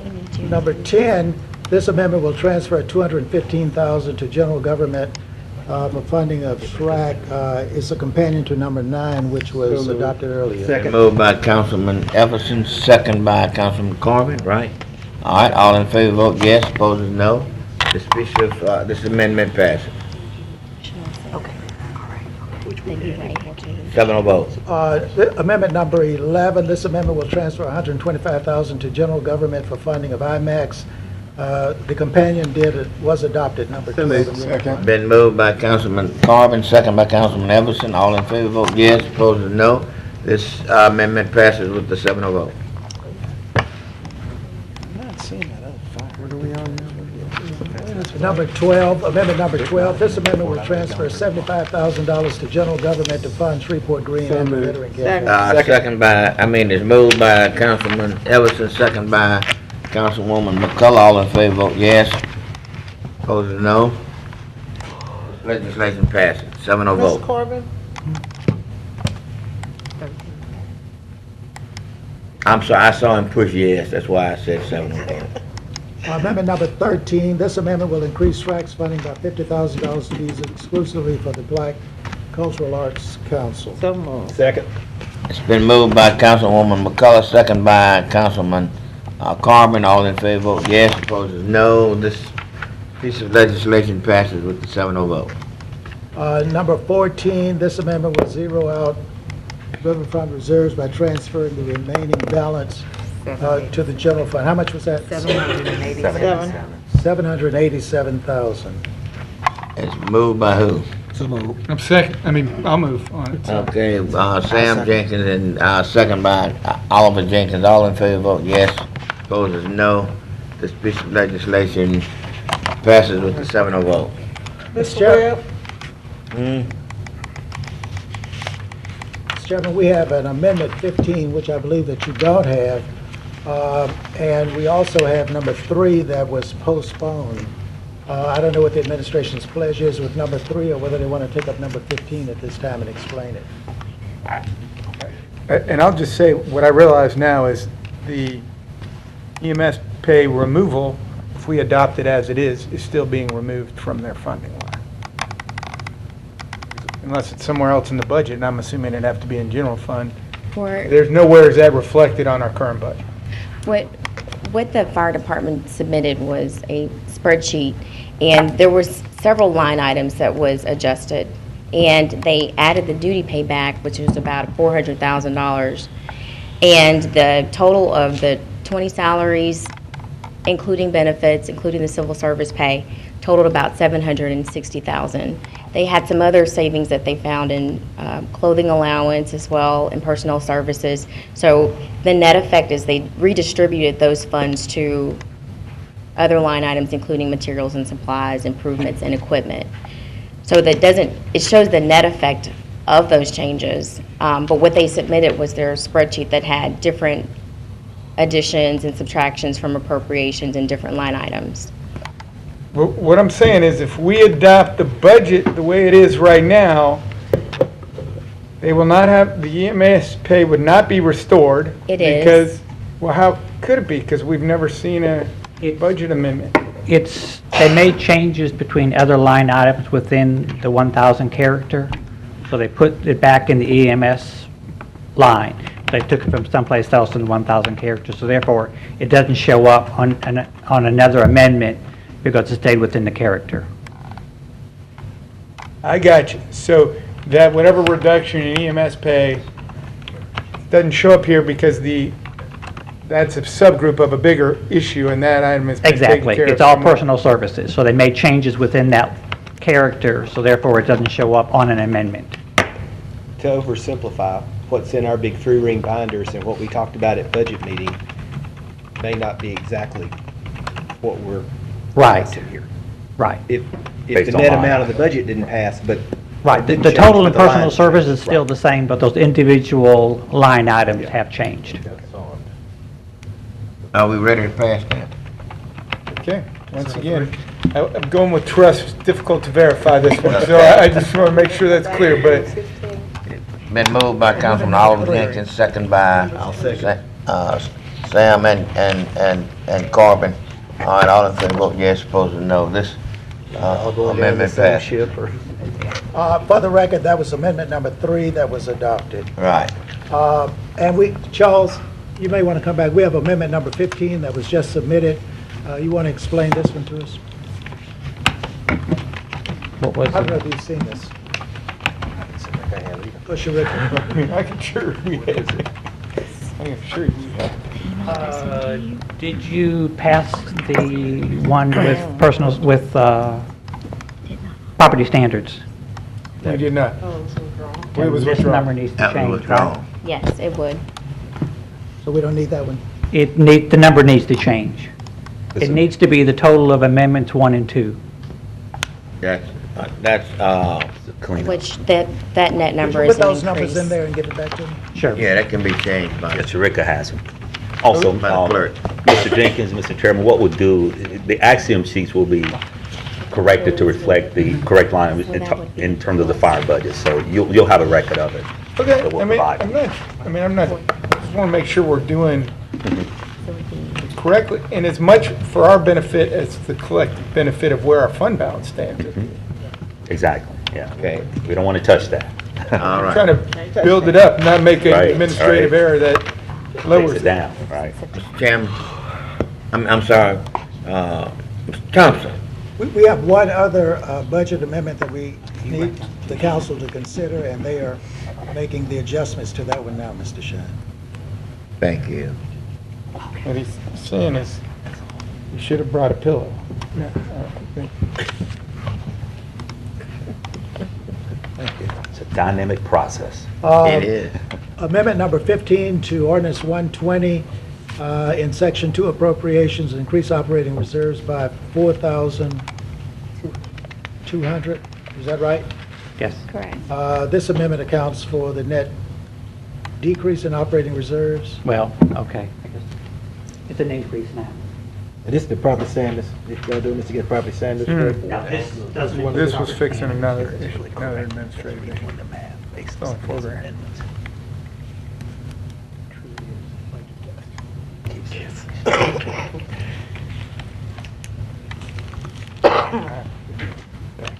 What amendment is this, Mr. Thompson? Amendment number 15, you don't have it. Okay, all right. This amendment accounts for the net increase in operating reserves resulting from amendments 1, 2, and 5 to ordinance 120 of 2013. What's the pleasure? 2014, I'm saying. So moved. It's been moved by Councilman Jenkins. Can I get a second on that? This is Second, the by Councilman Councilwoman Sam Rose Jenkins? McCullough. That's Mr. Sam Thank you. And the second was, from Mrs. McCullough. Mr. Everson, please vote. That legislation passes with a 7-0 vote. Those are all of the amendments to the general fund. So moved as amended? Second. Been moved by Councilman Sam Jenkins, second by Councilman Everson on the legislation as amended. All in favor, vote yes. Opposed is no. It passes with a 7-0 vote. We now have an ordinance adopting the 2014 retained risk fund budget. There are no amendments. Been moved by Councilman Carvin, second by Councilman Sam Jenkins. All in favor, vote yes. Opposed is no. That was quick. They didn't want me to look at it. They didn't even want me to open that thing up. We're now on an ordinance adopting the 2014 Metropolitan Planning Commission Fund budget. There is one amendment. This amendment reduces MPC's director's position salary by $35,000 to fund the Choice Neighborhoods Coordinator's position. So moved on the amendment. Second. Been moved by Councilman Mike Carvin, second by Councilman Oliver Jenkins. All in favor, vote yes. Opposed, no. This piece of legislation passes with a 7-0 vote. So moved as amended. 6-1, Mr. Chairman. 6-1 on the 6-1 vote. I'm sorry, Sam, 6-1. Okay, So moved as amended. it's been moved by Councilman Carvin and second by Councilman Oliver Jenkins, as amended. All in favor, vote yes. Opposed is no. This piece of legislation passes, 7-0 vote, as amended. We're now in an ordinance adopting the 2014 Community Development Special Revenue Fund budget. Amendment number 1, I believe we don't consider, that was an amendment to decrease the summer jobs program, so that's been withdrawn. Amendment number 2, this amendment uses 5% of NIP's funding to administer the NIP program in the community development. That was companion to amendment number 3. That one that was adopted. So moved. On amendment number 2? Amendment number 2. Okay, it's been moved by Councilman Jenkins, second by Councilwoman McCullough. All in favor, vote yes. Opposed is no. This legislation is passed with a 7-0 vote. On amendment number 3, the companion was withdrawn, so amendment number 3 is withdrawn. Amendment number 4, this amendment reduces the MPC director's salary by $35,000 to fund the Choice Neighborhoods Coordinator's position.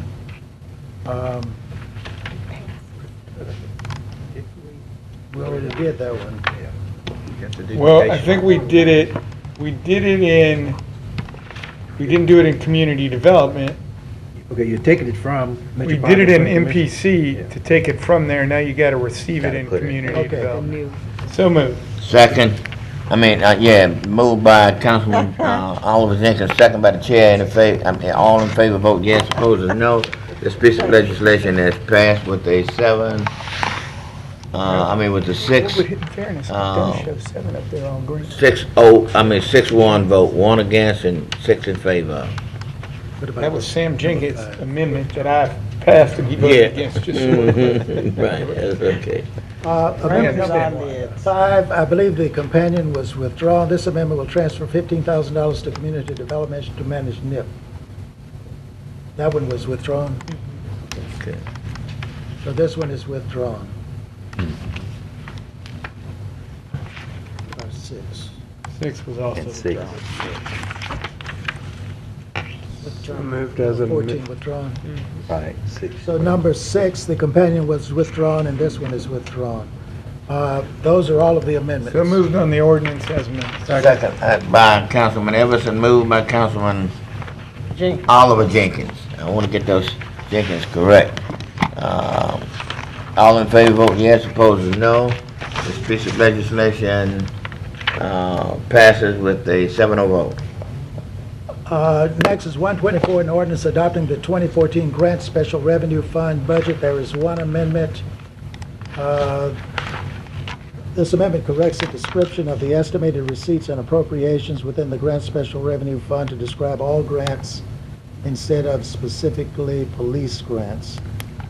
This amendment also reduces... Been moved by Councilman Carvin, second by Councilman Everson. All in favor, vote yes. Opposed is no. This legislation passes with a 7-0 vote. Move as amended. You need only ordinance as amended, Mr. Chairman. Okay, I just got the motion from Councilman Sam Jenkins. Got a second from Councilman Carvin. All in favor, vote yes. Opposed is no. Legislation passes as amended. 7-0 vote. Is 125. It adopts the 2014 Shreveport Redevelopment Agency Special Revenue Fund. There are no amendments. So moved. Moved by Councilman Sam Jenkins, second by Oliver Jenkins. All in favor, vote yes. Opposed is no. This piece of legislation passes with a 7-0 vote. The next is 126. It adopts the 2014 Downtown Entertainment Economic Development Special Revenue Fund budget. There is one amendment. This amendment corrects the appropriations for contractual services. It should have been $200,000 instead of $20,000. Been moved by Councilman Everson, second by Councilman Carvin. Just so we're clear on this, just so we're clear, and I'm assuming it was a typo that from a budgetary perspective, it was always supposed to be 200,000. Yes. Okay. Legislation passed with a 7-0 vote. Mr. Sam Jenkins, please. So moved as amended. Been moved by Councilman Everson, second by Councilman Carvin on legislation as amended. All in favor, vote yes. Opposed is no. Passes with a 7-0 vote. 127 adopts the 2014 Airports Enterprise Fund budget. There is one amendment. It says this amendment corrects a typographical error in the Airports Enterprise Fund budget. So moved on the amendment. So moved by Councilman Everson, second by Councilwoman McCullough. All in favor, vote yes. Opposed is no. This piece of legislation passes with a 7-0 vote. So moved as amended. Okay, it's been moved by Councilman Sam Jenkins, second by Councilwoman McCullough, on the legislation as amended. All in favor, vote yes. Opposed is no. Legislation as amended passes with the 7-0 vote. We're now under 128, an ordinance adopting the 2014 Water and Sewage Fund budget. There are several amendments. The amendment number 1 corrects the 2014 beginning and ending fund balance. The correct estimated fund balance as of December 31st, 2013 is a minus $2,958,700. And the corrected estimated fund balances of December 31st, 2014 is $8,576,200. So moved. It's been moved by Councilman Corbin, second by Councilman Sam Jenkins. All in favor, vote yes. Opposed is no. This piece of legislation passes with a 7-0 vote. Amendment number 2 will fund the penalties set forth in the consent decree. So moved. Second. It's been moved by Councilman Jeff Everson, second by Councilwoman McCullough. All in favor, vote yes. Opposed is no. This legislation passes with a 7-0 vote. Amendment number 3, establish transfer to capital in the amount of $1,500,000.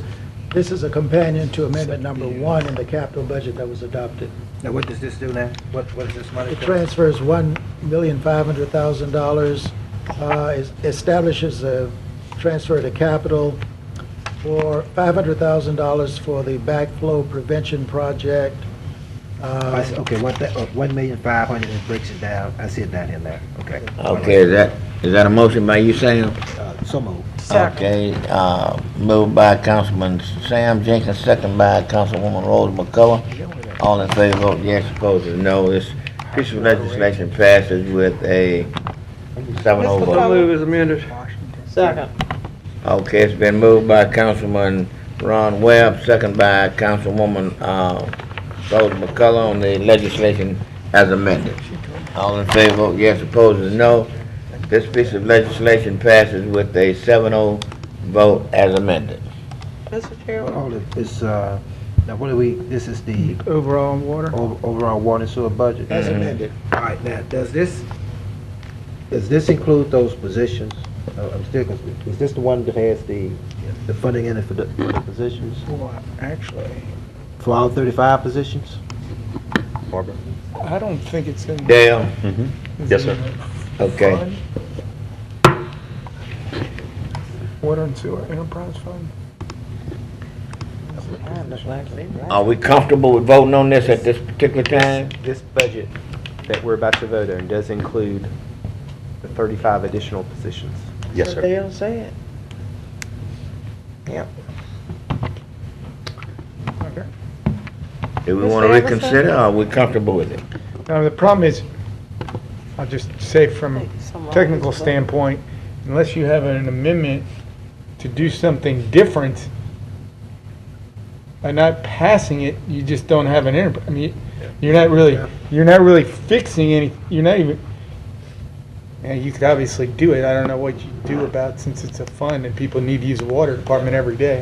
What we could do is, we had some discussions about it during the budget hearing, and that's not a process that's gonna happen overnight. So if we need to talk about it more and really look at that, we can always amend that budget later. But, we talked about it during the budget hearings, and if there's some readiness with the council, if we need to talk about it more, we still can do that, because we're not gonna go out tomorrow and hire those positions. What I'm hearing you say that you all are not in a hurry to No, sir. enforce this. All right, Mr. Thompson? If there's some unreadiness on the council's part. Right. Obviously, we believe we need the position, but Right. we understand some of the reservations that came up during the hearing. We would appreciate if you'd hold up. Sam and Rose, Oh, okay. Ms. McCullough? I'm hitting it over and over and over again. I hit yes and it went no. Well, I have you on the record as abstain. What is your No, vote? it's supposed to be no. I mean, yes, I'm sorry. I'm asleep. Okay, that's, We ran out of options. You got- that's a 7-0 vote. Yes. You could abstain. 7-0 vote. that was as amended, right? There's a conflict of that's interest. correct. She's starting her own water company.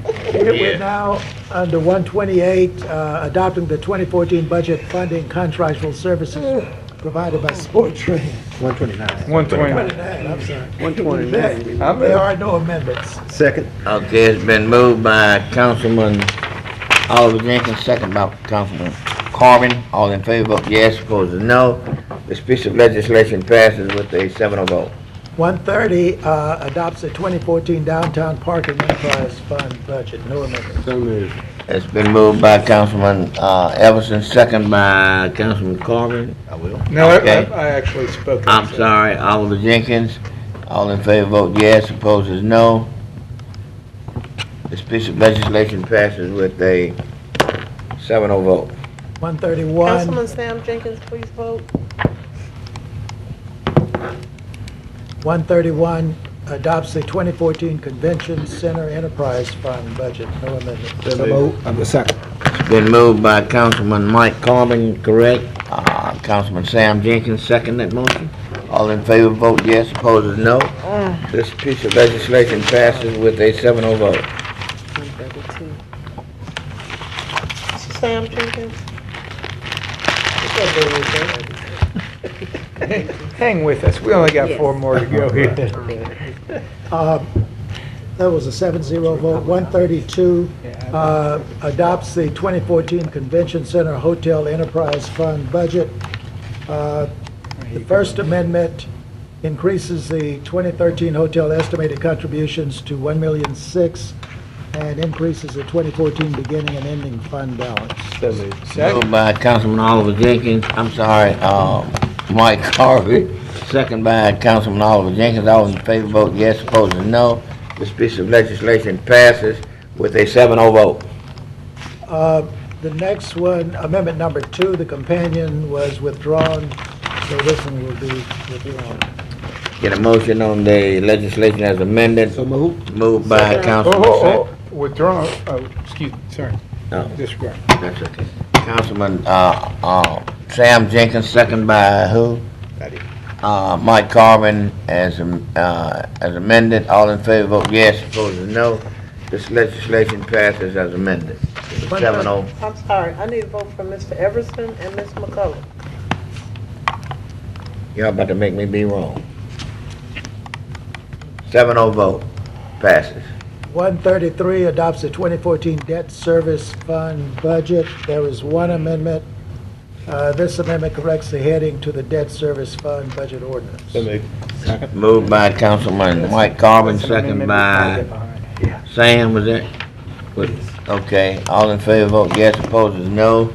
This amendment passes with a 7-0 vote. Second. Okay, it's been moved by Councilman Mike Corbin as amended, second by Councilman Sam Jenkins. All in favor vote yes. This piece of legislation passes with a 7-0 vote as amended. Mr. Everson, please vote. 134. Jeff just want me to be wrong one time. I keep trying to get ahead of myself and then I look That's back okay. on what it is. Keep reading the next thing. Okay, 2.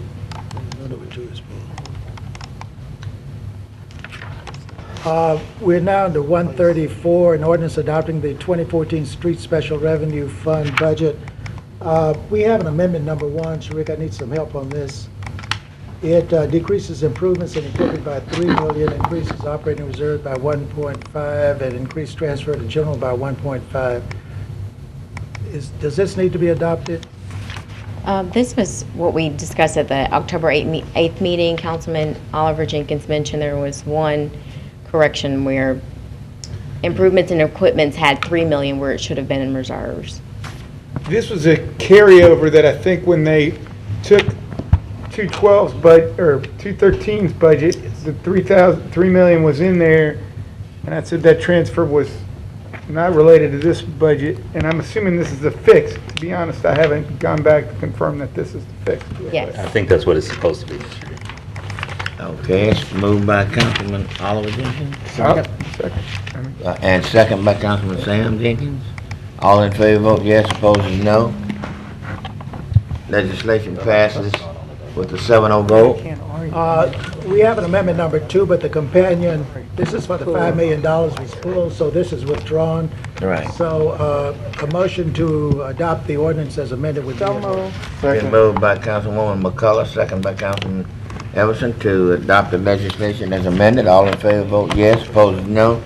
Legislation has been adopted as amended with the 7-0 vote. The last one, I hope, is 135. It adopts the 2014 Golf Enterprise Fund budget. There is no amendment. So moved. Been moved by Councilman Mike Carvin, second by Councilwoman McCullough. Did I hear you No, right? I didn't. I'm sorry, Ray, where? Webb. Okay, all in favor vote yes, opposed is no. Okay, the legislation has been adopted. Mr. Chairman, Mr. that's all Thompson, of- thank you. That's all of the legislation to be adopted today. There are no appeals that are on the agenda. There is no clerk's report. Good for you. Mr. Chairman? Yes. If I may, just a note, we talked about the reserve situation. We're trying to do a running tally. Looks like we're at about 6-8 with all the amendments and everything. So we will be coming back to the council with some ideas on boosting it up even further. We have some other things we're working on that we expect to get back to the council in the next 30 days or so. Mr. Sibley, thank you. We have no ABO appeals. We have no MPC zoning appeals. And we have no reports from officers, boards, committees. And we have no clerk's report. We have no clerk. We have no clerk, he said. Oh, okay. Executive appointments. What's the? On our way to Stray Cat right now. Can we just put this together? What is the pleasure? So move for confirmation. Okay, it's been moved by Councilman Sam Jenkins for confirmation. Can I get a second on that? We're not doing a confirmation. Confirmation on today? Oh, I think the I mean, reason there's some council. confusion is because we did get a couple in, but they hadn't been here for the full 2-week program. Okay, so we haven't It'll be on had, the agenda for confirmation at the next meeting. that's fine. Okay, is there a motion for the council to resolve itself into a committee of a whole? So moved. Been moved by Councilman Mike Carvin, second by Councilman Oliver Jenkins. All in favor, vote yes. Opposed is no. Is there a motion for the approval of the minutes? Absolutely. November 25th, been moved by Councilman Oliver Jenkins, second by Councilman Sam Jenkins. All in favor, vote yes. Opposed is no. We have no more communications from the mayor. We have no more That sounds like a statement.